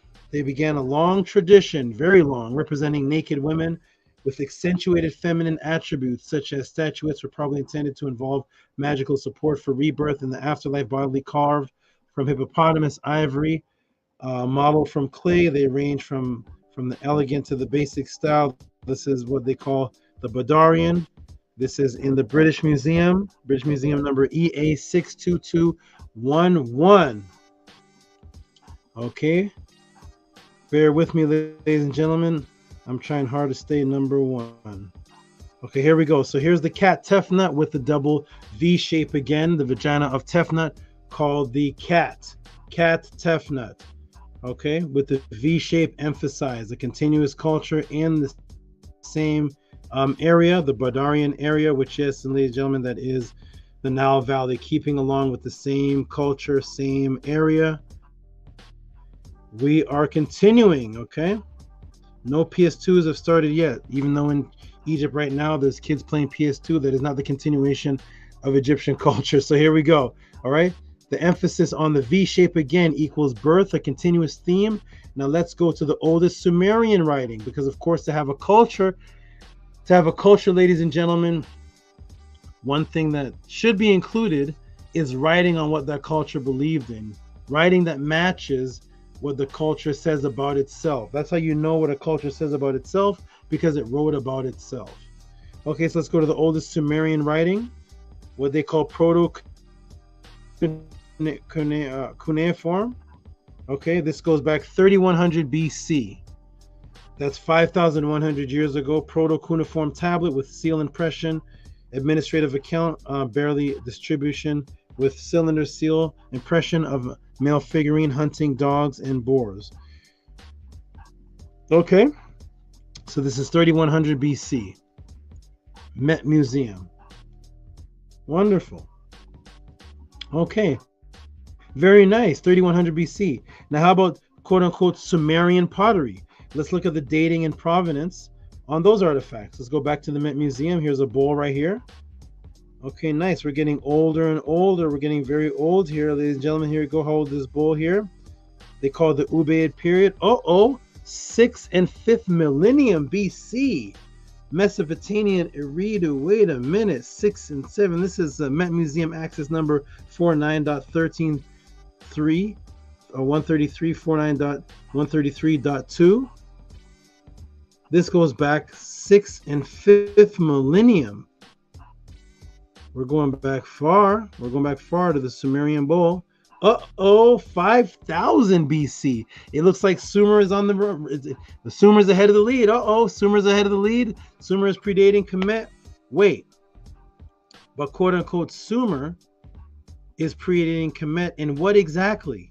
And here's where the psyops begins, and why you come here to the Tehuti pod class. Here we go. I'm going to break a matrix in your thinking process. Okay, let's break matrix. What are we here for? Breaking these psyops and these matrices. I'm going to break a matrix in your thinking process. When the question is asked, who is older? Think about that. You cannot be asking genetically, okay? Because everyone knows the MCRA, which is the most common recent ancestor, hails from the bottom of the Nile, which is Kemet, Ethiopia, Kenya, all the way down to what they call South Africa. And no anthropologist is saying that Homo sapiens evolved in Sumer. Thus, this question must only be inquiring on culture and civilization. In order for that, quote unquote, civilization to be called something, for the people to identify them. So the culture must be called something. So if you're saying who is older, the blank or the blank, that means that culture has a name. Please think on that. Again, I'm setting a new standard for your mind that will break the matrix while simultaneously giving you the culture themselves, giving the culture themselves respect. And that is only when the culture names themselves the title that people are debating, and they have a continuance of culture, makes the starting point of the culture. And if that's when its age begins, let that marinate. So when the culture calls itself something, and there's a continuance of that culture, they name themselves, you have the structure of that culture, that is when the culture begins. When there's a continuation of something. Once something stops, okay, once you're eating, in America, eating fried chicken and ham hocks, you're no longer a continuation of the Cherokee culture. That civilization would have to at least be able to name themselves to show you the culture in question, and they have to have an agreed unity by the name of, say, Tamaray Kemet, as we see right here. Okay? Because everything else is just guessing. You're guessing in making up a culture. The culture has to be continuous, and it has to declare that it's its culture itself. Okay, we're going by what the indigenous people say themselves, not people smashing a bunch of cultures together. As we see here on the Ben Ben Tech of the Per E.E. Ramses and Luxor 1303. And here is Ramesses, and what do we see? On the Ben Ben Tech, we see the name Kemet there with a landmark right here. This is called a noon. This is called noon, which is a landmark, a nu. And there is Kemet right there, drawn by the culture themselves, saying that's what they call themselves. There we see what people called themselves, Kemet. Let's go back even further in the same area, 4,700 years ago, to the oldest known spiritual afterlife writing on earth that even featured on Live Science, the pyramid text. So we're going to go to Live Science right here, and they're going to show the step pyramid constructed at Saqqara about 4,700 years ago. The step pyramid of Dajor was the first pyramid of the Egyptians built. That's what they say. But here we are in the step pyramid. Now we're going to go to, here it is right here. This is called the pyramid text. 2353 Unas, 2323 Teti, Pepi, 2289, Unkhesen Pepi 2, Meten Ray, 2255, and on and so forth. So here is the pyramid text. What do they call themselves in the pyramid text? The pyramid text itself going back about 2400 BC. The Aku that it's in going back about 2700 BC. What did they call themselves? Here we go. We're going to bring you right into what they're calling the pyramid text. We're going to go to utterance 674. And what does it say? I have come to thee, I am thy son. I have come to thee, I am Heru. I give thee the Medu staff before the Akus, the spirits, and the Nehet scepter before the imperishable stars. I have found assembled thy lit his face, so thy his face like that of a jackal. See, and what does it say here in 1998? Thou standeth at the head of the Egyptians, Kem. See that right there? KM, Twi, that's the land of the Egyptians, like Hapi. So here we are, the word Kem, going all the way back to 2400 BC. From Ramesses around 1200 BC, all the way to 2400 BC. We see what, ladies and gentlemen? A continuous culture with them naming themselves. This is very, very important, okay? So that no games can be played with you. A continuous culture with artifacts representing the same thing throughout the culture, with words that they speak about their own self, so we can read their words. So we don't say, there's the ancient culture of Atlantis. And 60,000 years ago, the Atlanteans came and they civilized the Africans under the great Thoth. And I'm like, where did any culture ever say that about themselves? It doesn't matter. It doesn't matter what they say. We say this, the whites. We say this. The Atlanteans came and civilized the Africans. They are the ancient sub-water culture that came. And I'm like, did any culture say that about themselves? Hush. Hush until the culture says it about themselves. I don't want to hear your fantasy. Here is the pyramid text of the culture saying who they are themselves. Boom. There are the people themselves naming themselves, demonstrating a continuous culture, which I've shown for almost 6,000 years. Boom. Okay. It's the Sumerians' turn. Here we go, Sumerians. Remember, the question is who's older, the Sumerians or the Kemetians? Sumerians, how long have you existed as a continuous culture? How long have you been proud Sumerians? Is it older than the people of Egypt? What do you say, Sumerians? What do you say? And here is where the matrix begins. What if I told you there were no such people with any agreed culture that label themselves Sumerians? And it's actually a psyops to condense many cultures under one name to compete with Kemet and to create confusion.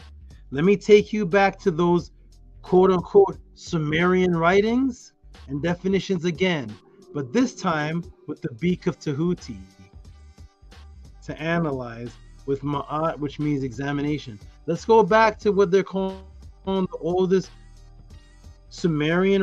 What does it say here? Let's go back. Okay. As we see in the SCRIIIBE Museum, when labeling these quote-unquote Sumerian tablets, we see an interchange of terms: Mesopotamian, Babylonian, Akkadian, Sumerian. We will notice that this is all to create confusion by using Greek terminology such as Mesopotamian, then saying that they are Babylonian, written in Sumerian language. When we look up Sumeria, we see it's only labeled as a small district inside of Babylon. We have already established the people in that area call themselves Kiangi. And there was no massive land called Sumeria. Here we are, everybody, in the SCRIIIBE Museum. What do we see here? The oldest, look at this. Oh, what does it say here? Oldest Sumer, modern Iraq, 5th year of the king. Here it is right here. Okay, so this is Sumer. But when we look it up in the date, it says Old Babylonian. About 400 tablets date to the Old Babylonian. Is Babylonia Sumer? Old Babylonian period, 2000 BC. They appear to have come mostly from the city of Erech. Beside the large number of administrative tablets, there are some library texts and fragment of Sumerian epic featuring Gilgamesh of Uruk. I don't know if Gilgamesh called himself Sumerian. Okay. All right. So the Babylonian period, Sumerian tablets. Okay, let's go, everybody. Welcome to the podcast. Here we go, everybody. Now we see this SCRIIIBE Museum, Dynasty of Ur. That's what they're saying about these tablets. They're Sumerian, they're Babylonian. Well, they're from the 3rd dynasty of Ur, 2000 BC. Okay. And discovered administrative archives in 2 towns in southern Mesopotamia, Umma and Puzrish, Dagan. So we look up Mesopotamia, ancient name for the land that lies between the Tigris and Euphrates River of Babylon and modern Iraq. From Greek, Mesopotamia, literally countries between 2 rivers. So Mesopotamia never existed. Mesopotamia is some Greek word. So what was it really? Okay, Babylon. Let's look at Babylon. Babylon, the Greek rendition of the Akkadian. Let me see something here because I may have this actually clearer over here.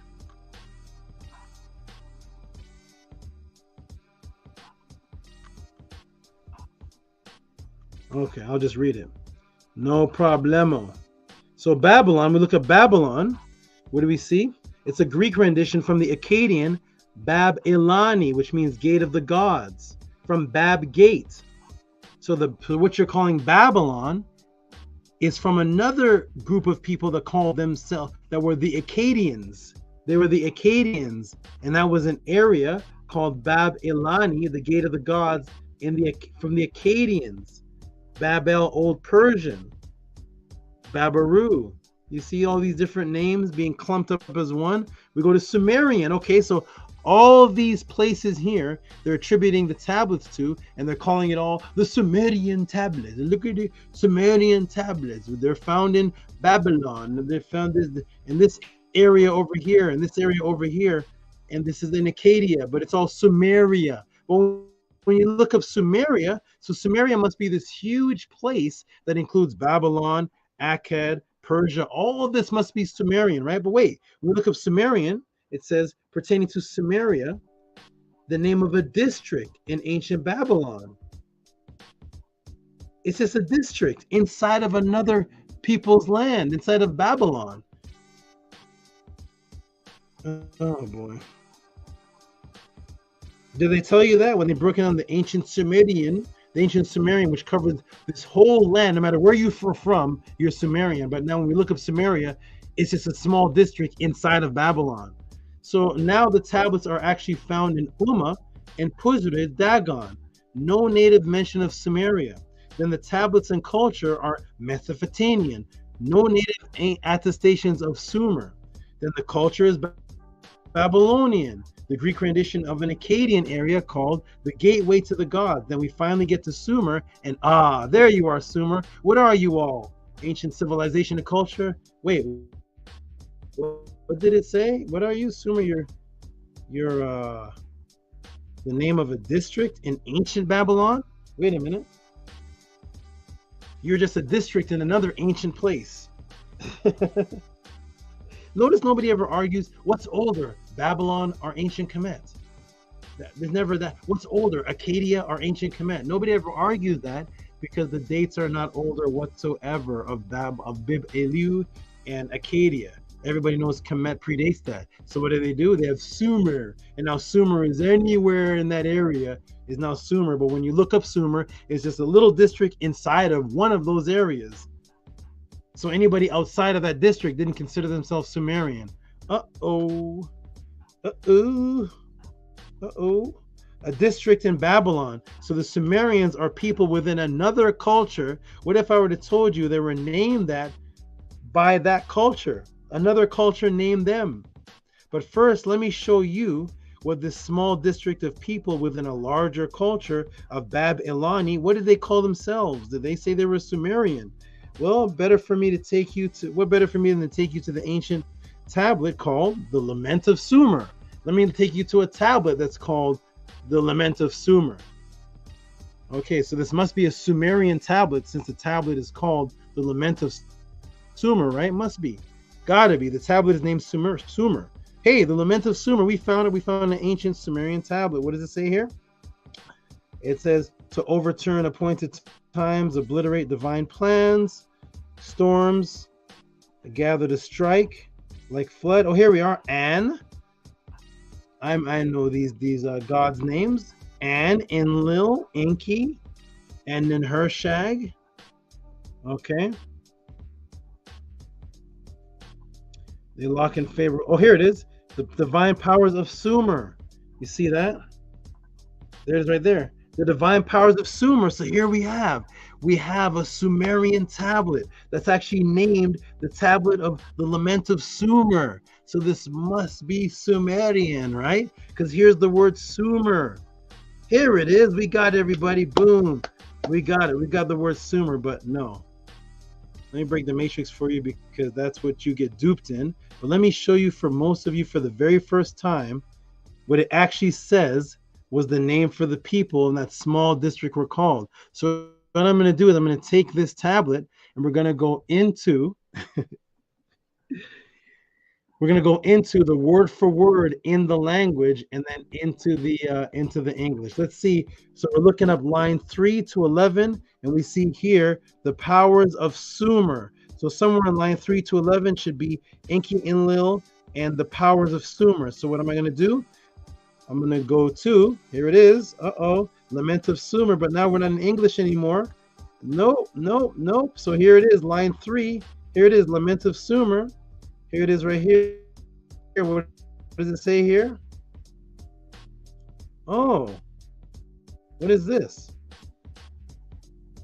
Sagiga. What is this here? For line 3, where they have the Sumer, it says Ki-Engi. Ki-Engi-ra. It doesn't say Sumer here.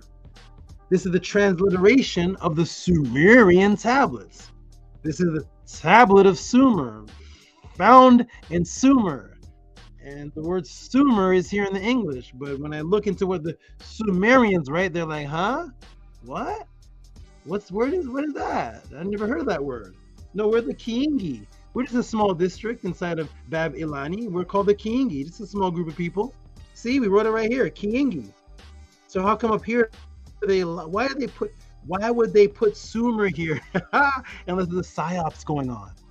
So when you try to date these land masses and date this culture, you're looking up the wrong thing. You're looking up the word Sumer and dating things based on this word. So if you found this tablet and this tablet went back, let's say 2500 BC, you say, hey, look, the Sumerian tablets. Look, they're writing about themselves. See, it says Sumer. See, they did. It's just Sumer. See, Sumer there? And the Sumerians is like, no, we didn't say that. No, we call ourselves Ki-Engi. How in the world, look at these, none of the letters are the same. K-I-E-N-G-I turns into S-U-M-E-R. How? How is that? How did that happen? Is that an English word? How do you turn K-I-E-N-G-I into S-M-U-R? And it's not even an English word. And this is the psyops going on, which Tehuti's here to break all psyopses for you. I hope you appreciate this, because you would be running around researching, thinking you're researching the wrong thing, the wrong word. Like, look at the Sumerian in there. And they're like, no, we're just a small district. The bigger civilization is actually older than ours. That's Babylon. We're just a district inside of that place, and we're called the Kiingi. That's us. No, we're not Sumerian. What are you guys talking about in 2023? We never heard of you. What's going on here? So here we are. Boom. So where do we find the word Sumer? It must be in a Sumerian dictionary, right? Since the Sumerians are older than Kemet and thus invented a language, right? They have the oldest language, the Sumerian. No, ladies and gentlemen, the word Sumer is in the Akkadian dictionary. Uh-oh.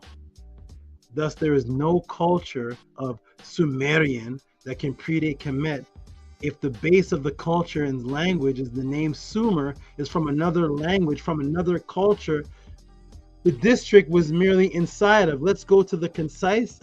I love breaking the matrix. Let's go to the concise dictionary of Akkadian, because we got to go to the Akkadian dictionary to get the word Sumer. Why would that be?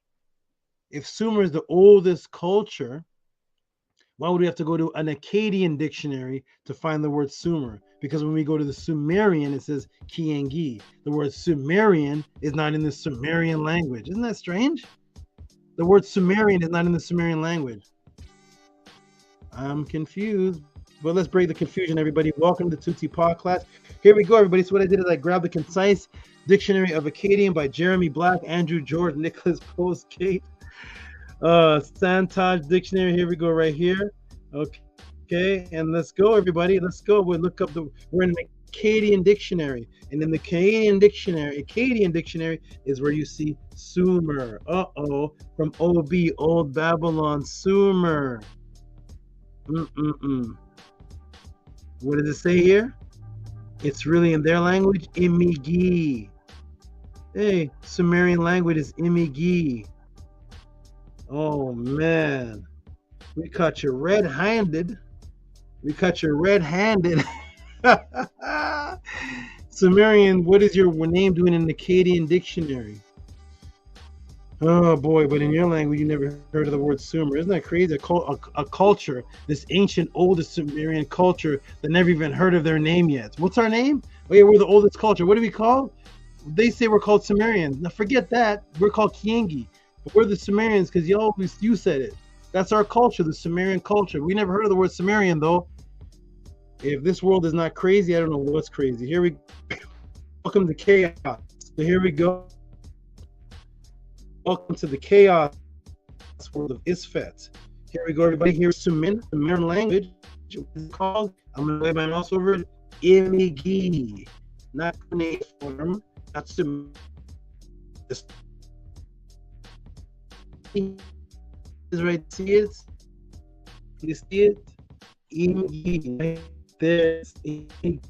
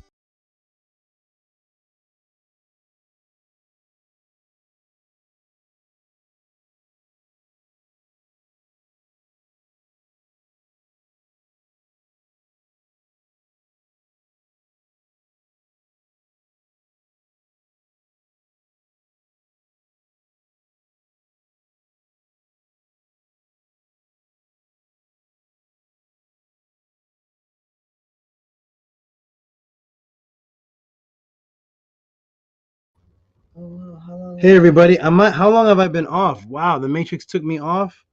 How long have I? What's the last thing everybody heard? What's the last thing? Am I on? This is strange. How long have I been off? First of all, can you all hear? Am I even on right now? Press 1 if you can hear me. Am I in the room? Wow, that is strange. That is strange, strange, strange. That is strange. On the screen, it was showing me on all that time. Okay, let me continue. I don't know where I was. I don't know where. What's the last thing anybody heard me hear? Just give me a sentence, something. I don't know what you all heard last, because on my screen, it was showing me that I'm on talking to you all till I got a phone call saying that I was off.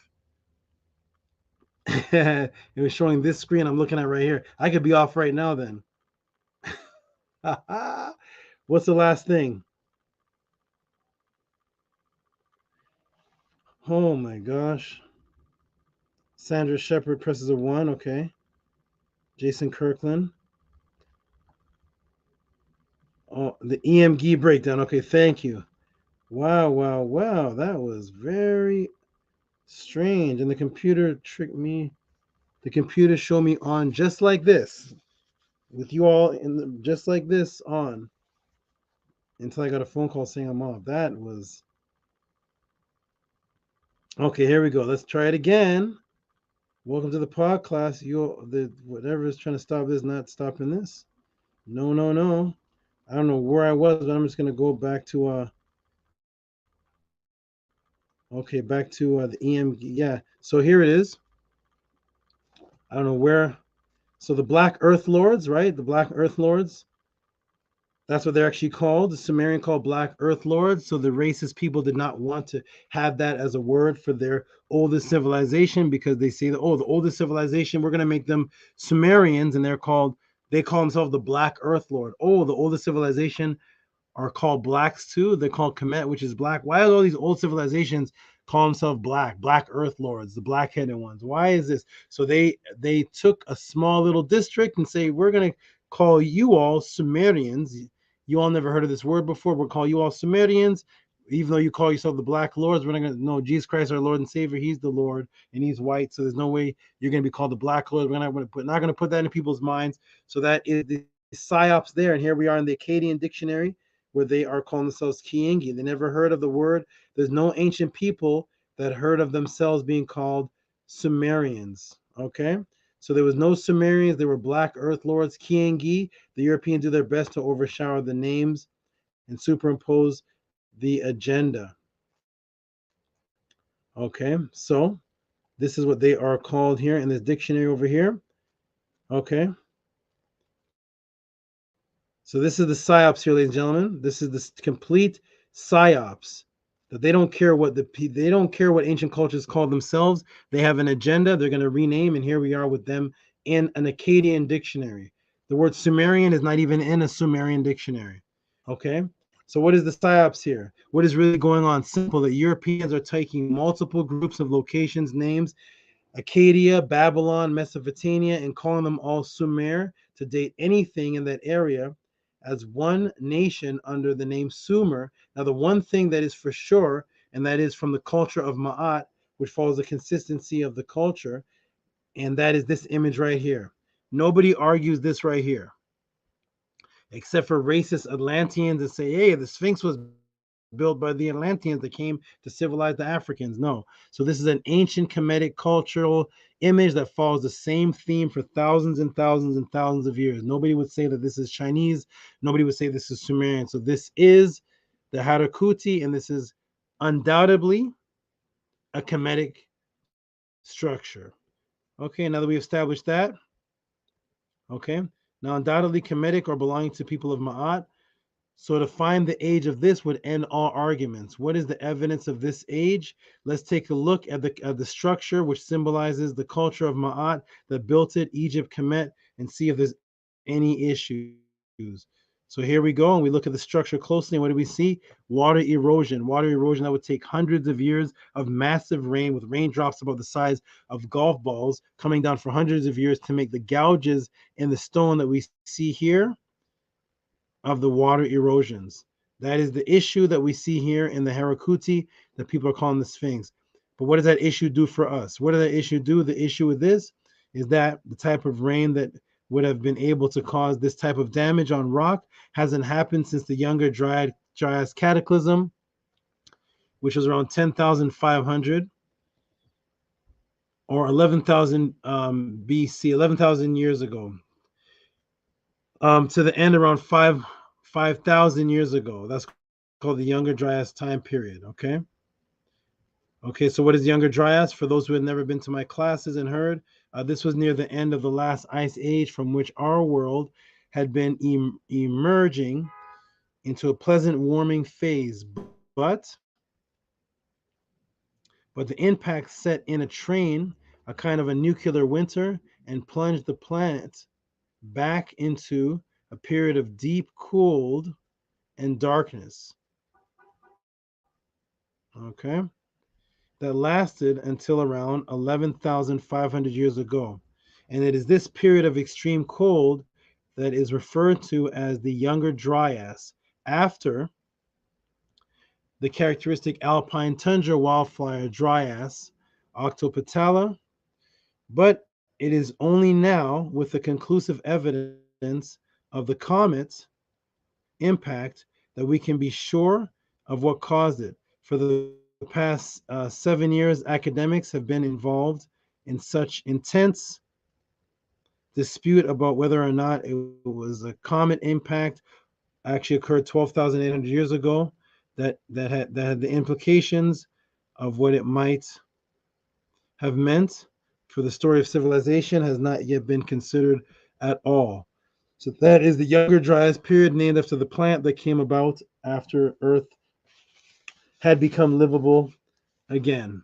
Okay, so that is the Younger Dryas period, around 11,000 years ago, from a comet or from some cataclysm, something that happened around 12,800 years ago. Okay, so this is Live Science that came out and said the cosmic collision, Earth and asteroid comet, is now the leading culprit behind the mass extinction that ended the age of the dinosaurs about 65 million years ago. However, there is much controversy regarding whether a cosmic explosion or something else caused a more recent mass extinction, the one that wiped out most of the large mammals in North America, as well as the so-called Clovis people about 12,900 years ago. Evidence that researchers have put forth to support this Younger Dryas impact hypothesis includes elevated levels of metal iridium, which is common in asteroids but normally uncommon on Earth's surface. Other hints that an asteroid was a culprit include magnetic sulfurous and titomagnetic grains. Okay, that is Live Science. And then in the New Science, New Science Telegraph, the Telegraph, ancient stove carving confirms how a comet struck the Earth 10,950 BC, sparking the rise of civilization. Okay, so boom, evidence a consistent cultural flow along the Nile of Ma'at for over 12,000 years. Statues, structures, the people naming themselves what they were and are Kemet, followers of Ma'at. Again, Sumer is a psyops program created by Europeans to lump several people in particular areas, umbrellaed all together so that they could attribute every age and date and achievement to some fictitious fantasy culture called quote-unquote Sumer, while simultaneously robbing the indigenous people in the small district of what they call themselves, which is Black Earth Lords, racially hiding that name while taking the name Kemet, Black, changing it to Egypt, then realizing that people are accepting the Egyptians were Black. The Europeans create a fantasy rival group then to make them white, and the psyops is massive. It's a massive psyops going on here. And here they are, the Ki Engi, Black Earth Earth Lord. These are Sumerians, a small little group of name of a district inside of Babylon. Much respect to the Kiangi ancestors who lived in the small district of the greater Akkadian Bab Ilu ancestors, but no, in no way does this small district predate the ancient continuous cultures that ran along the Nile and was eventually named by the indigenous people themselves Kemet, that through archaeological evidence and words of the people themselves predates the flood cataclysm of over 12,000 years ago. Hotep, I'm done. Matrix broken. Hope I answered your question, my good brother Frederick. Let me go into the chat and see who heard the answer, who appreciated it, and if Frederick was even here to hear that answer. And apologize the confusion, try to catch up with whatever gouge that was that took me off the screen but had me on the screen. That was strange. Let me go ahead and check the room and see who heard that answer and who appreciated it, and see if Frederick is in the room. And let's get into it. And brother, I'm going to put the link in the room so you guys can jump back in. And I'm going to go ahead and give a shout out to those who appreciated the answer. And then brothers, you come back in, and then we're going to do some more shout outs. And then for the question of questions, which is next, which is the female Osiris. Okay, here we go. Okay, so this was the break when I was breaking up. Okay. So here we go. So there was a big gouge. If you all were typing in how you appreciate it, because there was that 10-minute break, and it's actually the chat is strange the way I'm seeing it now. You were showing Sumer Akkadian dictionary. Okay. I'm way back here. Concise dictionary. You all tell me where I left off. Okay. Okay, so let's see. One person liked it. Okay, Hika Kepara. Okay, now they're coming in. Now it's flowing in. Tua Saba, amazing breakdown. Matrix busted indeed. That's from Hika Kepara. And Darius McNear says, excellent Saba. Zion Lex does not approve of this message. Ha ha ha. That's funny. That's funny. Andromedan Miserabilis put a thumbs up. RPM put wow. And that is my answer, everybody. The question of whether Sumer predates Kemet, there's actually a trick in the wording of that question.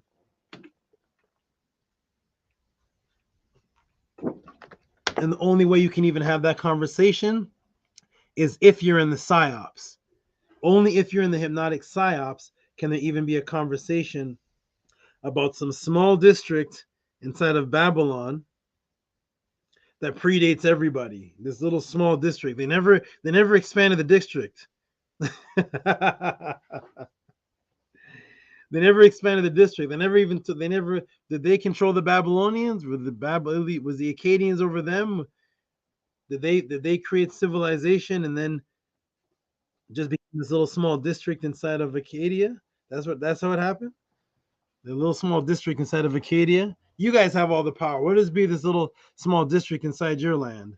But we start everything though. But we're just gonna be a little small district. And we were here before Kemet. Even though we never heard of the word Sumerian. Who are they again? Oh, yeah, that's us. Yeah. Okay, so, we got Scribe in the room. All right, good. And where are the other brothers? Jump in. I'm going to take a break. There's Menkura. Menkura, man, were the Sumerians were here before Kemet? No, that's Cap.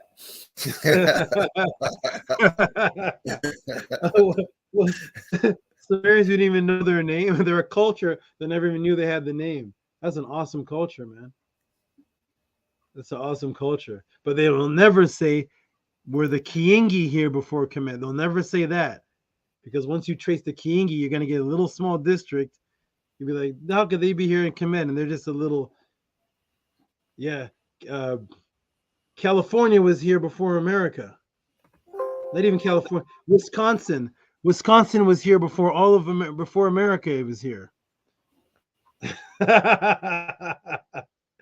It's not even a state. It's a little small district. You know that they have villages, they have towns, villages, then a district, then states. And Sumer was just a district. A district started all civilization on Earth. All right, man. Shout out to the Tamahus is crazy. Tamahus is crazy. It's chaos. They love to lie. People love to lie. Man. And it's really to take away from what the Kiingi, from what the people were. That's what it really is, because the culture in that area, the stories are wonderful and beautiful. I love reading the ancient stories in those areas, but I would never call them. How could you give? Imagine that. Imagine all the Akkadian kings looking back at us now, saying, "You all giving all our work to that little district in our town, that all the Akkadian literature we wrote, all the epics, everything goes to the little district. You don't give us no props. It's all Sumerian. Man, that sucks." Okay. All right, gentlemen, you guys take it on. Let me. Okay, so for those of you who saw that answer, enjoyed it, appreciated it. Shout out to the brother who sent the question in. Anybody who wants to give an additional support or tip for that, go ahead. This is what I do for a living. It is one of the only things that I do. For every single thing I do for a living is to help people. There's literally nothing that I do for a living that does not pertain to helping somebody. So every single thing that I do to generate income, none of it has to do with me. None of it has to do with it's my personal job. So I do diet plans for people. I do fitness training for people. I do translations. I do MetaNetter class for people. I do the pod class for people. I get supplements for people. Everything that I do is for people. I literally have no job other than what it is for people. I have the reptiles and everything. I do educational shows, educational performances with the reptiles, educate children on the safety of animals and snakes and all large lizards and tarantulas, educational shows, performances. Everything I do is for the people. This is the main staple of what I do. So if you all appreciate and respect what I do, if you're watching this because you are gaining from this, then I appreciate reciprocity. I'm going to step out now. I'm going to check my Gmail, see the reciprocity that was given, and we're going to come back, get into the donations, and then get into the last and final question, which is,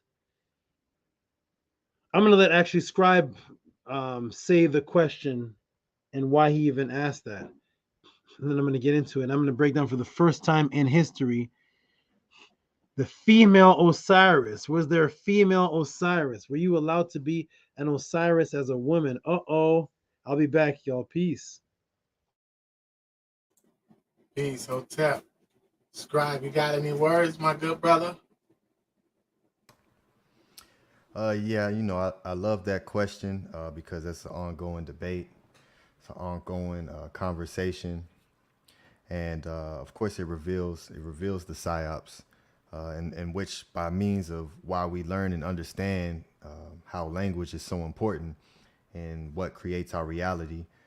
So if we take that, as he brought forth and taught with the word Sumer and it being associated with this large place, but really they're talking about the Kiingi, which is a small area.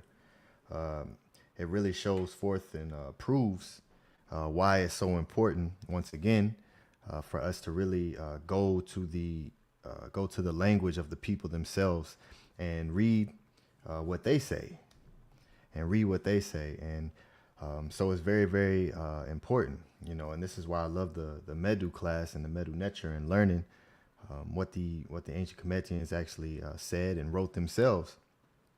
Because once you do that, you cannot be tricked. You cannot. You can read something and you can understand. Oh, okay, this is commentary, or you can actually go into the actual language yourself and read it for yourself. And a lot is revealed that way. So, yeah, the actual culture of Kemet it cannot be disputed when you really show forth and break it down, and how the Medu Neture is an actual living language by which that means the culture created around them.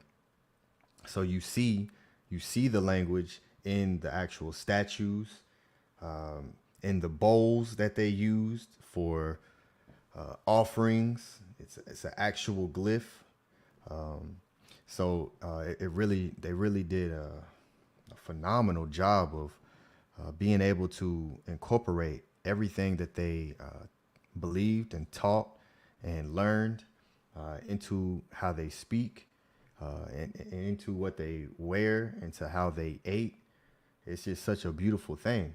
It's such a beautiful thing, and that's one of the very attractive things that brought me forth to this, because it shows the discipline at such a high level. You know what kind of discipline you got to have to incorporate every single step, every single breath, every single thing you do that's attached to your spirituality. I mean, that's in today's time, that is you don't see that, not even close. I mean, it's really all about chaos and destruction, and that's why we're in the state that we're in right now, because of this matrix. And so I'm just super grateful that that other brothers and sisters really are curious about what's real, what's not, what's the truth, what's a lie. And we have someone who we can come to with these questions, and it be broken down with actual ancestral artifacts.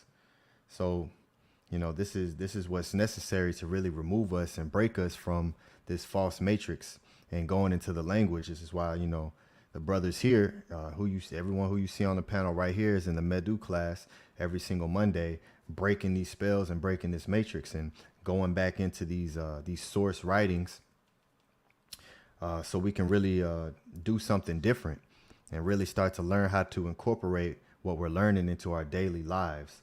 I know I personally see certain things that's not even meant to be a Medu Neter word, but I'll look at it and automatically I'm thinking of the Medu. Anytime I see like a cloth on the back of a chair, I think of a Seneb, or I see something that looks similar to a glyph.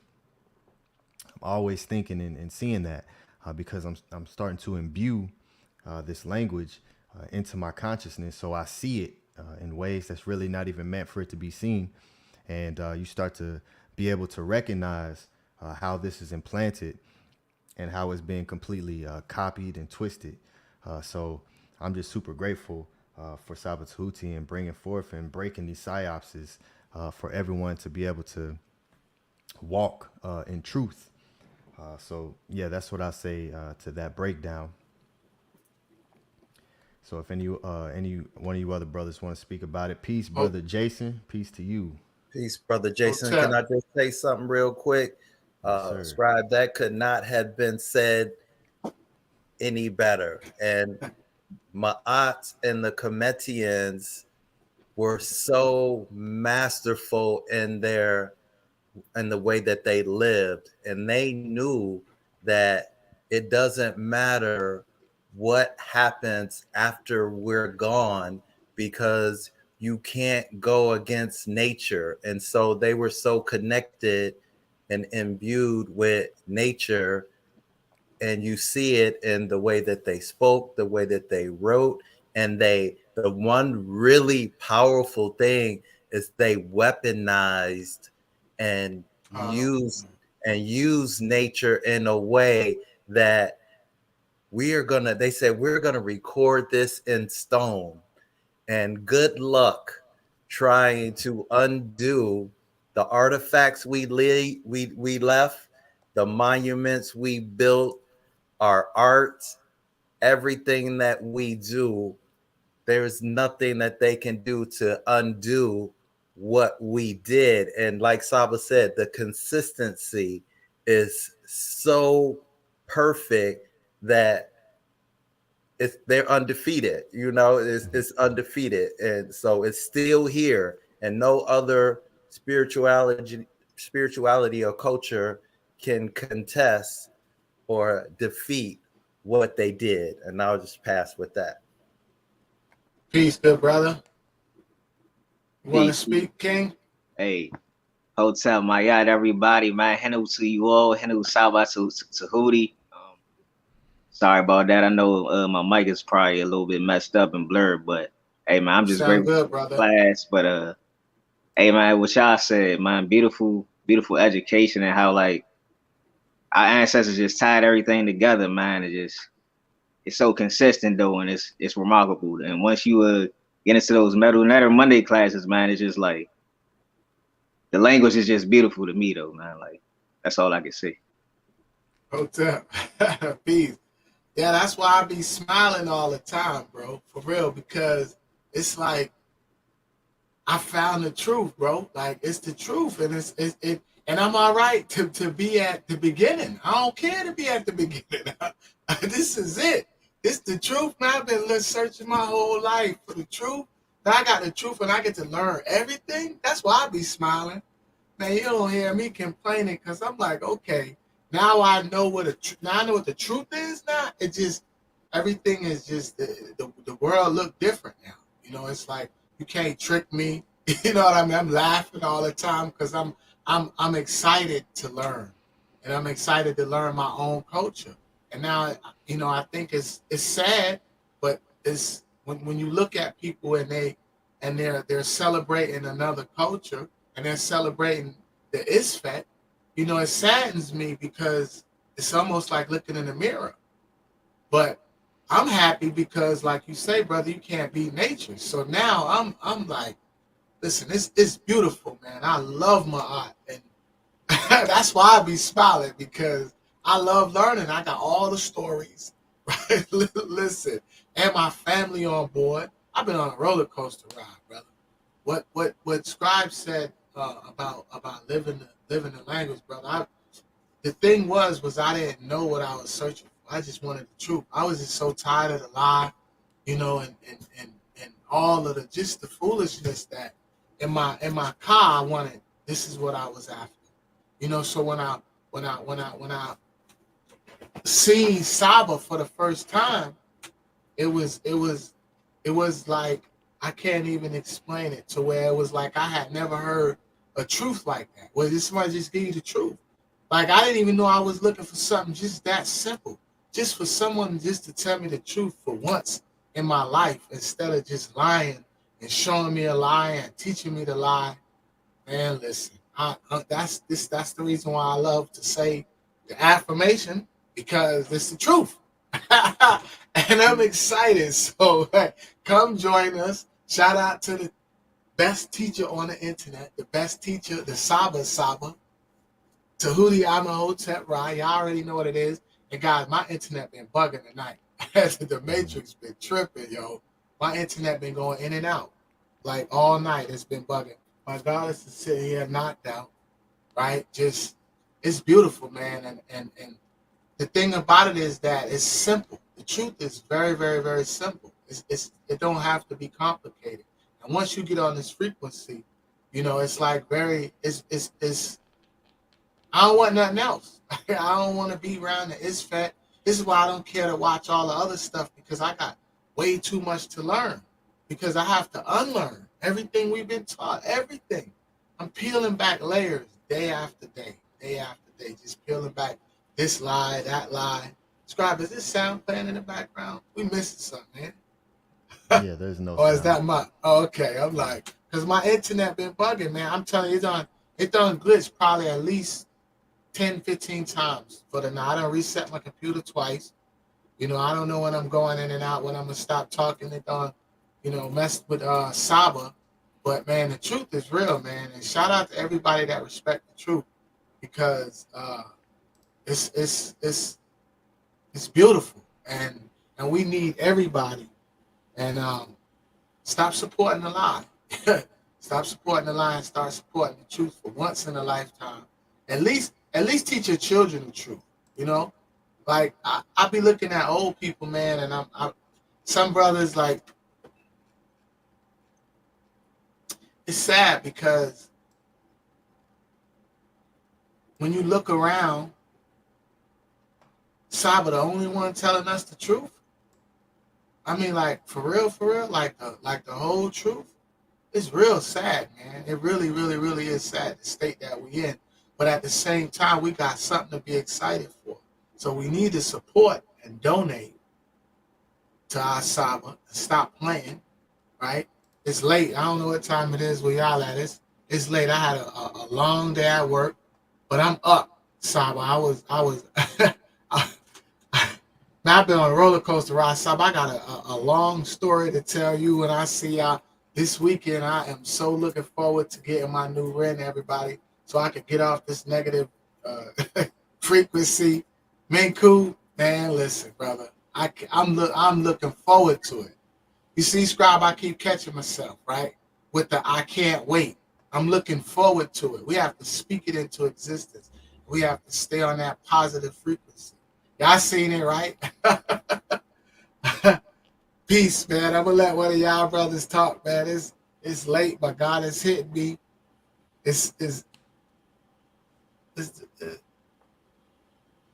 We ain't got no sound, huh? Where the background music? Shout out to everybody.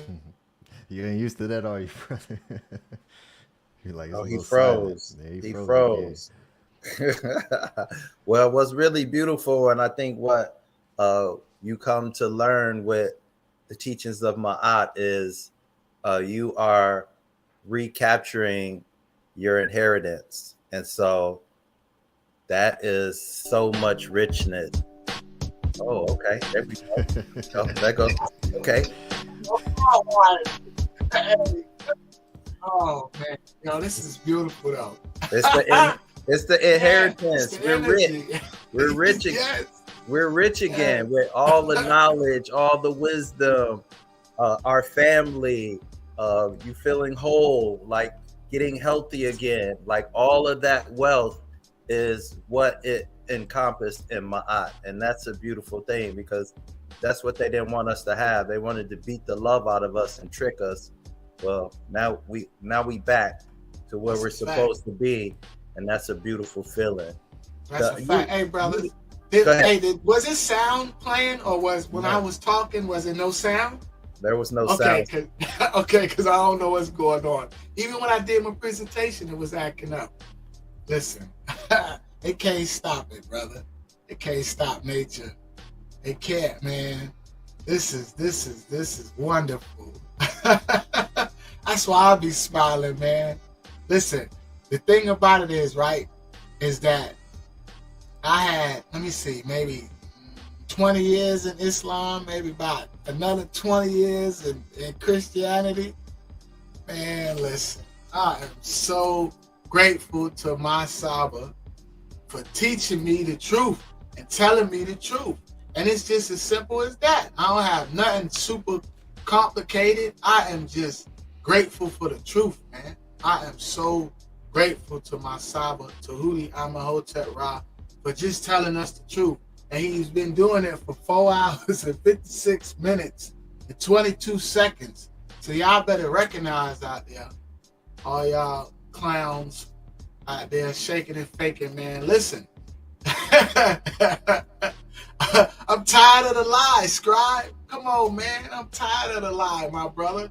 I really am, man. It's all around us. And it's I'm tired of it, man. So I was taking a long break. But my internet is we in the matrix, man. Yo, think about the whole story, 40 years of history of Ma'at, and then think about Saba's story, and then us coming into that story and all of that beauty and that journey and all of those battles, everything that he's conquered. Like, you are a part of that, Arcad. Like, you're inheriting greatness. And check this out. Greatness is forever. That's a fact. Hey, look, soon as I saw excellence, I recognized it. It was simple as that. I was like, oh, okay, this is different. All right, okay. It was simple as that, Saba. Excellence. Yes, Excellence. sir. Excellence. It's levels. They make the music about it as levels. It's levels, right? Yeah. It sure is. Peace. Okay, we're gonna do a We're gonna do a couple minutes of the donations that were given, and then we're gonna get into this amazing question that was sent. So here we go, everybody. You brothers are beautiful. Jay Kirkland came on here. Let me look at everybody. Yes. Peace, Jay Kirkland is, hey, okay. I heard your voice. What's up, my brother? Hello, see you, Saba. Let me tell you. Let me do something for you all. Let me read something for you all. So every single morning, that exists, I get messages from this brother right here. Where is he? Let me get him on. I can't even see him. Every morning, before I can wake up in the morning, I wake up to this brother here who tells me every morning. I'll just go to a random one. I'll go to the latest one. Every morning, I'm reading it on my phone right now. Okay, let me read this here. Let me go. Every morning, this is a little testimony. Every morning, we're gonna get into the donations and the crazy question, awesome question. Uben Ra Saba Anik Hara Uk Shesh Mau T Henu Netter Tehuti Henu to your Hemti Henu to your golden seeds Henu to your family Henu to your team Henu Ma'at Henu Heru Henu Ausar Henu Tehuti Henu Met Henu Aset Henu Sekmet Henu Nut Henu Reheti Henu Patah Henu Shu Henu Jeb Henu to our ancestors for the great wisdom they left for us to carry, to Saba for always giving Nefer teachings and noob energy throughout your life. Henu Ahati Ma'at, Henu Scribe, Henu Menkuara Ma'at, Henu Arcad Infinite, Tua for your amplifying Ma'at in our lives and helping us grow. And Ari Uachat, may Ra always keep with you and your family, my golden brother. That is every morning. This is a short one. This is every morning. This is every morning from this brother. My phone, this is a long one. I can't even read them all. This is every morning.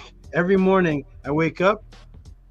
Before I can even do my affirmation with the goddesses, he already has his, it's already an alarm going off with his affirmation to me. And all of you all know that you have, where do you live in Maryland, right, brother? Yes, sir. Yes, sir. Imagine that, brothers. You're in Texas, Tennessee, or Texas, Scribe? Tennessee. You're in Tennessee, Wisconsin. Where are you at again, Arcad? Florida. You all have a brother across the water, a brother across the land, all the way in Maryland or DC, praising you to me, sending praises to all of you. He never met you, he never had no conversations, and he's already in your prayers are going out to you every morning. That's how powerful this knowledge is. We have strangers, we have brothers praising from different states, other brothers they never even met, every single morning. So that I just wanted to bring that brother up on the panel. This brother is awesome. One day he can join the team, do more. I want to see him like I see you guys. He's really dedicated. He's been around he's been around since the beginning. And shout out to you, Jay Kirkland. You are awesome, fabulous. Praising the brothers, that is the energy that we give each other. That is what I promote here at the Tehuti Podcast. It is the reason why people don't like what it is that we do, because it's pure love here. Everybody's smiling here. You know, when I'm talking to Captain Tazariak, he's in battle mode, and I'm like, how's your diet, man? How's your body fat? Like, I'm not even in battle mode with anybody. I'm not in battle mode with anybody. I don't want to battle anybody because I see myself here to help people. So I'm not here to battle Tazariak. I'm not here to battle Brother Inky or these different people. I'm here to help and assist, and I will laugh with you while I beat you in a debate. It doesn't matter, and I'll still take you out to dinner after I beat you, and I'll help your family members, because I'm not here to battle anybody. I'm not here to. I can't battle people that are not on the level of what I'm doing. Shout out to brother just came on, Bijan Farrow. Shout out to you, my good brother. He disappeared. Shout out to you. Shout out Matrix to you while tripping you, tonight, Saba. while you were here. We're gonna get into Robert Williams says, wow, what a message. We're gonna get into some donations, and then we're gonna get into the answer of this question that Scribe and Brother Nahum asked. Let's go. It's already 11:24. I want to do this in about 5 minutes and then get to the donation. Shout out to you. You can stay on there. There's some monster donations coming up. So first off, let's get to Owen Hythe. Every pod class, this brother right here. Oh, and Tell me when you Saba, can see this. Yeah, go ahead. I do want to let you know that the brother Jason is an active member on the teachings of Ma'at, so he is a part of the team. So I just want to let you know that. Oh, good. Okay, he's an active member. Wonderful, good brother. Let me look at you. Let me see something. Wonderful. Hey, so. Uh-oh. Dang. What's going on there? Saba, the Matrix they go ham tonight. I don't know what it is. They must know me and Scribe getting outran. Oh my god! Oh, woo! Oh my goodness! In about 8 days. Oh my gosh! You're gonna get your rent in 8 days. Arcad, your name is gonna be Bob Smith. Scribe, you're Jason Whitaker. there's your rent. I want to see the glyphs for that. Denmarkian glyphs. Gonna give you Celtic glyphs. Okay, let's do this, everybody. We're gonna get into this question. I really want to get into it, so let's do a shout out here to everybody. Thank you for telling me, Scribe, that Jason is an active member. That's a beautiful, man. What a beautiful thing that I don't even know who the members are in my own. There's so many people that I'm affecting that I don't even know who's. I get messages from people from different parts of the world. I don't even know who they are. It's such a beautiful thing. I love finding out new things. Oh, Jason's a member. Beautiful. I didn't even know that. What a beautiful thing. Thank you. Okay, let's get into it because this question here is gonna. I'm gonna try to get to this question here. I want to end by 12:30 tonight. Can I do it? Can I end by 12:30? Let's see. Okay, so let's go ahead and do the presentation. The announcement to the donators, brothers. Get your noisemakers ready because we got the one and only Owen Hythe donation, $21.72. Go Owen Hythe. If you're in the room, peace and love. If you're not in the room, peace and love. Give him some noise. Give him some noise.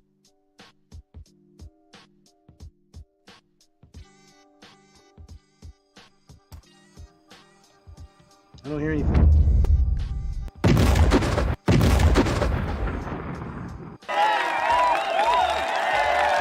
Thank you, good brother. Thank you, brother.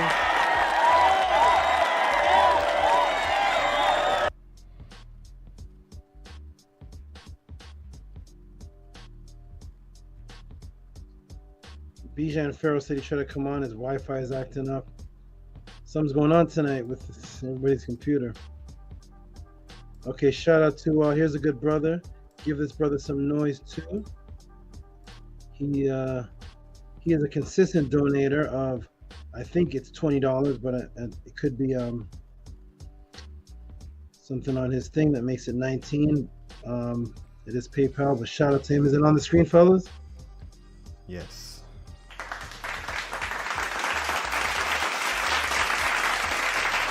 Shout out to John Presley, $19 for support. Thank you, John Presley. Appreciate you. I'm actually gonna I'm gonna relabel this. When you send support, it's just for support. I actually tally up everybody who just sends support. I thank everybody for sending their support, and I definitely make a note that you're sending it for support. I appreciate it. Thank you. Okay, good. That is saved, John Presley. You are in the support files. You are saved for support. Thank you. Hey, E-Manifesto. I haven't seen this man in a while with beautiful donations. He's one of the greatest donators. E-Manifesto. I don't even know if he's in the room anymore. What's on the screen right now? Still John Presley? Yes. Yes. Is it E-Manifesto now?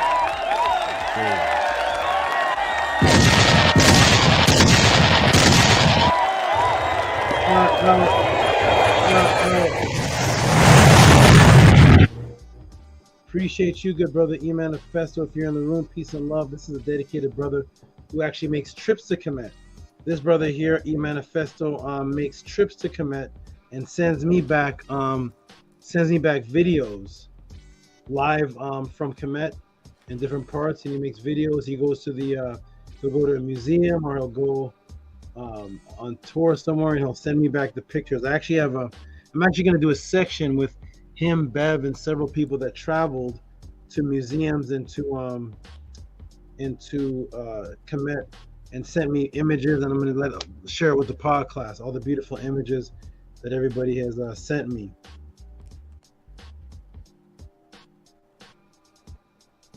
Wait a minute, someone's covering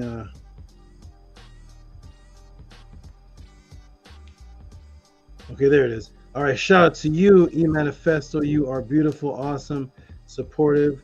And now the monster has arrived, Justin Jackson. Uh-oh. I want to hear horns for this. I need to hear horns. Justin Jackson, what do you got to say?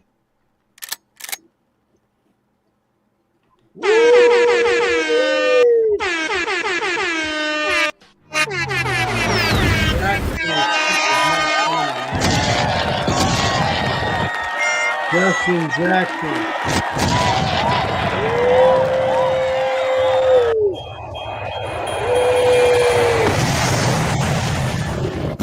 Justin Jackson is not playing around. I'm putting him in the section 13. Support Hika's son, right? I believe it's Hika's son. $100 from Justin Jackson for support. You are in the support file. Thank you, my good brother. That is somebody who truly appreciates what is happening here at the Tehuti Pod class, and I'm actually raising his parts of his family. So I'm actually raising up his father, which is the reason why he's even in, and his aunt, which is Angela Gates. So this family is being raised here in the teachings of Ma'at under the guidance of Tehuti. This is what the goal is. You cannot have a nation if you don't have a family. If you do not know how to run, a family, you can't have any parts of a nation. It starts with yourself. You have to be able to run yourself first. Can you control yourself? So can you control and run yourself? And then can you branch out into a family? Remember, your family, that's your nation. That's a reflection of your nation. So your family, not your brothers and sisters and mom, they don't count because they you have no authority over them and they're in the matrix. And I'm talking about your spouse, your children. To run a family, to unite with that is the ability to create a nation. So I like it when I'm connecting families together. Now I'm creating Angela Gates and Higa Kepra say they talk about me in the teachings for hours sometimes. Arcad said he talked to his brother, his friend there in Australia for hours. This is what I want, to take the teachings out of here and to bring it to your family. Arcad is doing something very special with his family, doing something very special as a man to get the family right in this. It's a job, it's a task, and I love it. I have other families that I'm working with. Shout out to all the families that want to be families. If you have a man or a woman that's into these teachings and they're bringing it to you at the end of the night, just tell them thank you. Thank them for bringing you this knowledge. Just thank them. Show them appreciation.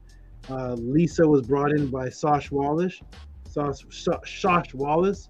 She's thankful for that. So I want to say that. So shout out to the family. Speaking of family members, though, I just mentioned Higa Kepara's son and Higa Kepara's aunt, and the next donation is, look, the next donation here, if I'm reading this right, let me go to the actual screen. is the same man who just donated $100. Here is his aunt with another 20. Give this woman some noise.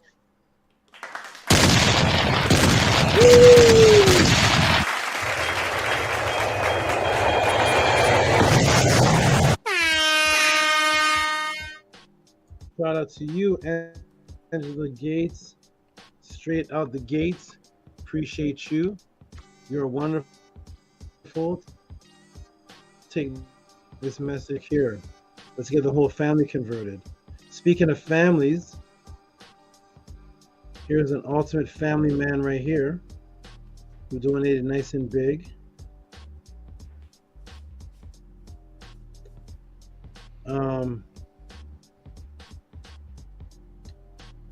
Okay, I'm going to put this on the screen and try to read this. It looks like some of this I've seen before. Okay, shout out to him. Give this man some noise. Kemet 101.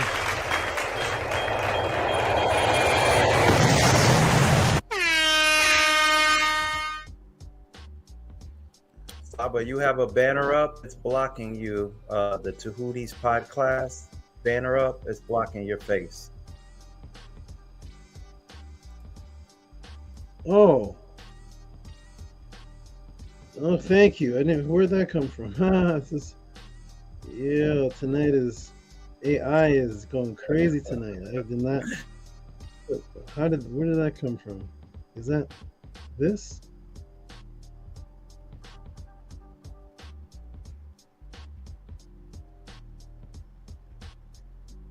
It's clear now. Okay, thank you. Where in the world? Okay, shout out to this brother right here. What did he say? He said, I don't quite understand it, but one dot bricks breakdown 2. Kimmy will definitely send me an email, which she always does, explaining some of these things here. Do you see a mass exodus from us? I remember this question was asked before.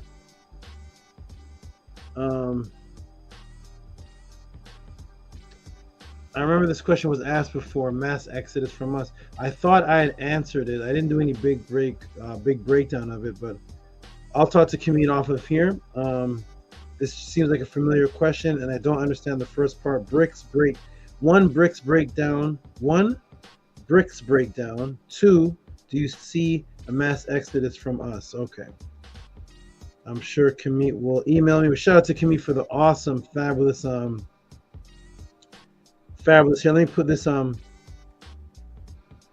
Let me put this here.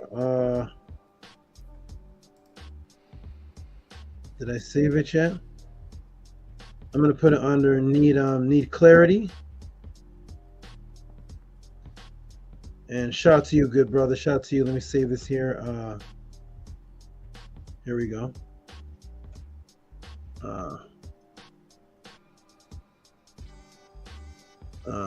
15 from April 7th. Need clarity. He'll email me, no problem. He's always there. All right, sure. Well, look at this. The father. We had the son with 100. We had the aunt with a 20. And is that on the screen right there? Yes. Give this man. Wow.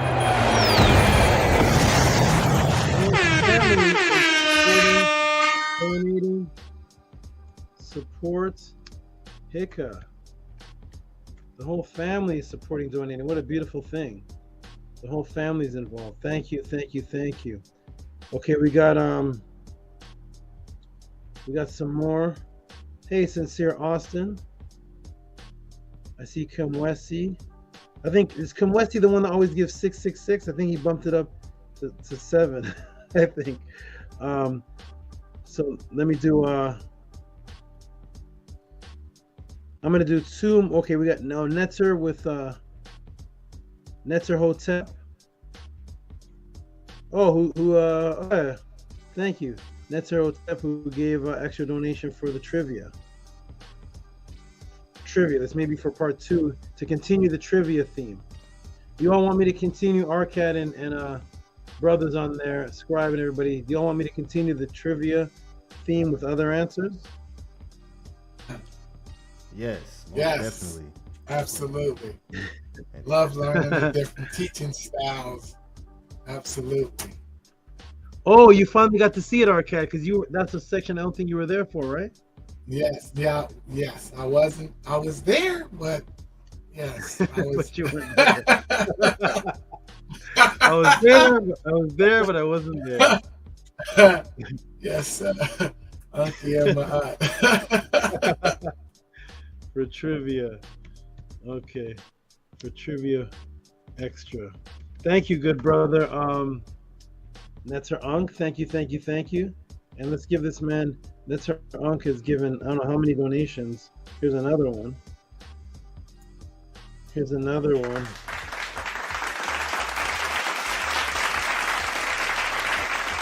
Thank you, brother.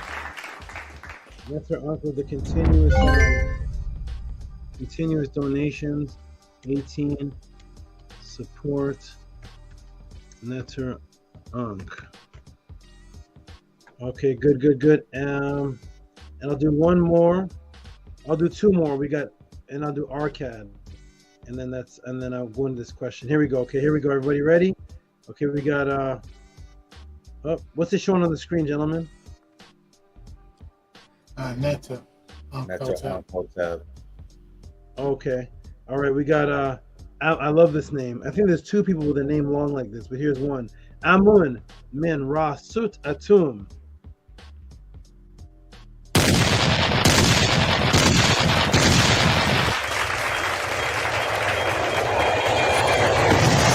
That's beautiful, big brother. Amun Min Ra Sut Atum. I think there's two people with this kind of name. The other one is a big donator too. I forgot. There's two people with a long name like this. I love their both their names. Thank you, brothers. Amun Ra Sut. I'm sorry. Amun Min Ra Sut Atum. What a name. That's a powerful name. Awesome. And I'll do this one, and then we'll go into the answer. Shout out to Arcad Infinite. Right here. Here we go. Boom. Shout out to you, Arcad Infinite. Give this man some noise.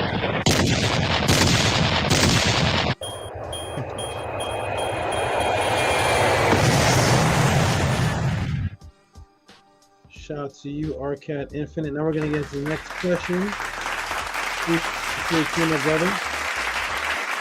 That was awesome. Hey, Arcad and Scribe. Yes, I don't know if Jay was on. Jay, were you on the Killer Priest podcast anytime? You know me from there? Yes, sir. That's why I first tuned in to you, brother. That is amazing. We have 4 people here from the Killer Priest podcast that know me from there. And shout out to Killer Priest. That was weird. That was strange. My girl said that was actually him. I don't know what that meant. Yo, change your number. A lot of times he drinks and calls me, so maybe he was drinking. I'm not sure, but that was a strange. Of all the podcasts to come on, I've never seen Killer Priest. I don't know. That's very, very strange. But yo, change your number. And I asked him to text me. He didn't text me. That's strange. Maybe he was drinking. Is this him texting me? No. That was very, very strange. I don't know what that means. Okay. Oh, it was him, Rico? What a weird. That's weird. Of all the things to say. Yo, change your number. I don't know. What? Shout out to Killer Priest for that. Shout out to Killer Priest for everybody who comes on. Everybody who comes on your show comes here. That saw me. Shout out to Jason and shout out to all the people that came from the Killer Priest show, because you all saw me there and woke up by seeing me there. And maybe it was just too powerful. I don't know. He said, he didn't say you though, Rigo. He just said change your number. The message said change your number. Yo. He didn't say you change your number.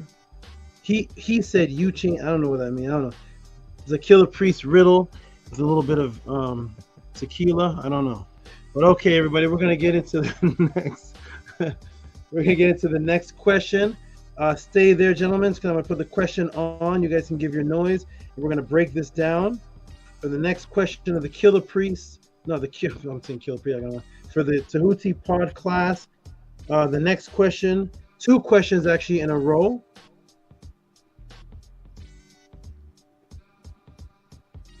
Hey, hold on a second. It's not here. Wait a minute. They're trying to take your question, Scribe. Saba, my internet has been glitching at least 30 times today since we've been on. At least 30. Really? Yes, it's bugging out. I don't know, something's going on. Then you disappeared for about a good 4 minutes. A good what? 5 minutes? It was about 3 or 4 minutes. It was how long y'all say? It was like a 10 minutes. It was that long? Like 10 minutes. That would have seemed like that. Maybe I'm bugging. It was like 10 minutes. No, that's for real. Something going on, Saba, for real. It is something going on. Yeah, I'm something going on. too. I'm not even on Wi-Fi. The question is not in my file. Wait a minute. The answer. What? Let me get it. I'm glad I have 2 backups for this.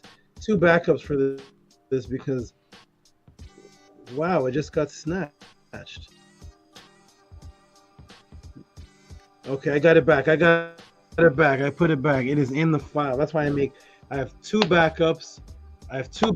2 hard drives and the computer. There's nobody is taking anything. Okay, here we go, everybody. Oh, sincere as you. Shout out Bijan Pharaoh. I see your donation. Sincere as you. You're awesome. Thank you. Okay, here we go, everybody. This may be the last question. Brother Maharu. I'm gonna have to ask you a question about the pillars. The next class. I'm after this one. I think I'm too tired. I didn't get much sleep. I've been driving around. It's been crazy. But here we go, everybody. Welcome to the Tehuti Pod class. A lot of people fell off. There was about 80 people watching. It's down to 57, but that's okay because only the people that are supposed to hear and the dedicated support are here. That's all that matters. I don't care if there's 1,000 people watching as long as there's 20 people that are dedicated supporters. I will always teach.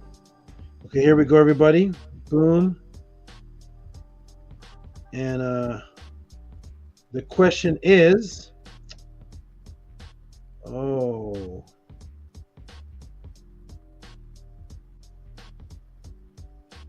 here we go. I'm gonna try it again. The thing's slowing down.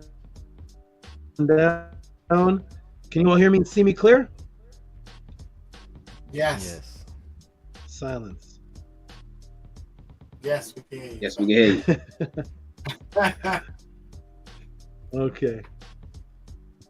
This crazy. The period of time of when I ask the question to when it's answered is strange. The computer has me back. I'm behind time or something.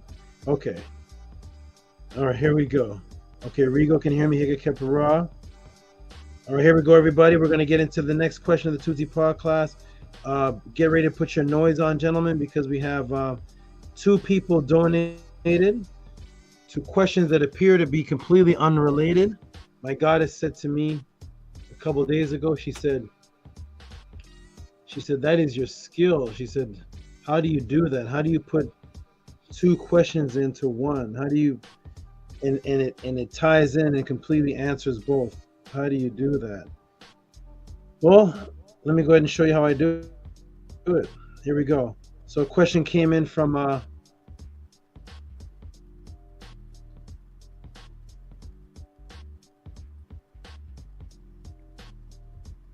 he had to change his question. He said, but a question on the actual class would be, explain who Khnum is, what he does, and where he comes into play as the role of the netter. Hotep Saba Tehuti, that's from a brother named Raw Mineral. What was that? Those raw minerals. Ask that question. Shout out to raw minerals, and then Scribe. Scribe asked this question. I want you to give them, brothers, and to put the cash app of raw minerals. I think it was $20 for that one, and $33.72. Make some noise for both of them. Raw minerals. Give me some submarine horn. Give me some sound.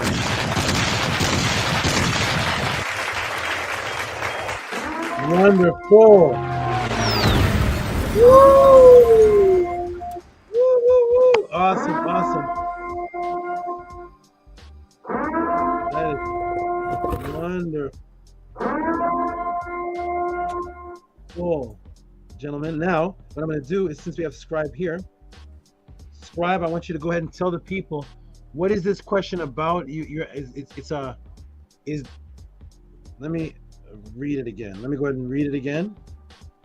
So what I have on my end that I want you to clarify, Scribe, is becoming an Ausar in the afterlife.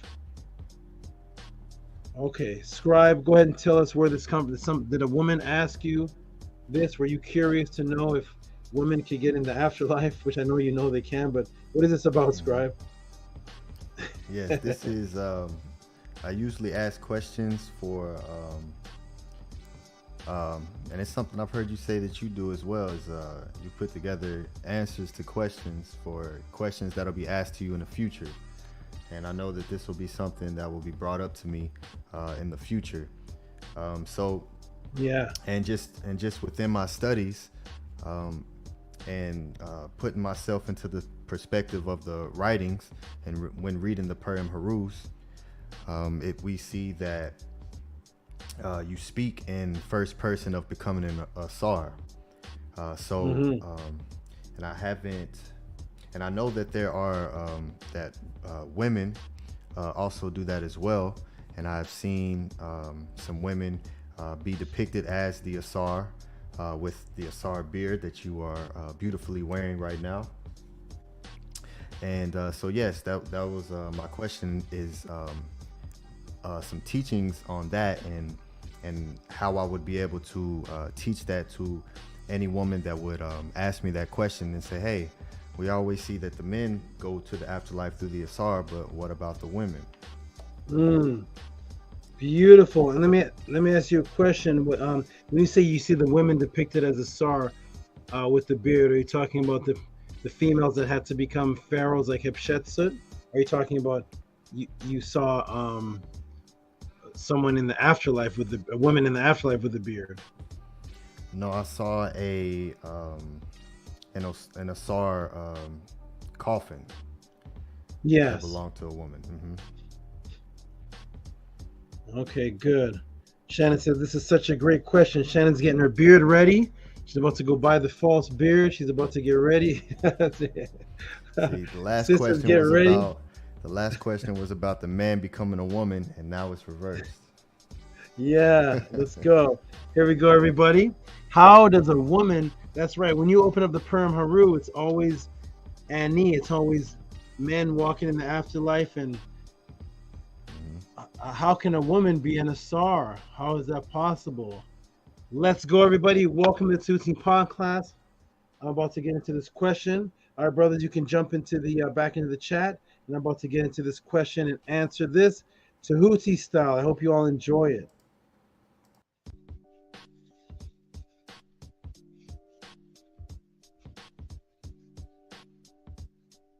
All right, boom, we are back.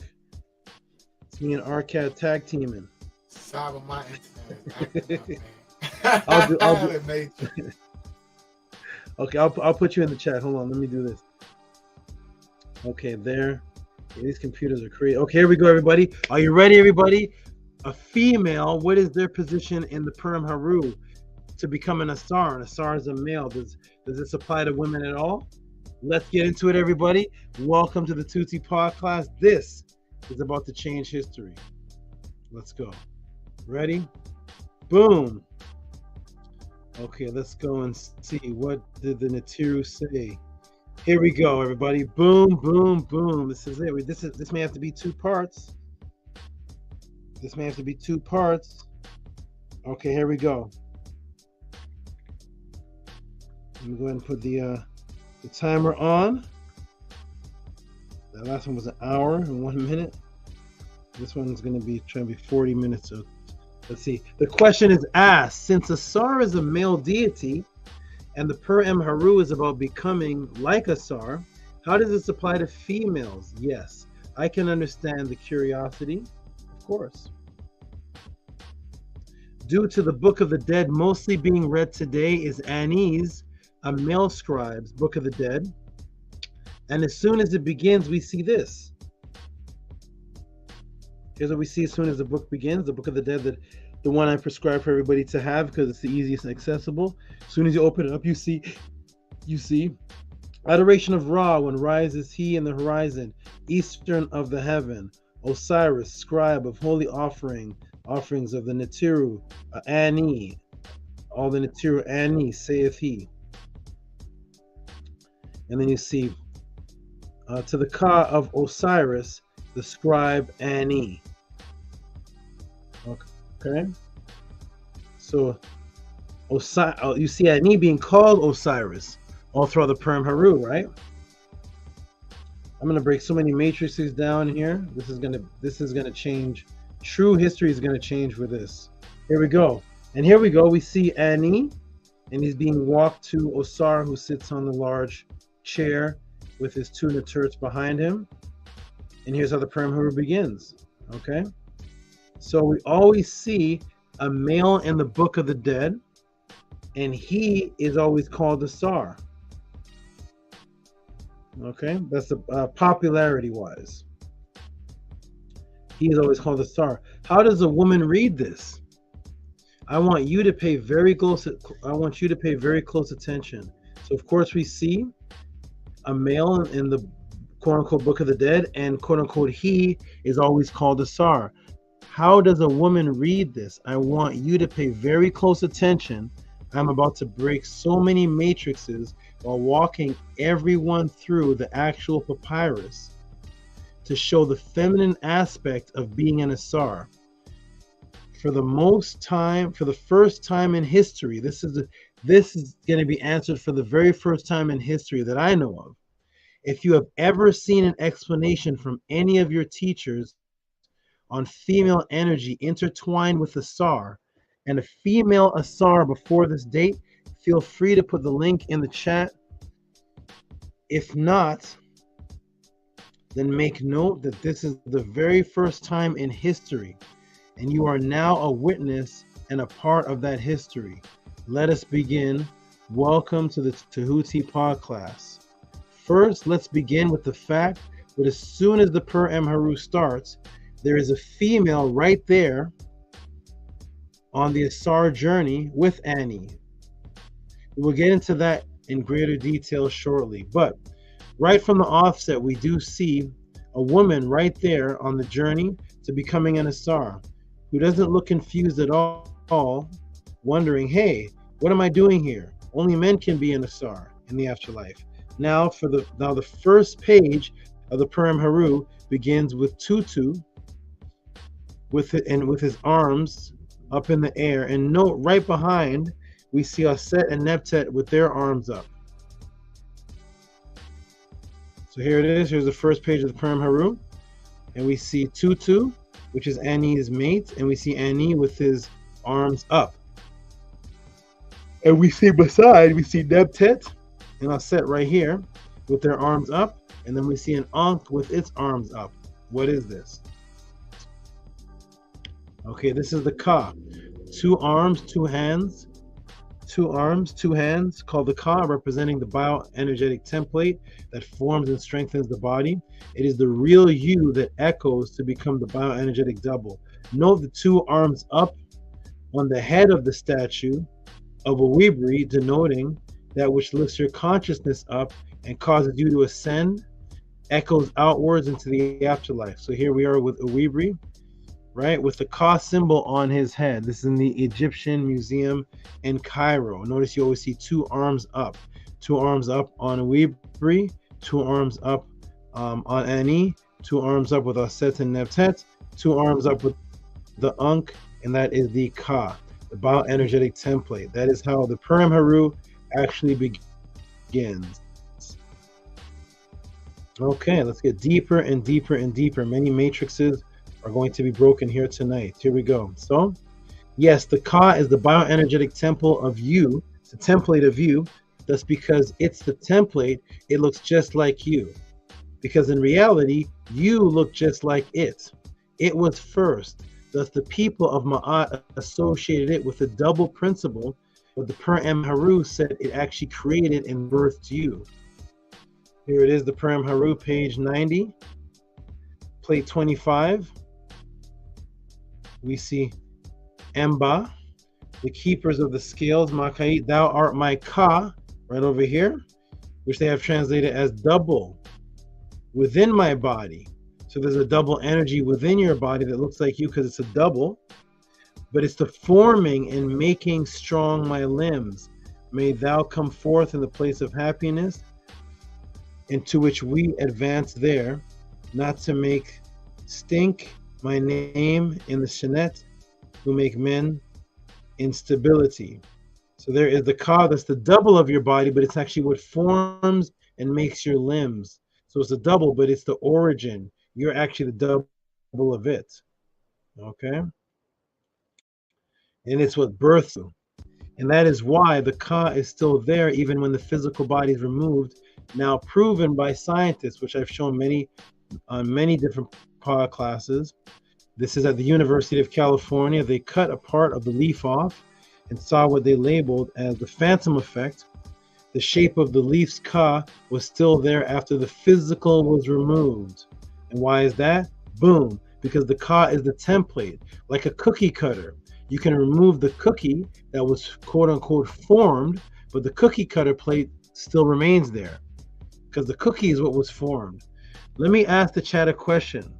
What are the three states of matter? Go ahead and answer, chat. I'll continue when I see answers. What are the three states of matter? Let me look in the chat and see. What are the three states of matter? Go ahead and answer that question, please. The three states of matter. Chat, let me jump in the chat with you and see, because I'm about to break many matrices here right with you. What are the three states of matter? Everybody in the Tuti Pod class, go ahead and answer that. Rigo said, what a twist. My car created me. Yep. Okay, Bijan Farah, you're awesome, fabulous. What are the three states of, okay, here we go. We got some answers. Solid, liquid, gas, liquid, solid. Okay, solid, gas, liquid. But how do they teach you in school? How do they teach you to say it in school? What's the way, we got it. How do you say it? Yep, okay, we got it. Solid, liquid, gas.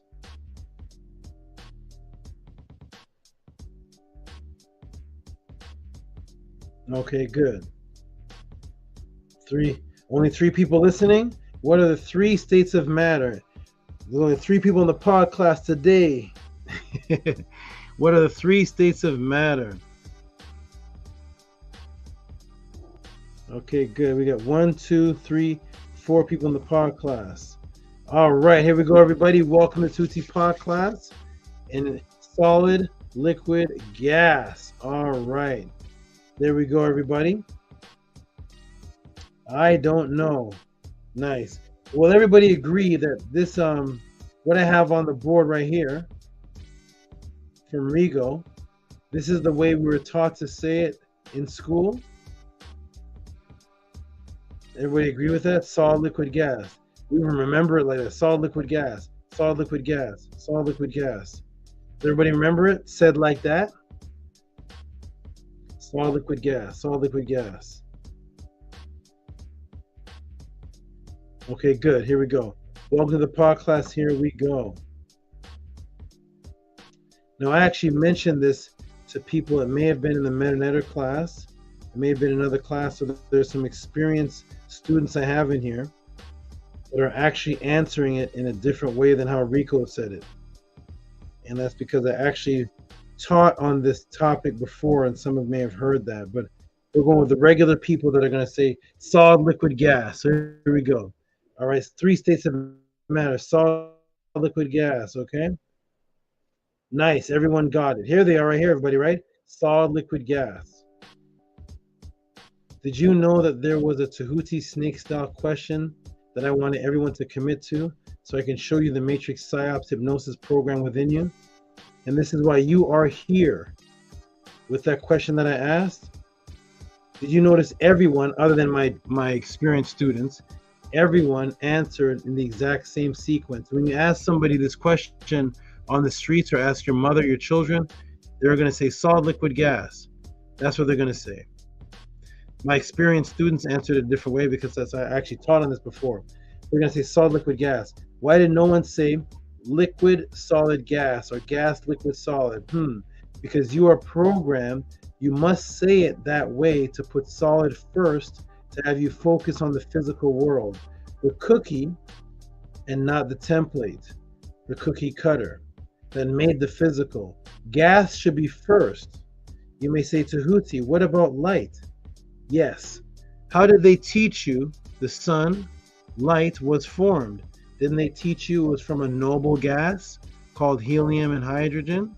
Those are gases, and those gases created the sun.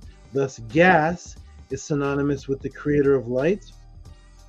Then throughout electrical storms, lava-like substances, liquid, shot out and cooled off, and they became our solid planets.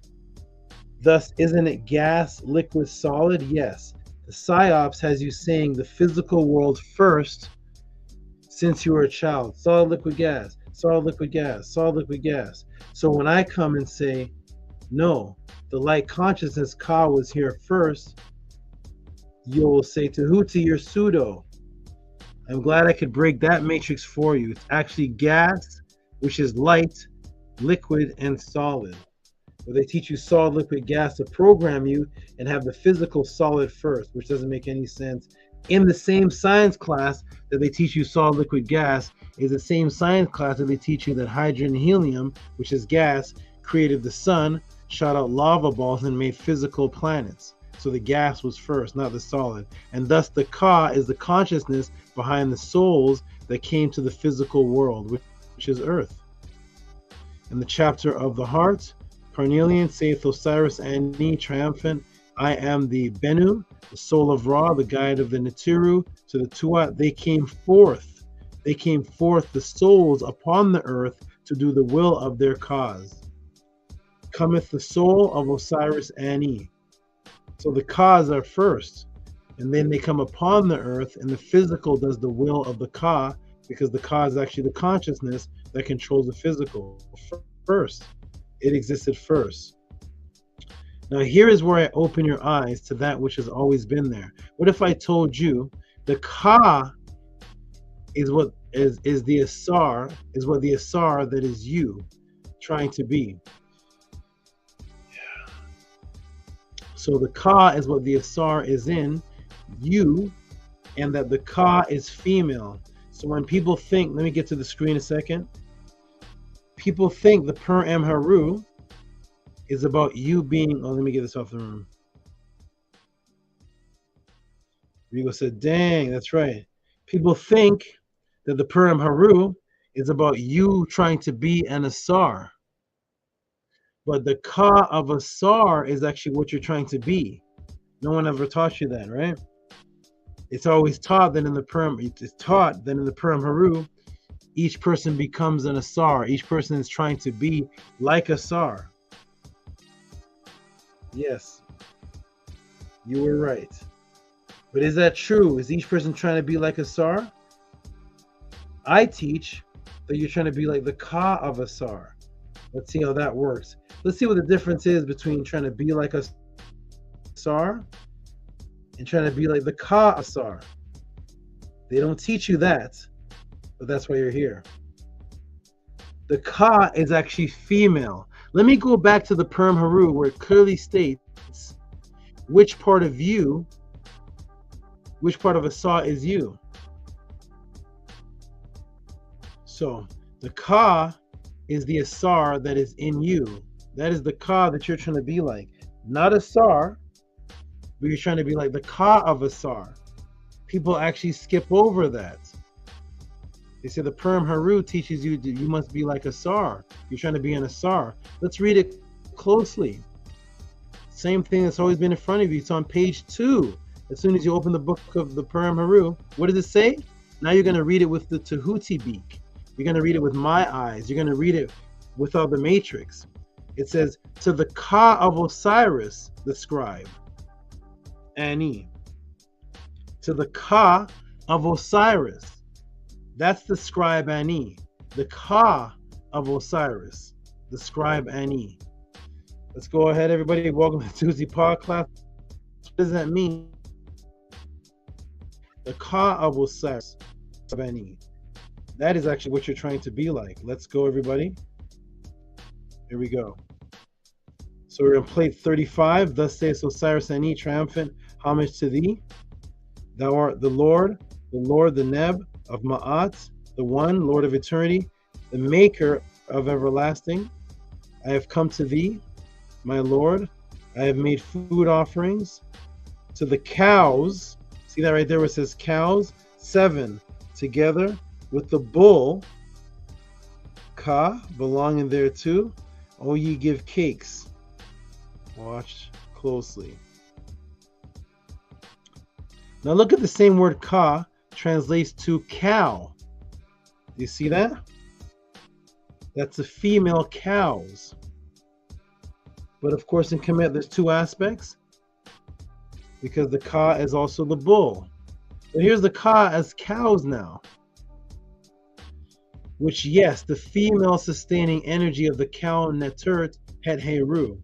Let me take you to the building structure of the female's Book of the Dead.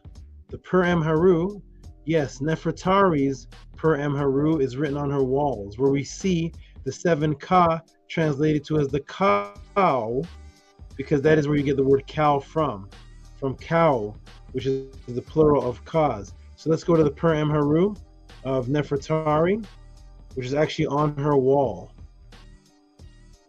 Okay, so her Purim Haru, her coming forth by day, is actually on her wall. And here we see the 7 cows. Here's the bull right here. And we see 1, 2, 3, 4, 5, 6, 7.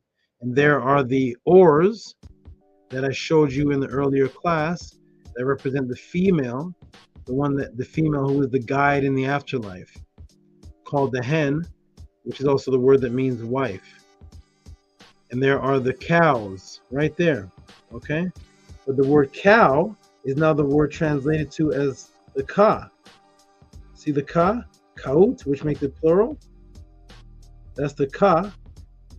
And over here, it says, to the Ka of Ausar, the scribe Ani. So the scribe Ani is likened to the Ka of Ausar. Let's go, everybody. Here we go. Well, here are the cows, or the Kas of Ausar right here. The 7 Kas, the 7 cows. Because remember, as I've taught you, the Ka is that which forms or births your physical, just as a mother does, because the only energy that can harness birth is female energy in the physical and in the afterlife as an Asar. Thus the female consciousness is needed and is the Ka of Ausar that births and feeds Asar. Thus we see Amun Hotep feeding off of the Ka, which is the cow. Here's Amenhotep right here. Here's the Ka, the cow. Amenhotep II drinking from the milk of the goddess Het Heru, 1427, 1401 BC. Sex magic, the sucking of the woman's breast, is reenacting the power of Het Heru as the nurturer and becoming one as a baby is one with its mother and she feeds him. So here is the Ka feeding the man, okay? And women depicting themselves breastfeeding with the horns of the cow, the Ka, to represent Het Heru. And here's the woman here depicted with the horns of the cow, and she's breastfeeding just as the cow does or as a woman does. Because the Ka is the source energy that's creating the body. And you are to be like the Ka. Ani is likened to the Ka of Ausar. Thus there is no Ka of Ausar for you to become unless the female birth resurrection bioenergetic template is presence birthing you, as we see Ausar himself being birthed on the thighs of Nut. So when you have an out-of-body experience, the Ka is the mother energy. That's the cow. The Ka is the template. And then I always teach you echo out. That's what's being birthed from the template. Each echo out is the child of the Ka. The Ka is the mother energy in you. That's the cow. That's the bioenergetic template. And when you have an out-of-body experience, it echoes out another body and echoes out another body. But the source energy base is the Ka that is inside of you. So each echoed body is actually a child. So that the Ka is a mother, likened to a mother, or that is the cow with the two horns, which are associated with the two hands. So the Ka is associated with female energy, and Ani is to be like the Ka of Ausar. Welcome to the pod class, and that's why we see Ausar himself being birthed from Nut. You see? And Ampu is already there. You see this? And there is right over here, Aset, with her hands what? In the position of the Ka. And there is Ausar, birthed from the thighs of Nut. You see right there? And there is the Mut, the vulture, which means motherhood is happening right here. This is motherhood. Okay? Welcome to the Tehuti pod class. It is the Ka that you're trying to be. And there is Nebtet, again, with their hands in the Ka position, helping the resurrection of Ausar and the birthing of Ausar, who's on the lap of his mother, because the Ka energy is that which births you. So look how small Ausar is compared to Nut. Look how small Ausar is compared to his two wives depicted in the picture. He's tiny. He's the birth baby. It's the female energy that is the Ka, that is the bioenergetic template that you want activated in order for you to even have an afterlife and an out-of-body experience. It's the female energy that is producing and birthing you inwards and echoing your body, your bioenergetic template, echoing your pure energetic double outwards, because those are the children of the Ka. Woo! Welcome to the pod class, everybody. I hope you all appreciate this. And who do we see right there? Aset and Nebtet with their arms up as the Ka, because all females are the Ka of Ausar, which is what you are trying to become. Not Ausar, but the Ka of Ausar is Ani. The female birthing bioenergetic template is what forms and shapes your body as your mother does in the womb. And that's why it says on page 2, to the Ka of Ausar, scribe of Ani. Those are the women. They're the Ka.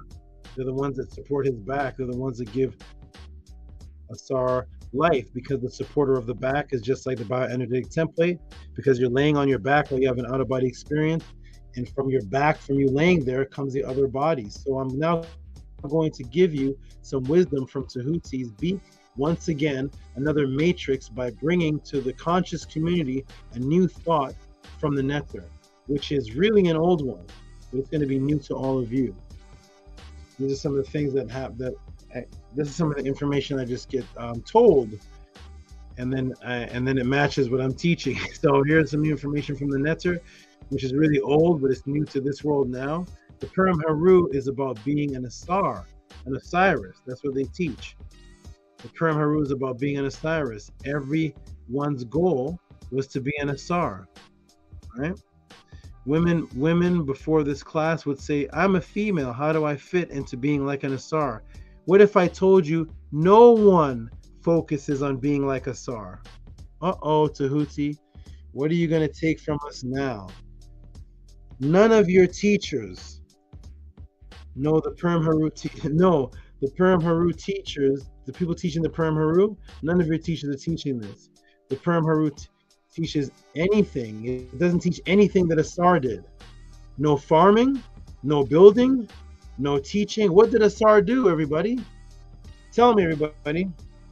What did Ausar? Let me get into the chat here. Let me break this matrix right here. Let me break this matrix for you. Everyone is saying they want to be like Ausar, and you have the Per-Em Haru, right? Tell me, everybody, anybody type in the room. What did Ausar do in the Per-Em Haru? What did he actually do that you want to be like? What did he do?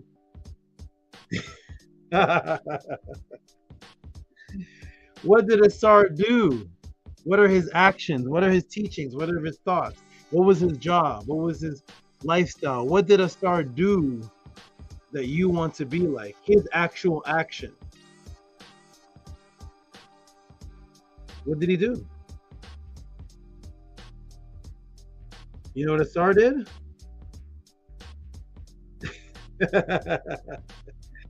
That's right, Deep Saba. I'm switching your brain.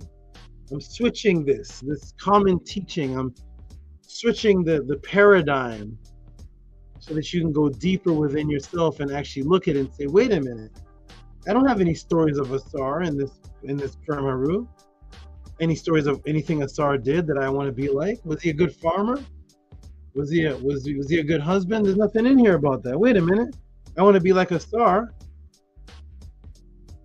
What part of Ausar do I want to be like that he actually did? Welcome to the welcome to the Tootsie Podcast. Let's break it down. Let's change the world. We're changing the world. I'm changing all the teachings back to what they originally were. Here we are, everybody. So, none of your teachers. No. The Per-Em Haru teaches nothing about what Ausar did. No farming, no building, no teaching. What did Ausar do? He died. Your story starts from there. Ausar did nothing. Think. He did nothing. He died. The whole story was what the females did to resurrect him. The entire focus is actually on the female energy uplifting and resurrecting a male who is actually helpless. He is the inert one. He is the feeble one. He was killed by Set. Ausar's not in the Per-Em Haru doing anything. He's not fighting Set. He's not defending himself. Ausar is laying there through the whole Per-Em Haru. It's the women, the females, Aset and Nebtet, Sekhmet, bringing back the Ren. It is the other beings around Ausar that's doing everything. It's Anpu, it's the people around. Ausar is laying there dead in the whole Per-Em Haru. Ausar is never walking around. Ausar got killed. It's the female energy that the whole Per-Em Haru is about. That's the birth energy that resurrects Ausar back to life. Only a female can rebirth. The whole Per-Em Haru is about the female energy that you're trying to imbue. Oh, we're changing history. Here we go. The male is helpless in the Per-Em Haru. Thus, all you can do is be what the Per-Em Haru always said in the first place. And that's to be like the Ka of Ausar. Those are the women. Boom. To tell the conscious community, Tehuti is bringing that to the mental plane to shake their teachings. It's the females. The female energy. Who is the most powerful person in Kemet? Who is it? Yes, the Pharaoh. What if I told you, do you know what makes the Pharaoh great? What makes the Pharaoh great? What makes the Pharaoh great is the female Ka, Aset, Nebtet, his wives, backing him. Let me show you the real word for Pharaoh. Do you all know what the word for Pharaoh is?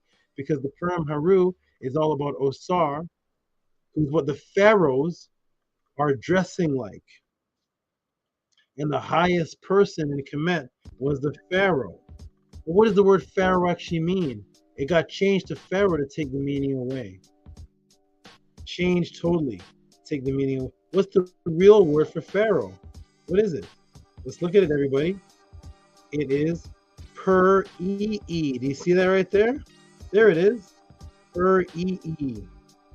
Per-E-E. Palace, a place, a large house, a great house, a great place. That's where Pharaoh comes from. Okay? It's Per and E-E. Per, which is house. It's per house, and the word E-E meaning great. See? E-E, E-E-A, E-E-U, it's all the same. It means great, large, mighty. Why? Welcome to the pod class. But what is the word EE from? What is making Ausar the one all the pharaohs are emulating? Why? Why the EE? The forearm, the hand. See that, everybody? The EE are the hands. That's the hands. That's the EE. What could that be, I wonder? Boom, the arm. And not just one arm, not just the E, it's EE, which is two arms. One arm is E. So it's two arms. Two arms. The two ladies with their two arms supporting Ausar, representing the Ka within that sustains and keeps you alive. That's what makes the pharaoh great. Without the EE, the women with the two arms supporting him, and the Ka energy giving him energy, female energy, he would just be pur. He wouldn't be pharaoh, he'd just be pur. But he has to be pur EE. That's what makes him great. The word pur doesn't mean great. It's the EE part, the feminine part, the two arms, that is making the word great in there. You see that? That's EE. The two arms, you see that? And that's why you see the female symbol of the lotus. There's the lotus right there. You see? And there is the paddle again with the arm. You see that right there? And there's the birth symbol, the swirl. You see it? That's the EE. It's the females that make the pharaoh powerful. Without the EE, there is no pharaoh. Okay, without Ausar and a set, there is no Ka of Ausar that you are really trying to be like in the Purim Haru. You don't want to be like Ausar, who mainly stayed dead. He didn't resurrect himself. He was resurrected by Aset Nebtet. He didn't just get up, he was resurrected. You want to be that energy that resurrects. Okay, boom, the arm, but not just one arm, the two, the EE, two arms, two ladies with their two arms supporting Ausar, representing the Ka within that sustains and keeps you alive and birthed. You see that? Because that is the energy that has his spine, his spiritual spinal column, which is where the seven mehi, or what Indians call the chakras, are along the spine. So they're pushing up and adjusting and resurrecting his spine, because that's what resurrects. Spiritual spinal column called the Dejed. And that's what makes Ausar resurrect. And that's why they are behind him as his Aset, because Aset means chair. But it's not a regular chair. It's a chair that has a back support. So he's on a chair that has no back support. Why? Because his goddesses are the back support. They play the role of the back support, supporting his spine, and the Ka, which keeps him alive and resurrects him and births him so that he can echo out of the body and not be trapped in the physical body, so he can be reborn again, because he can only be born again through a female. Welcome to the pod class, everybody. Welcome to the pod class. Guess what the word for I'm gonna keep going now. Guess what the word for two great goddesses is? There's a word in Medunetta that means two great goddesses. Guess what that is? Uh-oh, it's EE. The way you say the two great goddesses in Medunetta is the word EE. That literally means the two great goddesses. Let me go in the room and see if anybody's still awake here. Hold on. That's how deep the Kemetians, the followers of Ma'at, weren't intricately weaving everything together. The actual pharaoh is per EE. He's the house. That's where you get the word husband from. House band. He's the house. But what makes him great are the two arms. The Ka pushing him up. It's like the Ka pushes up, your bioenergetic template pushes up your pure energetic double. Without a bioenergetic template birthing it, you have no afterlife. You have no out of body. You need the female energy. So that's the way you say two goddesses in Kemet. The way you even say those words is EE. Literally, the same word for your two hands is the same Medunetta word for two goddesses. Because without the two goddesses, there is no working inside of you. You're just the cookie. There's no cookie cutter making you. There's nothing sourcing, nothing. It's just you out there. You're just laying there. You're dead. Without the EE, Ausar is dead, the whole story. Do you know what that? Who can tell me a story of Osiris? Go ahead. Talk to me about Osiris. Tell me about his life. How did he do? What's your life like? Nah, you can't have none. Because the whole story was about how women uplifted him, so that his son could get the position, and his son fought, and the women fought, and the women were uplifting, and it was Sekhmet, and it was Neptet, and it was Auset, and they were the one resurrecting. They're the Ka of Ausar. Ausar is just there like this the whole time, dead. He didn't resurrect himself. I don't remember Ausar doing anything. Welcome to the Tehuti Pod class. We are changing history, which is just putting history back to what the Natiru said it was supposed to be before all this madness came. So here it is. Look at that, the great goddesses, and there is that symbol again. There's that paddle right there, EE, and the T makes it feminine. The EE, that's the EE over here that makes the word pharaoh. Without the EE, you see it right there. There's the paddle right there again. Great house. Without the EE, the women, there is no pharaoh. So you think the pharaoh is the most powerful, but there's no. The pharaoh is a masculine and feminine word. To say that you're a pharaoh is to say that you have female energy inside of you, working inside of you. That's the EE. Go ahead and debate the Natiru if you like. I'll sit. I'll be a fan. I'll watch. All right, boom. The same word for arms, for the two arms, and the resurrection, serpents. You see? Those serpents, they're resurrection. That's the Renunet serpents. They're rise.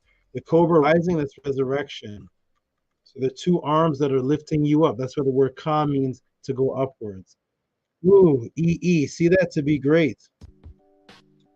Let me get some. Where's my hydrogen? My water's gone. Oh, it's all over there. Hold on. Let me get hydrogen. What's up, hydrogen? The females make you great. Woo! We see the arm Ka energy that creates power of the pharaoh was the female's arm that raised, and we see an or and the lotus. The lotus is the shesh flower that moves with the sun.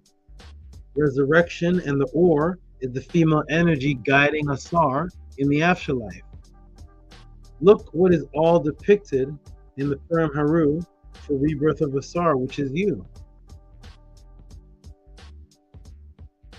Here we are, and look what we see. There is the lotus, there is the oars, and there's Aset and Nevtet with their arms up in the air, resurrecting Ausar, who just lays there. There's Ausar, he's just laying there. These are the ones doing the work. They're doing the resurrection. They're the ones with the arms up. They're the ones on the boat. That's the lotus. They're the ones doing all of the work. They make the EE. So it's that was two arms with the lotus. And that's why when you go to EE, you see the arms. You see the, sorry, let's go back here. There's two arms, the paddle, and the lotus.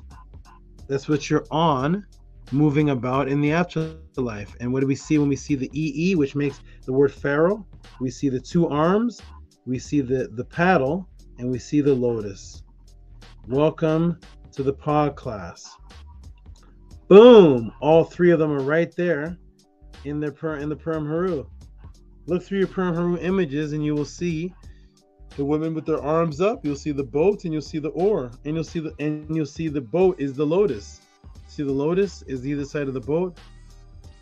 Woo-wee! Welcome to the pod class, everybody. That's the bioenergetic template. Is invisible to the eye. Oh my, man. Oh my, oh my, oh my.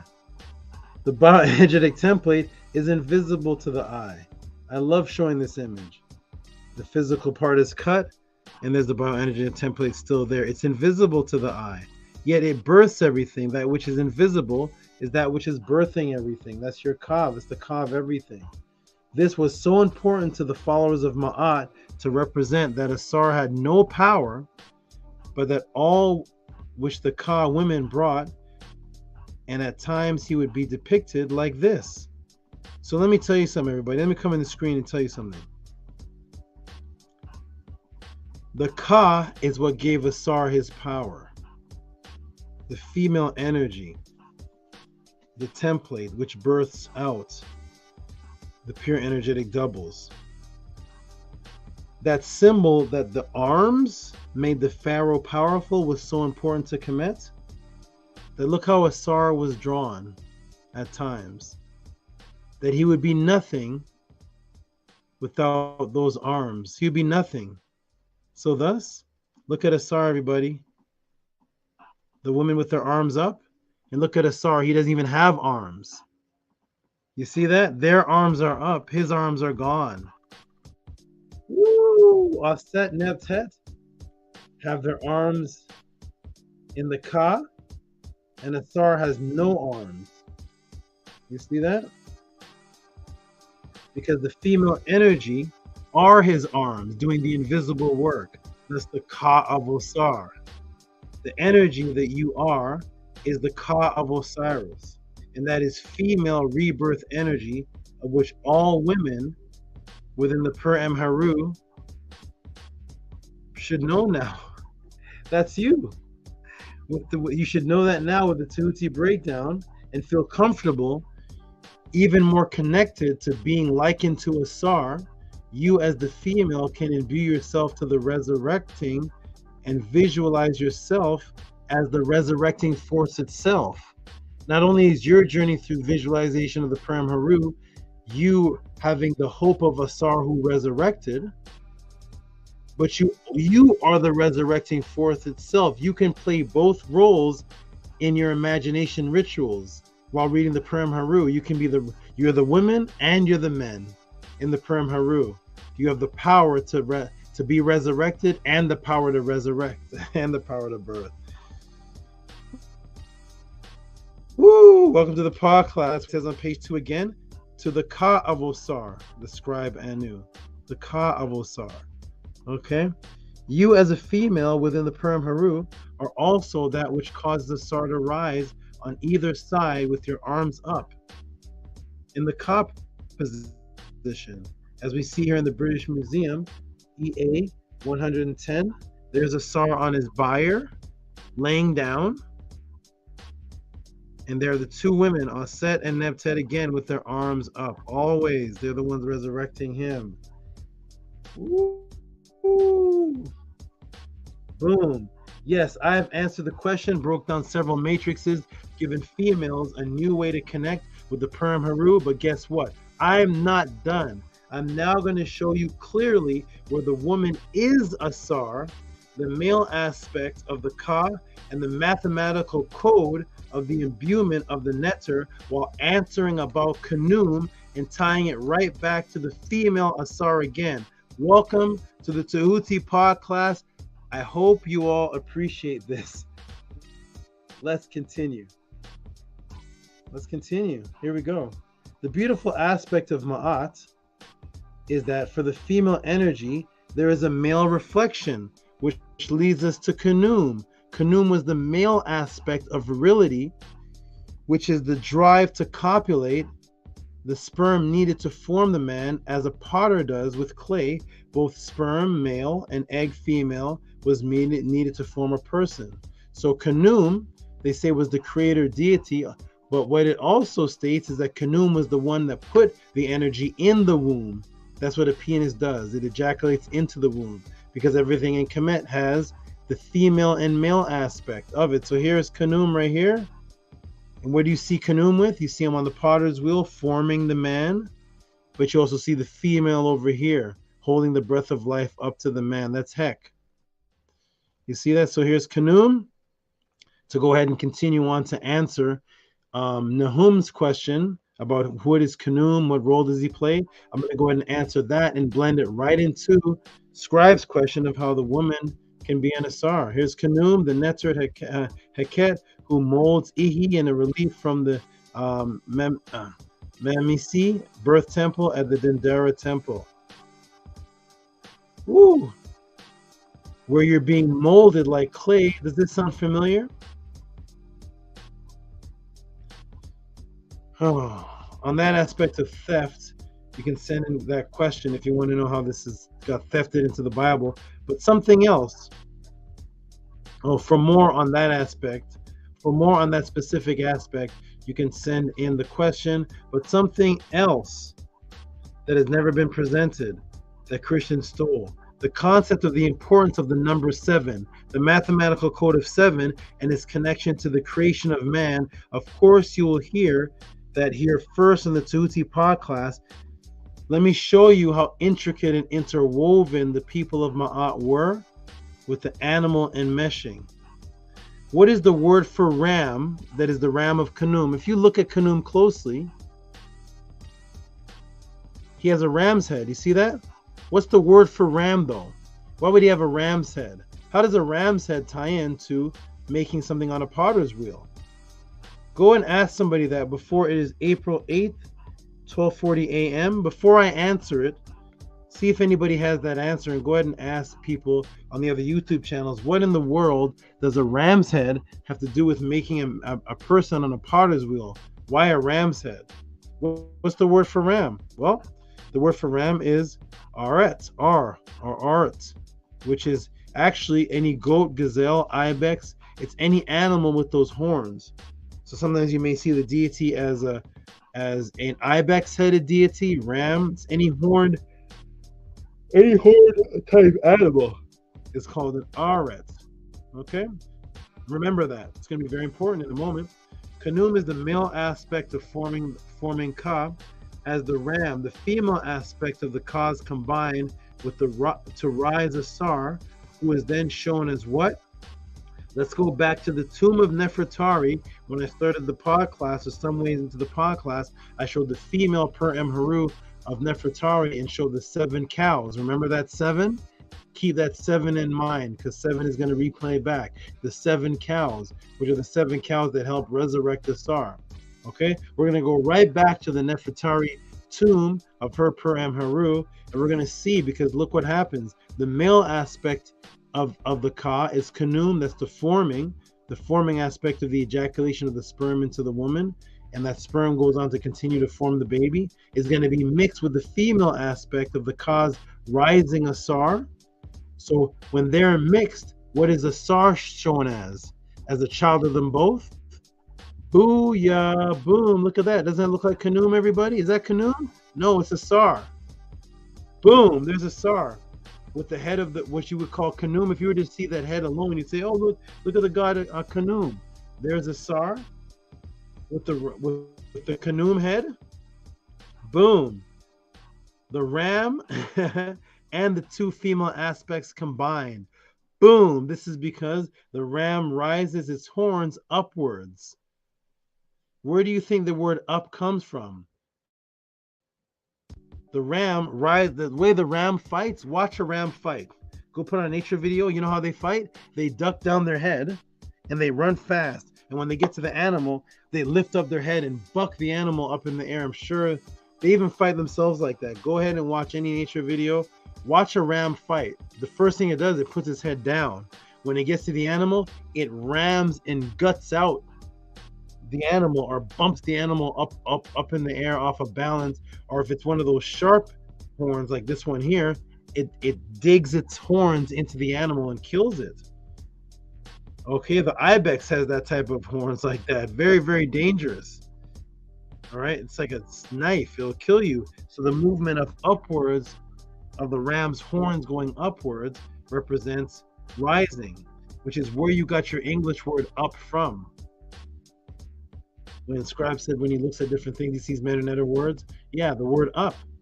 The word "up" is from where? It's from "oop" or "uben." "Oob."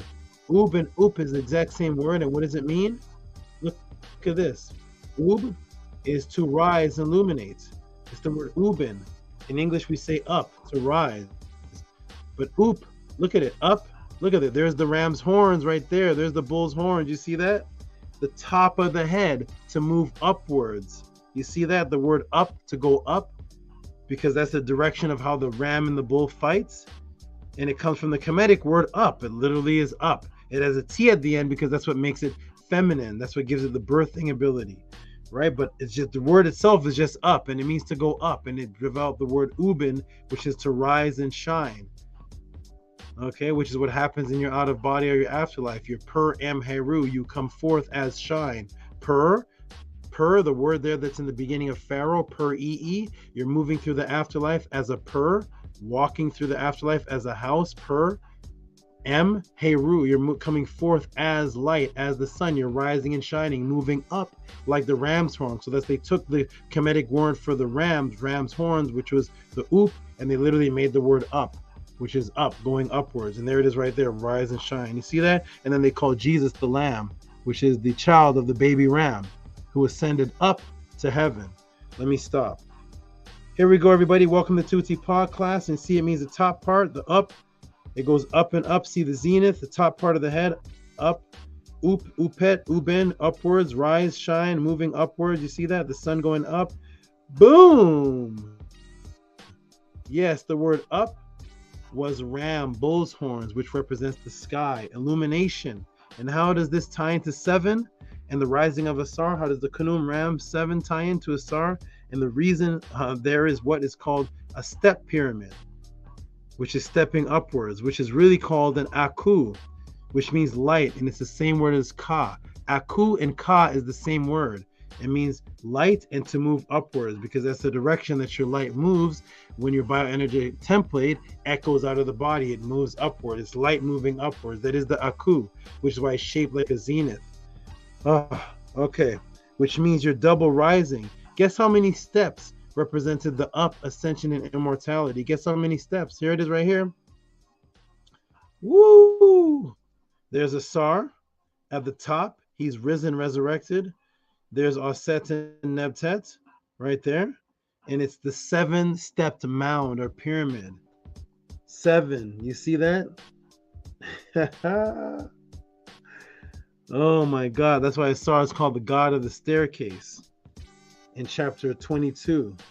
You see? The god of the staircase may have a portion with he who is on the staircase. The steps. That is 1, 2, 3, 4, 5, 6, 7. Let me count them. 1, 2, 3, 4, 5, 6, 7. 7 steps. And that's what this represented. That's why it was called the step pyramid. It's 7 steps of ascension moving upwards till you get to the top. As you move upwards, that's why when you look at the sun shining its rays down, it shines it down in the shape of what you call a pyramid, because you're the light that's on top. You're the Ausar. You've resurrected. Oh my goodness, man! What time is it? Here we go. Boom. Yes, 7. The rising and forming of you through the Ka and Khnum. But wait, how does 7 ascension, the ram, tie into Khnum? What about Khnum? How does it tie into Khnum and the ram, and even further? How serious were the Netzers, followers of Ma'at? Remember, the word ram is R, right? The word ram is R. Guess what else it means? Remember, the oop is the horns going up, and the ram, which is Khnum's head, he's the potter. He's the one, the energy force that shapes you, the male energy of the Ka that shapes you so that the female energy can birth you upwards. But guess what the word ram is? It's R. But guess what the word R means? Let's look it up, everybody. Here's R right here. Boom, R. Animal. But hold on a second. Uh-oh. The same word R for the goat, for the ram, and the ibex with the horns is the step pyramid. Uh-oh. Are you all being taught this? I don't know, man. I don't know. Maybe I should. Is this regular stuff? Is this what's happening in all the conscious chats? The word R, which is Khnum, which is the ram, which rams its head upwards, which represents ascension, which over here is the ascension of the step pyramid, moving up 7 steps, 1, 2, 3, 4, 5, 6, 7, is the word R, which is the ram, and it means to go up, and there's your 7 steps. There's your step pyramid. The same word for ram is the same word for the step pyramid. The staircase, remember? Ausar is the god of the staircase, the step pyramid. The same way you say step pyramid, it's not called the step pyramid, it's the R.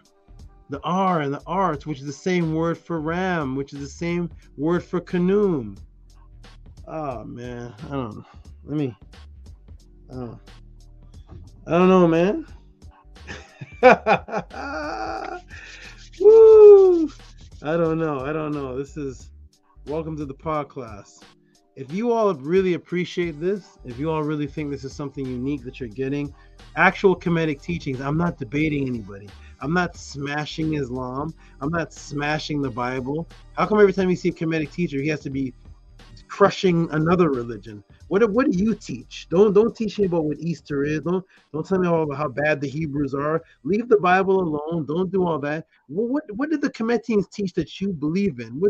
Where's the channel of that? Does that exist? Can you all put the link in the room? Where's the Kemetic teacher that actually teaches what the Kemetians say? Teach that the Khnum is the R, and that's actually the real word for step pyramid, and it means to rise, because up is where you get the word up from, and it's also where you get the word dream from, because that's where you resurrect and have an out of body or a lucid dream. So the word for dream in Kemet is upesh. It's the same word for the horns of the goat. Is this being taught? I don't know. Maybe it is, and maybe it's, I don't know. I guess it is. But if it's not, please support, as you see at the bottom. If you appreciate this, Cash App TT Moon, PayPal at RockSV. If this is taught everywhere, don't support this. Please don't support this. If this is taught everywhere, just go to the other channels and watch them. Okay? But if you like what I'm teaching, this is what keeps me here, is actually the support. Let's go. I love the new person here, Bedroom Poetry. Shout out to you. I haven't seen that name before, but shout out to you, Bedroom Poetry. Appreciate you. Bedroom Poetry says, amazing. Thank you, thank you, thank you. I can feel your energy, Saba. Wonderful. Thank you. Thank you. Appreciate you. Okay, look at this here. Step pyramid. Look at that. The same word for Khnum. The goat is the R, which is the step pyramid. To come up the staircases. You see that? Which is the ibex, the ram. That is Khnum. That's what Khnum represents.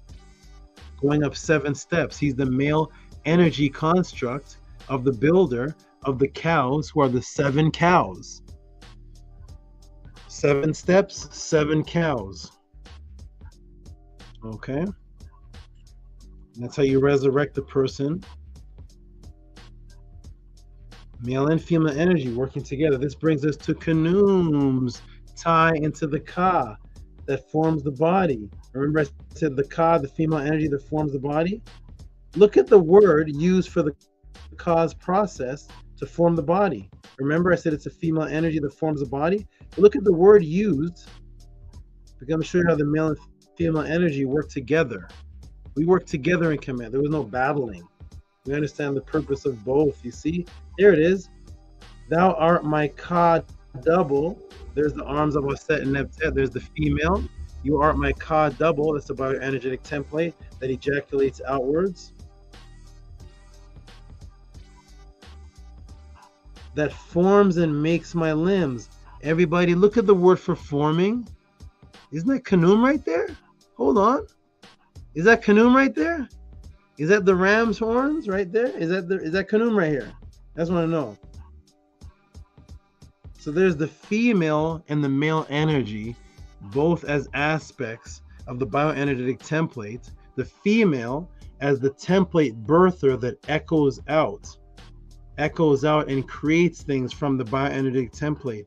Male energy is necessary because it is female. Aset had to seek out Ausar to have Heru. Male energy and female energy are both needed to produce the child. The male energy is also needed to form the child, but it says his process, Khnum, was placing it in the womb. You place it in the womb. The female doesn't get it from the air. Once it's placed in the womb, then she does all the forming and the working. The man can step back. She does all the processing. Then the baby comes out, just like your out of body ejaculates out of your bioenergetic template. But there's Khnum. Khnum is the process of the forming that the Ka is doing. They're both working together, male and female energy. And you are to become like the Ka of Ausar, both male and female energy working together. Oh man, welcome to the podcast. I hope SCRIIIBE is still awake. Here we go. Woo! It's Khnum, the male aspect of the Ka. Thus we see in the Per-Em Haru, both male and female energies is imbued for the journey. On plate 32 of the Per-Em Haru, we see that you becoming a netter for the rebirth, whether you are male or female, encompasses the embodiment of both male and female netters. And to further compound what I teach, that the Ka arms are the female aspect, and Khnum the ram is the aspect of the Ka that is the male aspect. Look at what the ancient writings did at the bottom of this ritual to tie them both in. Let's take a look. Now we're on page 266, plate 33, 32. And what does it say? I am the divine knot. And watch male and female energy now working together to create the being's consciousness in the afterlife. I am the divine knot within the olive tree, doubly beautiful, Neferu, splendor, more than yesterday, times 4. I am Ra, who established those who praise me. I am the knot within the tamarisk tree, beautiful, splendid, more than yesterday. Has gone forth, Ra gone forth, going forth by day, Uachaheru. This, my hair is of Nu, there's the male. My face is of Ra, there's another male. My 2 eyes are that of Heteru. My 2 ears are female, of Apaut. My nose of Kenti Shefs. My 2 lips are of Anpu. My teeth are of Kepera. My neck is of Aset. You see that every body part is imbued with a netter, because there's no separating you from the netter. So it's all the netter working for the reproduction of the afterlife within you as you become them. Your neck is of Aset. There's the female divine. Look at this, everybody. What does that say? My 2 arms, the Ee, are of Khnum, Lord of the spine, the Jed. There's the Knatiru telling you it is male and female energy working with the Ka. The females are the 2 hands that are birthing. Khnum is that which ejaculates or puts the energy in for the woman to mold. He is a part of the uprising, the rams moving upwards to help the process. And look at the end, where the 2 hands, my Ee, are the hands of Khnum. There's the female and there's the male. At the very end of all this, you are brought together by the female and the male energy of the Ka. You see that? My Ee are of Khnum. Welcome to the pod class. If your teachers have taught you this, put their book or website in the room. I'll allow it. Boom. There are your Ee, 2 arms are Set and Nebtet, and there is Khnum combined into one. Oh, one more thing. How did the people of Kemet further impose the 7 and its connection to both Khnum and the 7 steps and the goddesses, the 7 cows, the way that the chapter is written? So this chapter here, everybody, this chapter here, where every netter becomes a body part for your resurrection, and at the very end for the conglomeration ends by you becoming the 2 arms of Khnum, the Ee, the male and female of the Ka. The way that you become resurrected in the 7, because remember, the 7 cows, that's the female. The ram is the 7 steps. There's 7 and 7. The female is the birthing energy, the trimester energy, the 3 by 3, the 9 months. The trimester, which is 3. 3 is what made the word tree. The female is the tree of life, which goes back to the number 3, the triad, trio, right? Which is actually what Kemet is. But how does this all tie in? Because this is actually written in a certain way. It doesn't look like this in the Purim Haru. Let me show you how it actually looks in the Purim Haru. Here's how it looks. What is this? This looks like a design here. Here's that same chapter we just read. This is what we just read, right?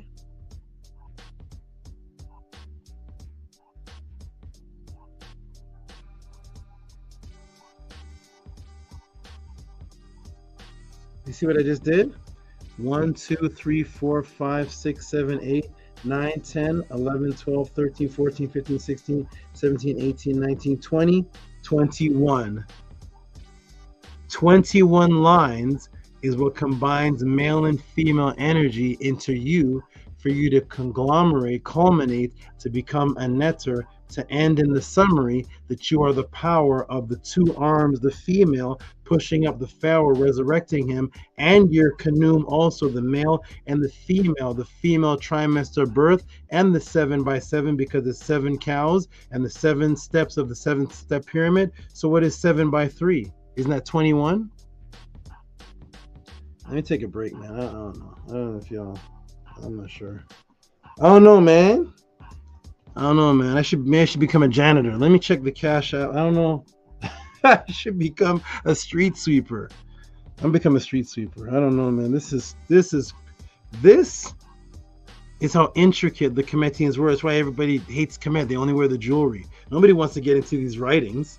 Nobody wants to get into the intricacy of these writings, because then you'd realize, wow, you're going to compare this to the Sumerians? What? Wait, what? This is compared to to the Bible or something? And I don't get it. But look at that, man. Look at that. Look what's happening here. You all really see what's going on here? The male and female energy. Therefore, no woman should have any problem with becoming an Ausar. When you understand all this, this is April, 1 o'clock in the morning at my time, April the 8th, 2023. I don't think you've heard of this before. 1, 2, 3, 4, 5, 6, 7, 8, 9, 10, 11, 12, 13, 14, 15, 16, 17, 18, 19, 20, 21. What is that, man? Boom, 21. Isn't that 3 by 7? Isn't that 7, 7, 7?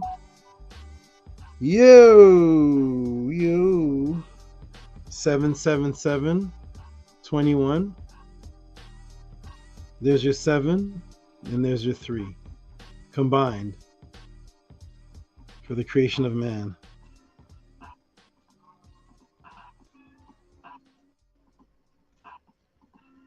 Oh my goodness. Let me slow this down.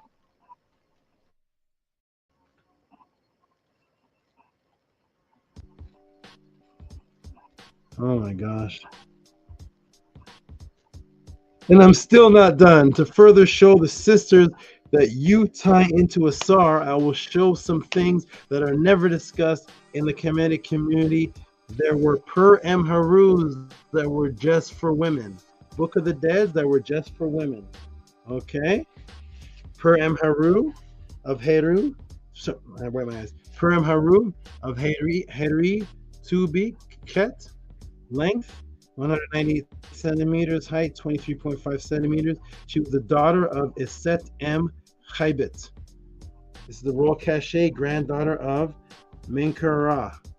Here she is, the female Haru. You see that? Annie is nowhere in sight. Each person had their own Haru. Where you see Annie's name in there, you put your name. Because it's male and female energy. So if this Haru was popular, Heritu Beckett, then we would think the Haru was only for women. But here she is moving in direction to become an Ausar, the female Haru. I'm not done. There's Matkara. How about Matkara, the royal cachet, also known as Matkara Maken, Mutamhat, Kamara, period 1070, 1032 BC. Right? Matkara was the eldest daughter of Penna the Gem. I did a whole class on Penna the Gem, if you remember that, with the war. But anyways, and Henutawi, the daughter of, and Henutawi has her own Haru. That's when everybody's arguing about Jeb's penis facing his mouth. It's the Haru of Henutawi. And had become the most powerful woman in the south of Kemet. Her position was equal to that to the high priest of Amun. Metkaya received the title Divine Adurtris. Netert, wife of Amun. Here's her Haru right here. You see that? Now look close. You see Ausar there with the female energy behind him sitting on this chair. You see that? Remember that image. Whenever you see a large being sitting on this chair, that's Ausar. Okay? Okay? And there she is waiting to be weighed. Matkara, the daughter of Henutawi and Penna the Gem. And what's this? The 7 cows. 1, 2, 3, 4, 5, 6, 7. And there's the bull with the ram's horn right there. And there she is making her way into the afterlife. So the question is asked, Can a female have a Per-Em-Haru imbue and be an Asar as well? And now you know the answer is yes. Yes, absolutely, ladies, absolutely, because now you understand how powerful you are. There's the female Per-Em-Harus right there. Let's take it even further. I'm not done. Let's take it even further. Has there ever been a female that declared that she was an Asar, literally? Now that would, pardon my pun, put the nail in the coffin. Let me take you to the Per-Em-Haru of Eus-Ankh. Okay, here's the box, a box of Eus-Ankh, and this is do you see this? There's some writing here. You see her in her version of the Per-Em-Haru. Here's her as a ba. Here's her on that boat with the lotus. There's the oar. She's the one steering it. Do you all see that? She's the she's the one steering it. It's her on the boat by herself. She's the one steering the boat. And here's some writings right here. Hey, what does this say? It looks like a Sar. Okay. All right, let's go, everybody. Welcome to the Per-Em-Haru. Let's go, everybody. There's some writing here. What does it say? What does it say here? There she is again.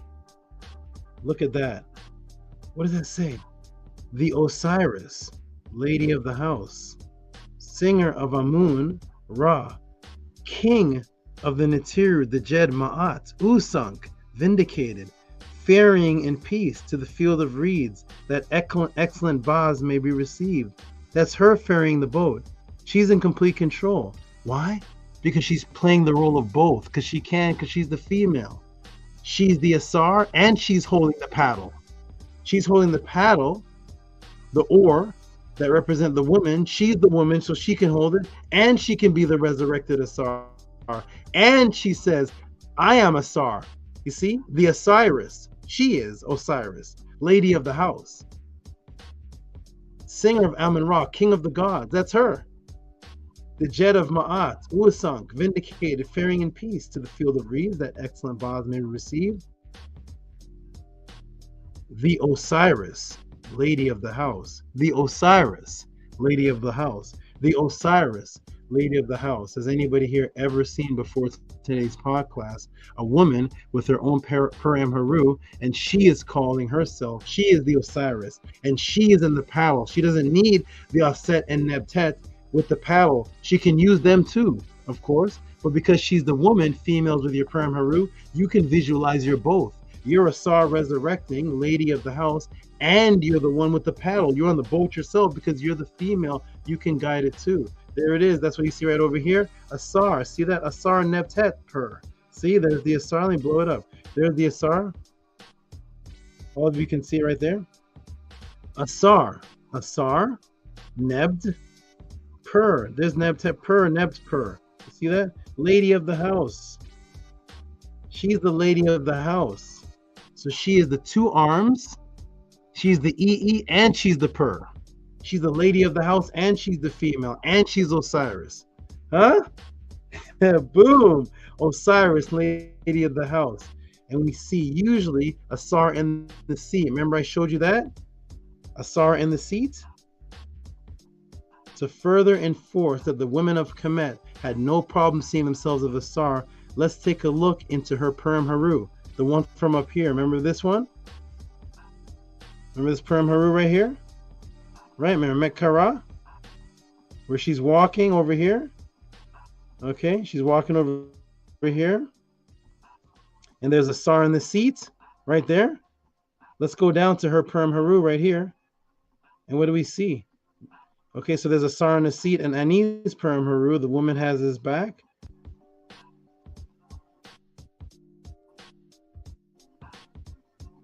And over here, the woman's Osiris, the lady of the house, and she's controlling the oar. She's Aset, Nebtet, and Osiris, holding the oar too.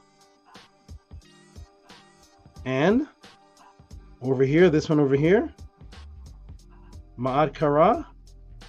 Does she say the Osiris too? Does she say she's the Osiris? There's the Osiris on the chair. Like I told you, whenever you see Osiris right there on the chair, Osiris on the chair, He's the only one that sits on that chair. Okay? What is this, ladies and gentlemen?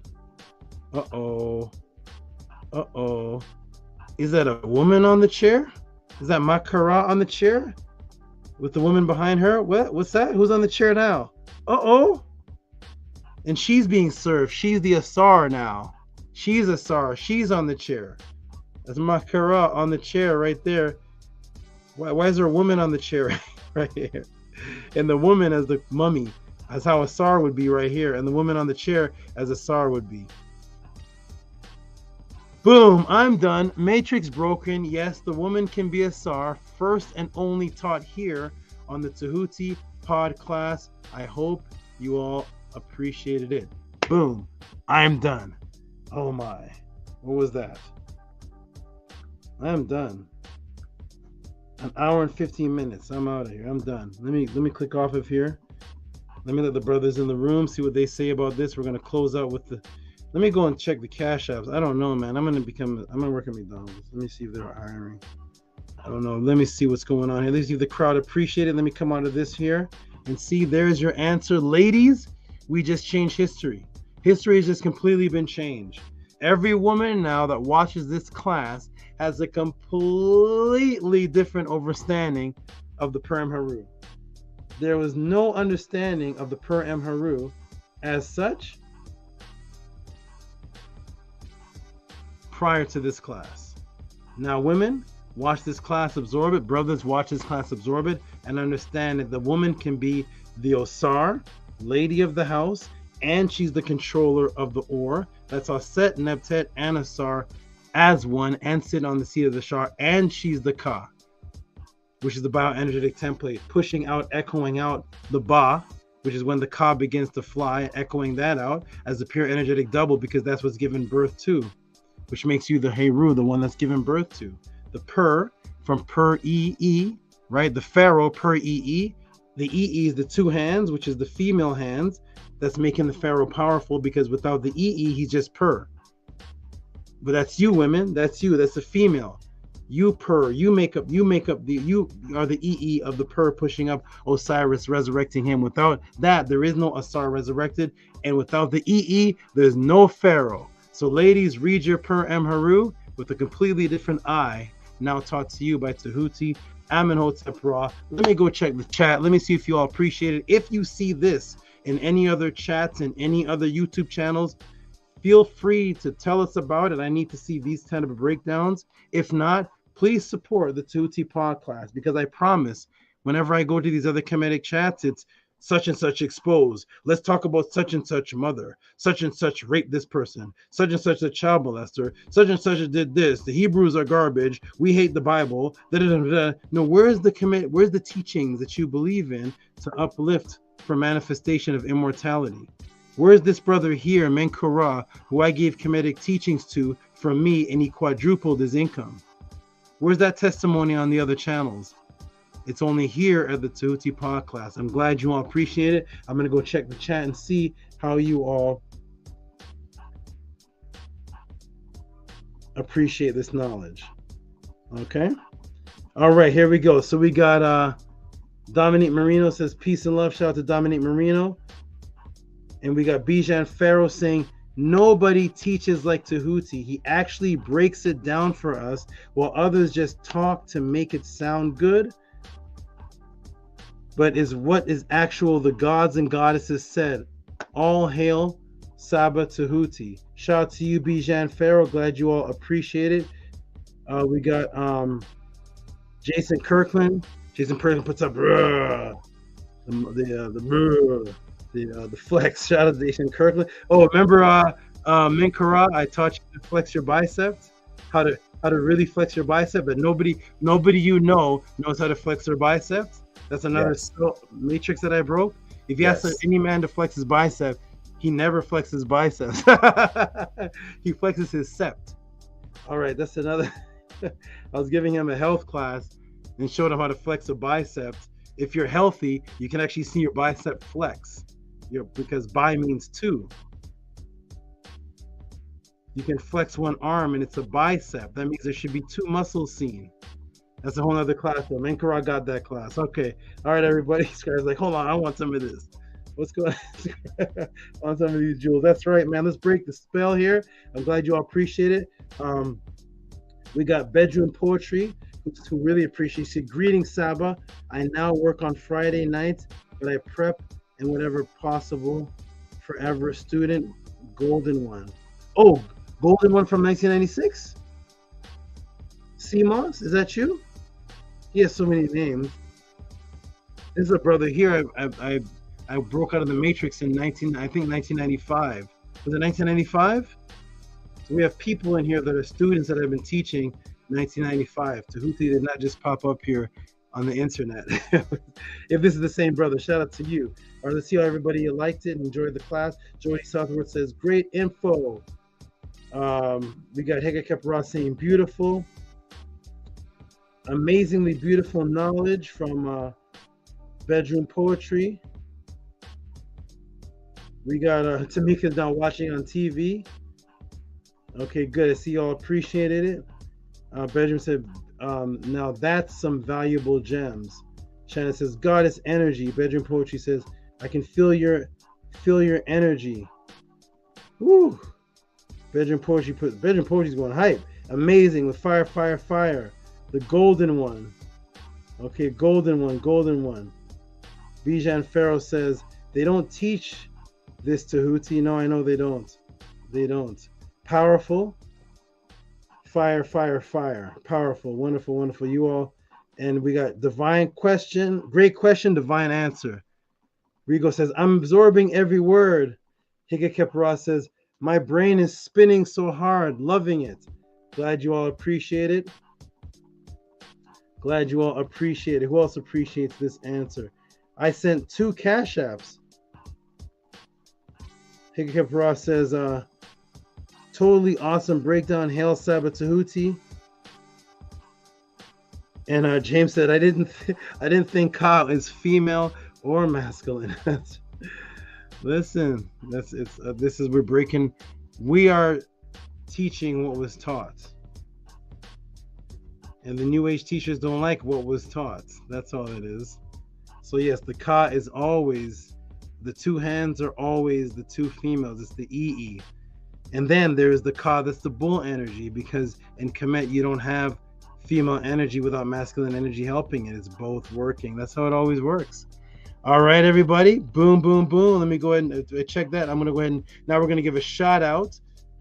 Well, first I'm going to let the brothers go ahead and speak. Tell me what you all thought of that. And I'm going to step away for a minute. Then I'm going to come back. We're going to give a shout out to all the supporters. And I want to see who bedroom is. If that's, it is CMOS. It is CMOS. It is CMOS. It is CMOS. Shout out to CMOS. I've gotten 4. No, that's not a donation. 3 donations since that answer.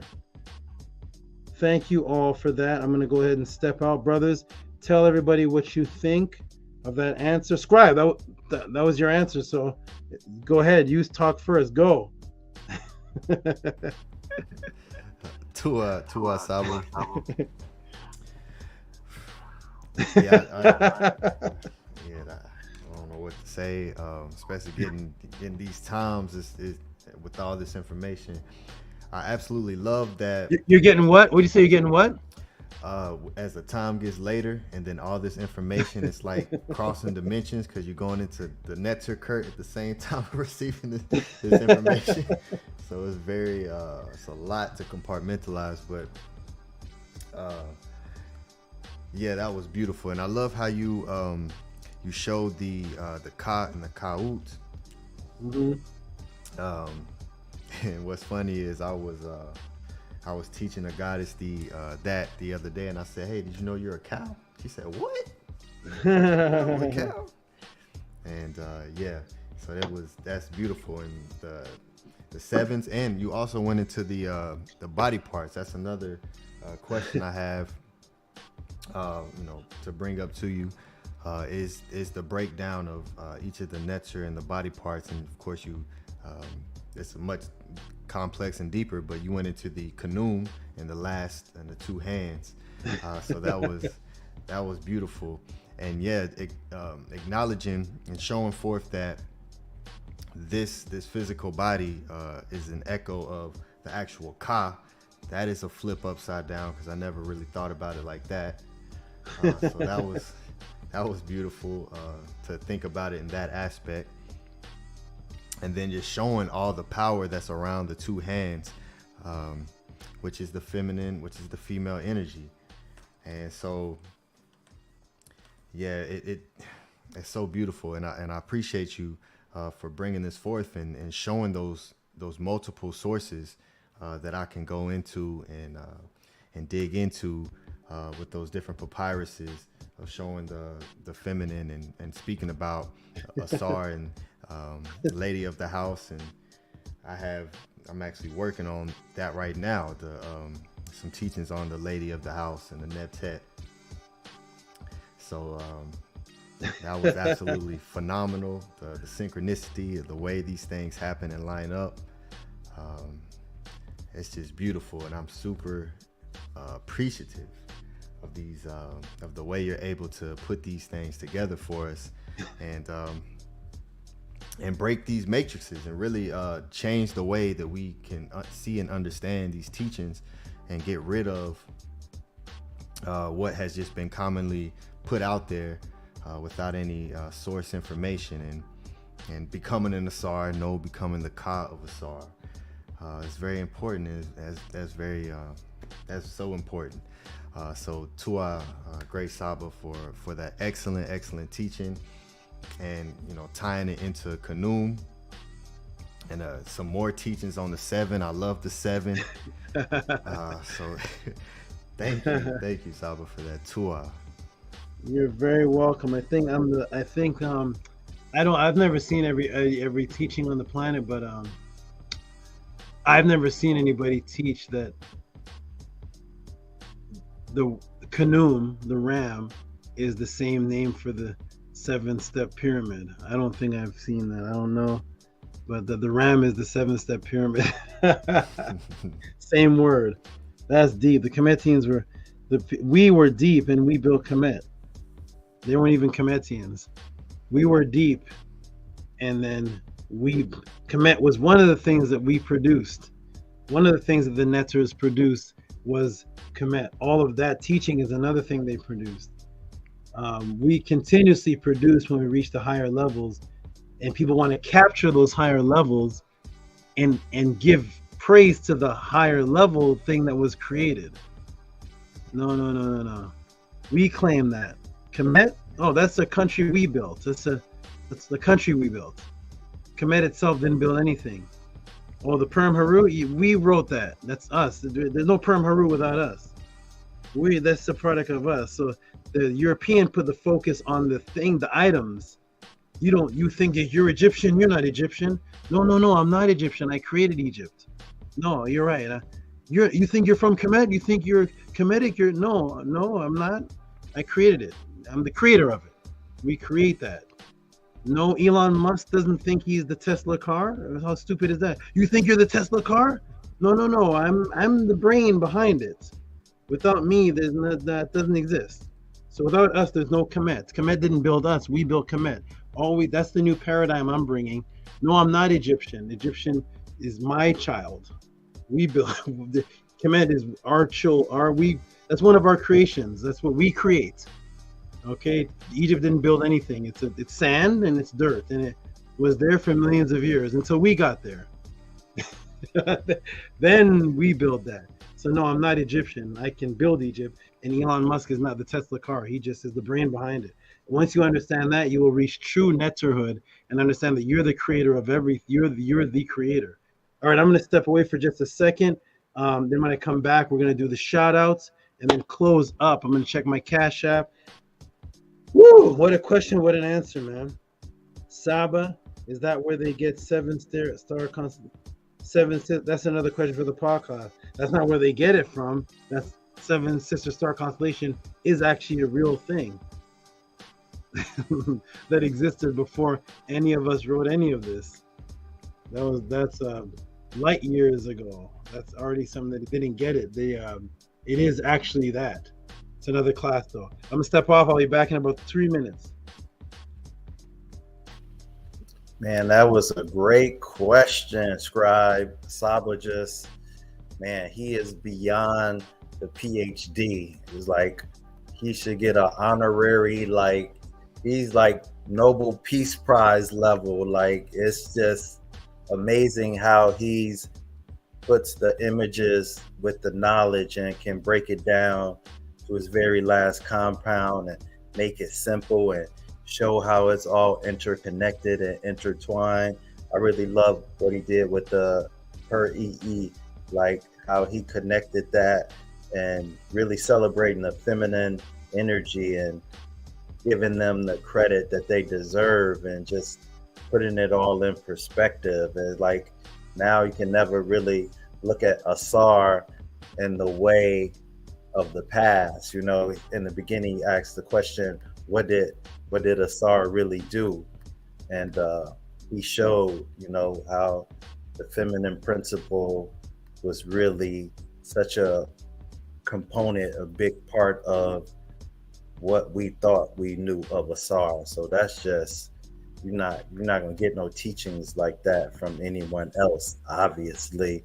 And that's why we're here, you know, to learn from the master teacher and just celebrate him and you know, praise him and support him and keep that going. So that's a great question. Tua for you for asking that question, and Tua for Saba for being able to answer that question. I don't know how he does it, but it is beyond spectacular. So phenomenal how much wisdom and knowledge he has. It's just beautiful, that breakdown. That was really, really good. That was so many classics. That was definitely a classic right there.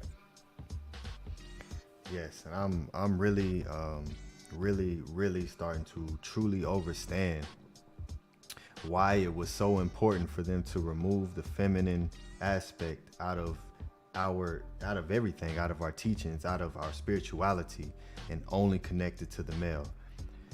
And as we continue to really go deeper into these teachings, it truly is revealed why they did what they did,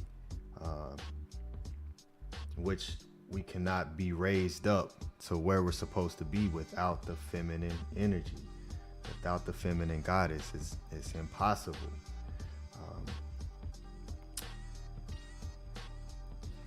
So what the women do. Hey. Oh man, woo wee. Yeah. Listen, when I'm putting those answers together, it's strange. It's very strange, you know. But I tough it out because it's things happen to my eyes, and it's really, really there's a lot going on. That's why it's such a high level, because it's all my life energy goes into the answer, and my eyes get wavy and blurry, and strange things happen because I don't get the answer at one time. You asked me the question, like some of the questions that were asked in the podcast tonight. When I go to sleep, I have to recall what happens in the sleep for the answers that I get, and I have to remember to go look that up, go look this, to show them this. Remember this from 1992? Show them this, show them that, and it's a lot because I harness that I am it. That's the difference. When other people are answering questions, they're not honestly, and they don't believe it. None of your Kemetic teachers believe in the teachings. They don't believe in it. They believe in it from a Wallace Budge. They believe in it from an Egyptologist point of view, like they're academics. They don't actually believe that they have superpowers and abilities and have the ability to be the Natiru, really, to actually be the Natiru and do supernatural things. They don't believe in out of bodies. They don't believe in telepathy and things that you actually need to do these kind of answers. That's what you're actually getting. That's why it seems so. That's why the brother puts it's too much to absorb. because I'm literally jumping into the existence of the answer. That's the only way I could say that I'm doing it. I'm jumping into the existence of where the answer is. The answer is in one spot, and then the facts of it is all over the place. And when I dive in, I care about nothing else. And that's what you're getting. That's why the donations are so high, because everybody's inner self can actually feel that that answer is coming from not just me saying, hey, I'm gonna read a book on it. Let me go read it. That's not coming from reading a book or anything like that. So that's what you're getting, everybody. And I'm glad that I'm here doing this, and I'm glad those questions can be asked, so that there's going to be a divide. I'm making a divide in the Kemetic world. It's a divide from this level of answers to people coming from emotion in the top of their head, and eventually the world is going to see the separation, and those who are coming to actually be in the teachings for real will come this way because they see there's a separation. That's what I'm doing. Okay, man, we got amazing Saba. So that's how female can protect her energy to her Marie, lover, any across the world. Tua, I used to play those games. I know what you're talking about too. I know what you're talking about. Okay. All right, everybody. Okay, let's go, everybody. We're going to get into the last shout outs. It's 1:30 in the morning. We're at 7-hour class. Oh my goodness, man. Let's get into it. I need some energy from Ausar. We just taught about you, man. Don't rip my arm off with your major strength. I just come over here a second. You're so strong. Oh my gosh. Oh my goodness. Okay, come over here, man. I need you for some energy to do these shout outs for these people that are supporting this wisdom that you all are giving me. Let me look at you. Hold on to the table. Oh man. Okay, here we go, everybody. We're gonna give a shout outs to all the donators. Here we go, everybody. Let's the remaining donators. Hey, there's big vapes in the place. Big vapes in the place. Big vapes. Where's big vapes? Okay, there we go. Big vapes with the $5 shout out to Big Vapes. He always gives us for Remind Meru class vid. Remind Meru class vid 1. Oh, Big Vapes, did you send for the first Marinetta class and didn't receive it? If so, please email me if that's what this is saying, because I did send out the Marinetta class 1. Some people have been, Jay Kirkland said when he got it, he couldn't open it. Some things happen with emails, but if you sent for that, send me the Cash App of what you sent, and I'll go look and see if it was sent, and even if it was or wasn't, I'll go ahead and just resend it, because sometimes emails do not go through. But shout out to you, my brother. Shout out to you. Thank you for that, telling me that, if that's the situation. Thank you. Okay, Big Vapes. Okay, boom. We're going on to the next person here, which is For You Culture is on a donation binge. She's giving more money for Gagut. Listen, everybody, this beautiful young lady she's the reason why we had the Gagut number 2 tonight. And even though she gave for there to be a Gagut number 2, she gave a tip for the breakdown of Gagut number 2. And she's the one that gave the tip for it to even happen. Give her some noise, please. Is she on the screen?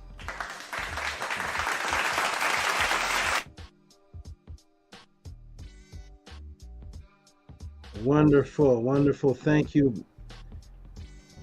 Beautiful donator, great supporter for Gagut. More for Gagut. Thank you for that. Awesome. Who's next? Who's next is hey, Jason Kirkland. My beautiful young brother who always texts me in the morning with beautiful praise, Jason Kirkland. Shout out to you. I think he's next on the list of whenever I can get to it to get a name. He's put in his bid, so who knows how much longer he has to wait, but he is the next person to put his bid in after Arcad and Scribe. Is that on the screen, brothers? Yes, Saba. Master Tehuti, hand it to you, Master Breakdown. Shout out to you, my good brother. Shout out to you. That was a 20. I'm gonna put. Oh, let me rename this. Sorry. Extra Gagut Sarah. Okay, boom.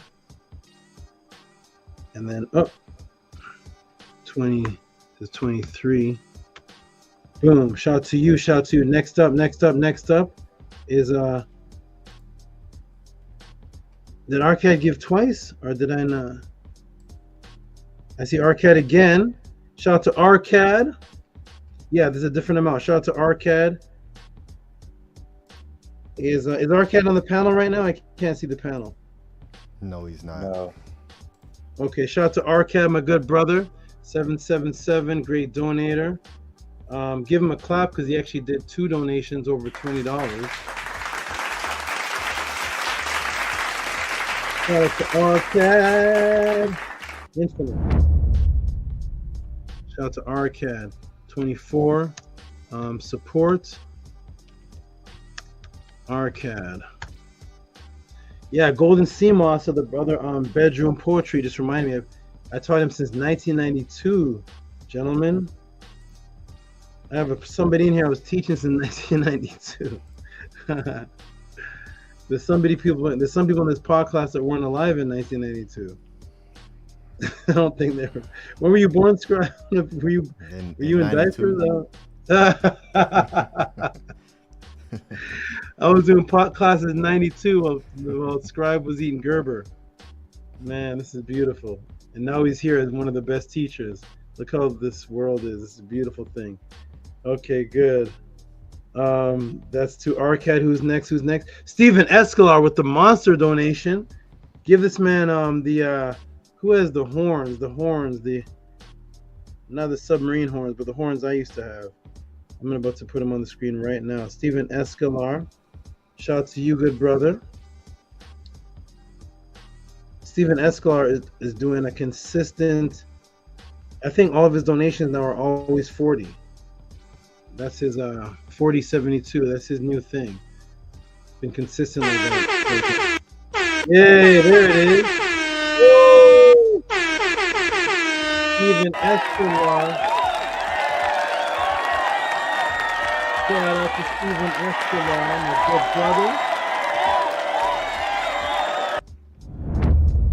Stephen Escalar, shout out to you.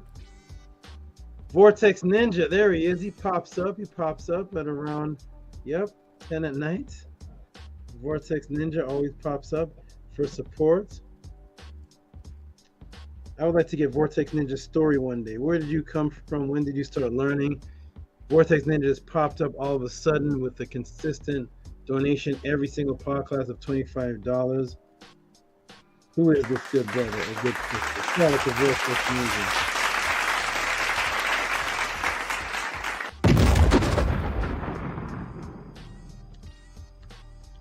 Vortex.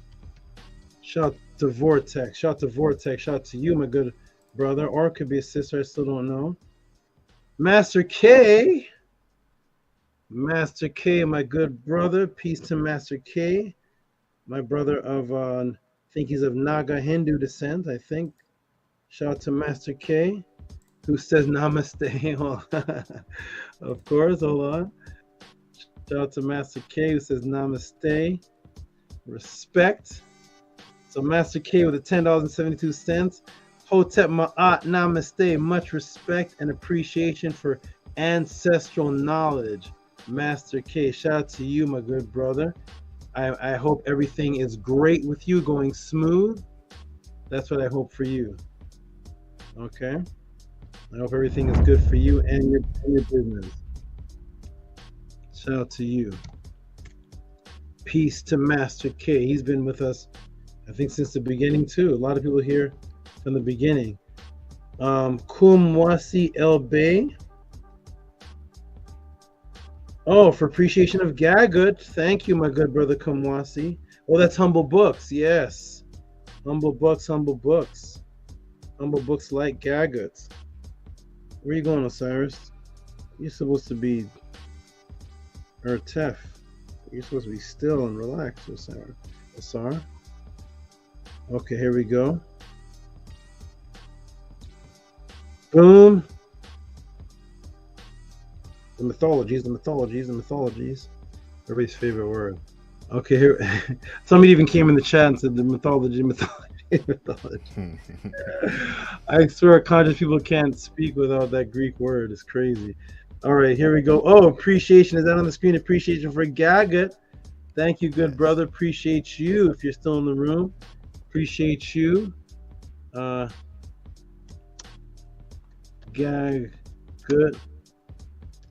Extra. A lot of extra donations, a lot of extra tips and donations for the Gaga breakdown. We got the good brother Bijan Farrow, known as Sincere Austin. Shout out to you, my good brother. Shout out to you. And I wish you only to draw positive, constructive energy towards yourself. No more chaos for your life. No more chaos for you. No more distractions. Just positive, constructive energy for you. 29. Bijan support. Shout out to the support, man. Support my king. Give him some noise. Give him some noise.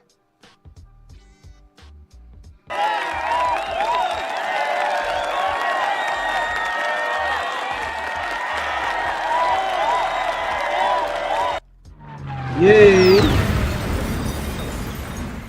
And we have this is Mr. 666 man. I always get him mixed up with unless he has two names on here. I am Kunzani, right? Okay. Shout out to the good brother who always gives 666 in the mix.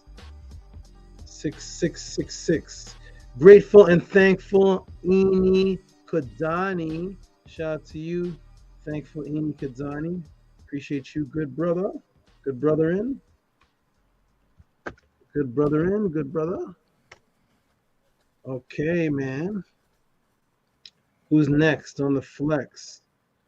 Is oh boy, get the horns out, get Red October out, get the hand claps, get the lion roars for this good brother. I knew this donation was coming. As soon as I see Rigo start saying wow, woo, and all this stuff in the chat, I know something is about to come.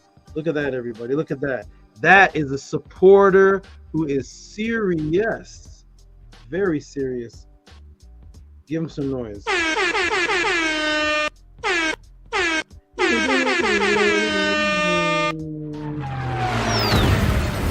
Woo! Whoa.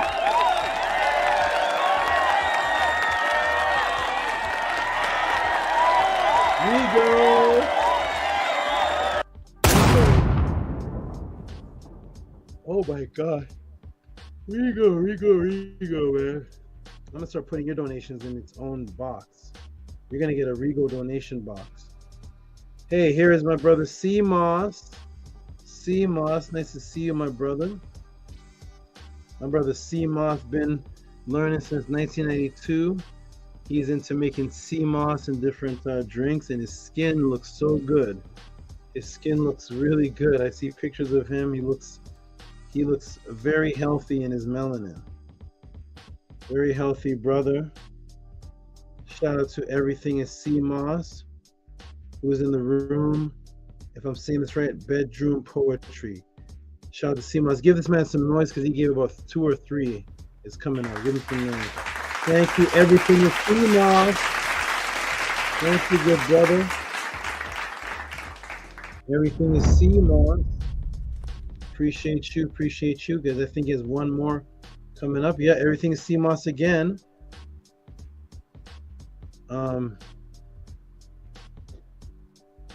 Oh, is this a question? Let me see. Oh, okay. Everything is CMOS had a question. Oh, okay, nice. Nice question here. Let me put this in the files. So many questions being sent to me. I love it though. Did the Kemetians choose mates based on compatibility? Give this man some noise. Give him some noise.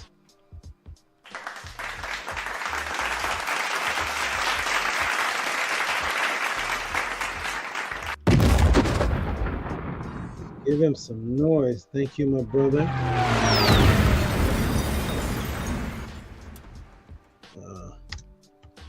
From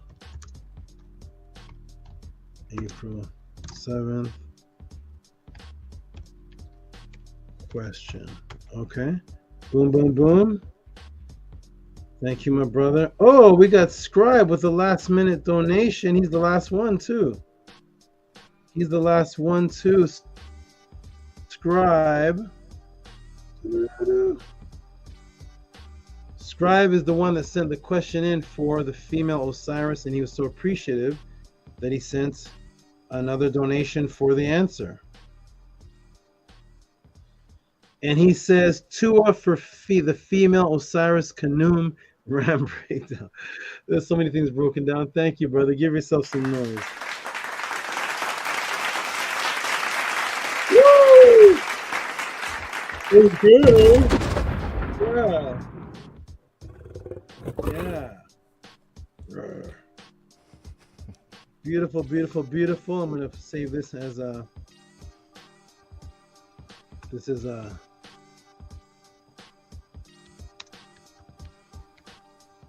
Describe female Osiris extra. Boom. I believe that's our last donation of the day. I want to give you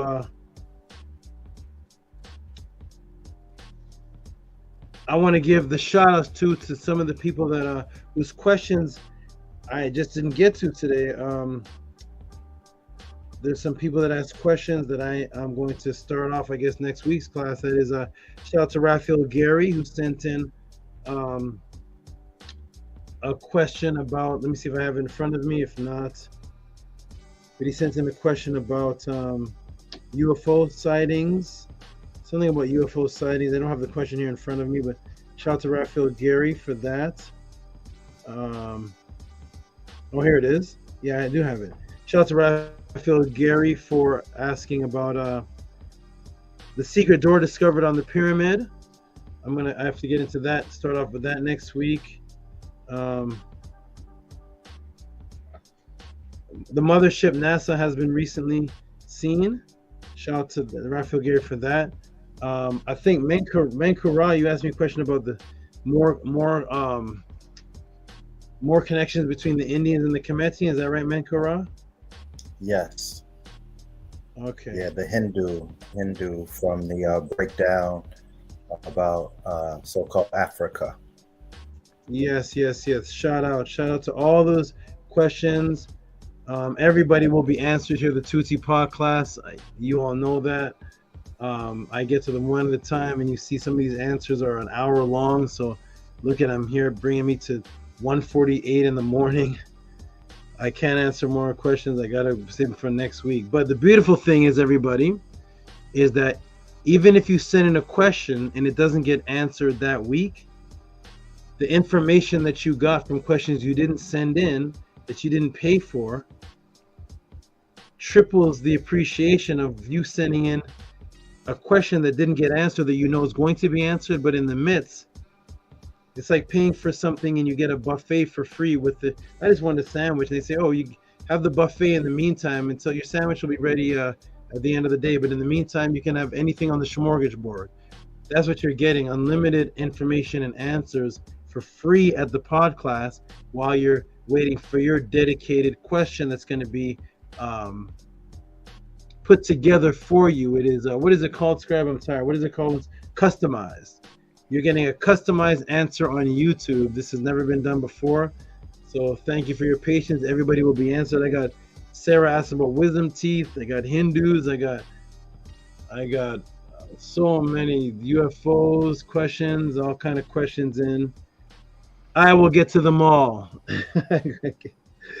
I will get to them all. But everybody, peace and blessings, and thank you for coming to the beautiful Tuti podcast. 7 hours and 28-minute marathon once again. Glad you all appreciated this. Shout out to everybody that has lasted to the end. That is Rigo. RCAP pops in. He has to. He's not gonna let this end without him. He didn't come in for the Saba. He didn't say what he thought about that answer. He's RCAP. There he is. He's not gonna let the podcast close with a I know it's rough. We gotta get it on. We gotta get it done, Arcad. You can do it, man. You can do it, man. It's a roller coaster ride. I'm the Saba. You're the father's father and the husband's. You're the husband's husband. You're the husband of husbands and the father of fathers. That's you. Man, Arcad is the greatest, man. Arcad is awesome. Thank you, Arcad, for coming, and your energy is always needed in these panels, my brother. Peace, Hotep. Peace. Can y'all hear me? Yes. Yeah, I don't know what's going on, but it's beautiful. It is beautiful. Oh my goodness. I don't even know how to tell the story. It's so beautiful. Oh my gosh. Glad you're here, my brother. Yes. You got this. Did you get to see that answer of the woman? The woman Osiris?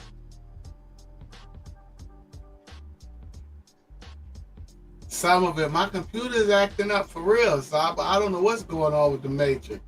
It's the energy for real. It really is. It really is the energy. And it is beautiful. But it's causing some difficulties, but you know, we can work past that. We had a great show tonight. Absolutely. Beautiful, absolute beautiful show tonight. So wonderful. Everybody, thank you for coming to the Tuti Pod class. I'm gonna let the brothers do I'm gonna let the brothers do a quick close out, quick last words. We're gonna do the affirmation and close it up because I have to wake up in the morning. I got this guy. I have a snake that nobody's seen before. His name is Ra. He looks like an actual tiger, and he's almost as big as one. I've never seen that. I got snakes coming out of my walls now. I gotta take care of Ra tomorrow. I gotta take care of so many guys tomorrow. We got a big family, man. But I'm gonna let you brothers close out with a couple words, then I'm gonna close it up. Go ahead. We'll start with you, Scribe. Hotep Ma'at, peace and love to you, Saba. This was an excellent class, very beautiful. Yeah, you keep elevating the bar, and you continue to you just keep bringing this information and breaking these matrices. It really shows how deep the psyops is, and you are so genius with being able to see it, bring it forth into the physical through a presentation, and give it to us with showmanship. So tu'a to you, awesome Saba Tehuti, for what you do. Because people really don't understand what you're doing. So tu'a to you. Peace and love to everyone in the chat room, to everyone who's here live with us, and who's watching on the playback. Be sure you are at the Teachings of Ma'at Sunday. It's 5 p.m. Pacific time, and this week it's my week to present, so I'll be presenting this week, and we're gonna have some fun. We're gonna bring some tones. It's gonna be great. It's gonna be great. So we'll see you all there. Medu Monday. If you haven't been reaching out for that, reach out for Medu Monday. I seen someone in the chat ask about the 7 stars of Orion. Email Saba Tehuti for the Medu class on that, because he had excellent teaching on that. So yeah, email Saba Tehuti for that. That was beautiful. So reach out, continue to keep imbuing yourself in the teachings of Ma'at, and elevating yourself so you can elevate your families. And with that, peace and love, and everyone have a great weekend. Wonderful, beautiful closing, Scribe. Beautiful closing, beautiful closing. Yes, yes, yes. Yes, in Arcad, go ahead and close. Hotep, peace and love. Peace and love, Hotep Ma'at. Tua to you, Saba, as always, for definitely giving us a great show, as usual, without a doubt. And peace and love to everybody in the chat. Peace and love to you, brother Minkur Ross, Scribe. Peace and love to Ahati Ma'at. I just want to say, shout out to the best teacher in the cosmos, the Saba Tehuti Amen Hotep Ra. Y'all know what it is. Stop playing with it. I don't know what the internet doing, but can't beat nature. So get with the real and stop celebrating the fake when you look in the mirror. Hotep Ma'at, peace and love. Have a great weekend. Hotep. All right, Menkur, I see your face. Thank you, Arcade. Beautiful words. Menkur, I see your face lighting up. What's going on? Yo, bro, that's like, you got like the Amazon. You got a straight like monster right in your hands. It's a beautiful thing to see. Tua Saba for your masterful display of genius. Saba Tehuti for president. Let them get that Nobel Peace Prize. Let them get that honorary, whatever the degree is above the PhD. Yo, shoot that to my family. Saba, I got a tattoo of Ausar, Aset, and Neptet on my forearm. So it's beautiful to hear you teach about Ausar in a way that has never been taught before. Tua to Scribe for asking an excellent question. Tua to the chat for your reciprocity. Yo, we got to keep this going. It's a beautiful thing to witness and to be a part of. Saba's making history with history. So it's such an honor to witness this in real time. So salute, respect, and love to everybody. Thank you, my good brother. Save some spots. I know I still got to give you the affirmation. You're gonna tattoo that, man. You're gonna be out here looking like the Kemetic Tekashi 6ix9ine or something. I don't know what's gonna be left. No, not 6ix9ine. You're gonna be the dark skin conscious Tekashi. So I'm gonna be flying in next week Friday. So I think my flight gets in around the time the pod class starts. So once I get settled in my room and stuff, I'll pop in. But I'll be flying in Friday night. So I'll be in LA. So looking forward to that. Wonderful, my brother. Wonderful. Okay, everybody, we're gonna close out. Shannon, we love you. Shannon is beautiful. Shannon is sending some great messages. The last breakdown was incredible. Sabatua, and she sent a flower. Thank you. Okay, everybody, we're gonna close out with the affirmation and put it on the screen. And I gotta get some kind of sleep. Okay, Ausar. Ausar, you are so strong. Oh my gosh. Okay.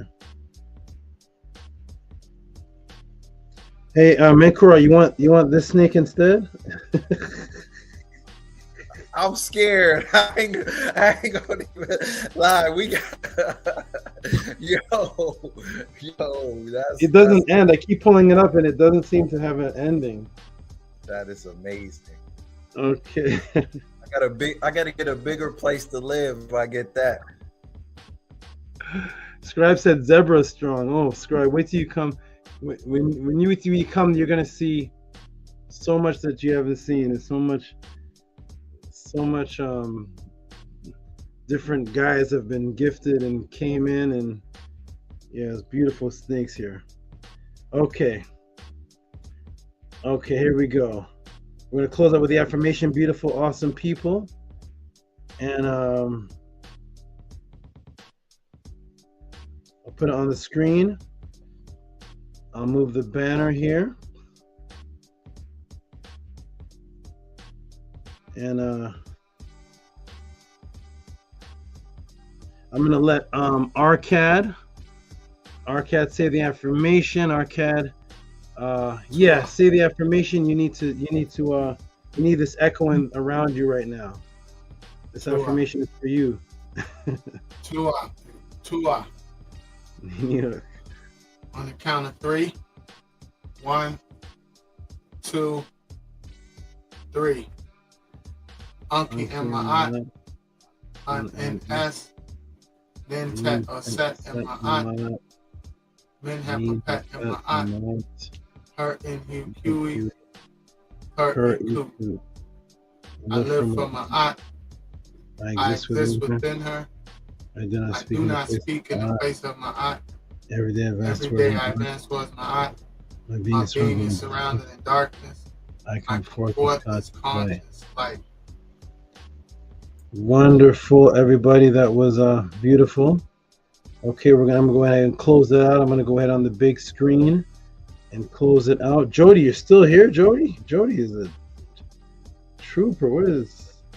You're still here, Jody, from beginning to end, huh? Every class to 4 in the morning, 2 in the morning. Okay, here we go. All right, everybody, we're gonna close out, brothers. I'm gonna go on the big screen. I'm gonna go ahead and close this out. Peace and love, brothers. I'll see you this Sunday. I'll be having it in the background and watching this Sunday. All right, let me go on big screen. Love you, brothers. Peace for now. Peace, Saba. Love you. Okay. All right, everybody. That is another wonderful, beautiful Tehuti Pod class. If you all have seen and witnessed answers that have been given nowhere else, and they're only from the questions that have been asked nowhere else. Only you all promote me to be a Saba. Without you, I have nothing and nowhere to teach. I just stick to myself. You all are what's creating the Tehuti Pod class. Without you, there's no questions and there's no answers. Peace and love, everybody. I'm glad you all appreciate this. I'm glad you all like, and I'm glad you all are making strides in your life, such as contacting dead ancestors, quadrupling monies, building better families at home, everything that the Tehuti Pod class has brought you. I'm so grateful to have all of you, because you all are so grateful to have me. Thank you for those who send morning affirmations to me each morning to start my day with. It's a beautiful thing to wake up in the morning and see beautiful words from my students and updates. I have people giving me updates of what I've done for their family and what I've done for them. Peace and love, everybody. This is Ausar, Ertef, Charlotte. We say peace and love to you all, and we will catch you all next time. Send in your questions and support. If you have seen anything this class that you appreciated, that you liked, send in your question or just send in support to Cash App TT Amun. And at the bottom, you see the PayPal at Rocky SV. Okay? Cash App TT Amun, PayPal at Rocky SV. I hope you all truly appreciated this. I will continue to do this as long as you all continue to send in your support and ask questions. I love you all. Thank you all for coming to another Tehuti Pod class. We will do this again. Peace.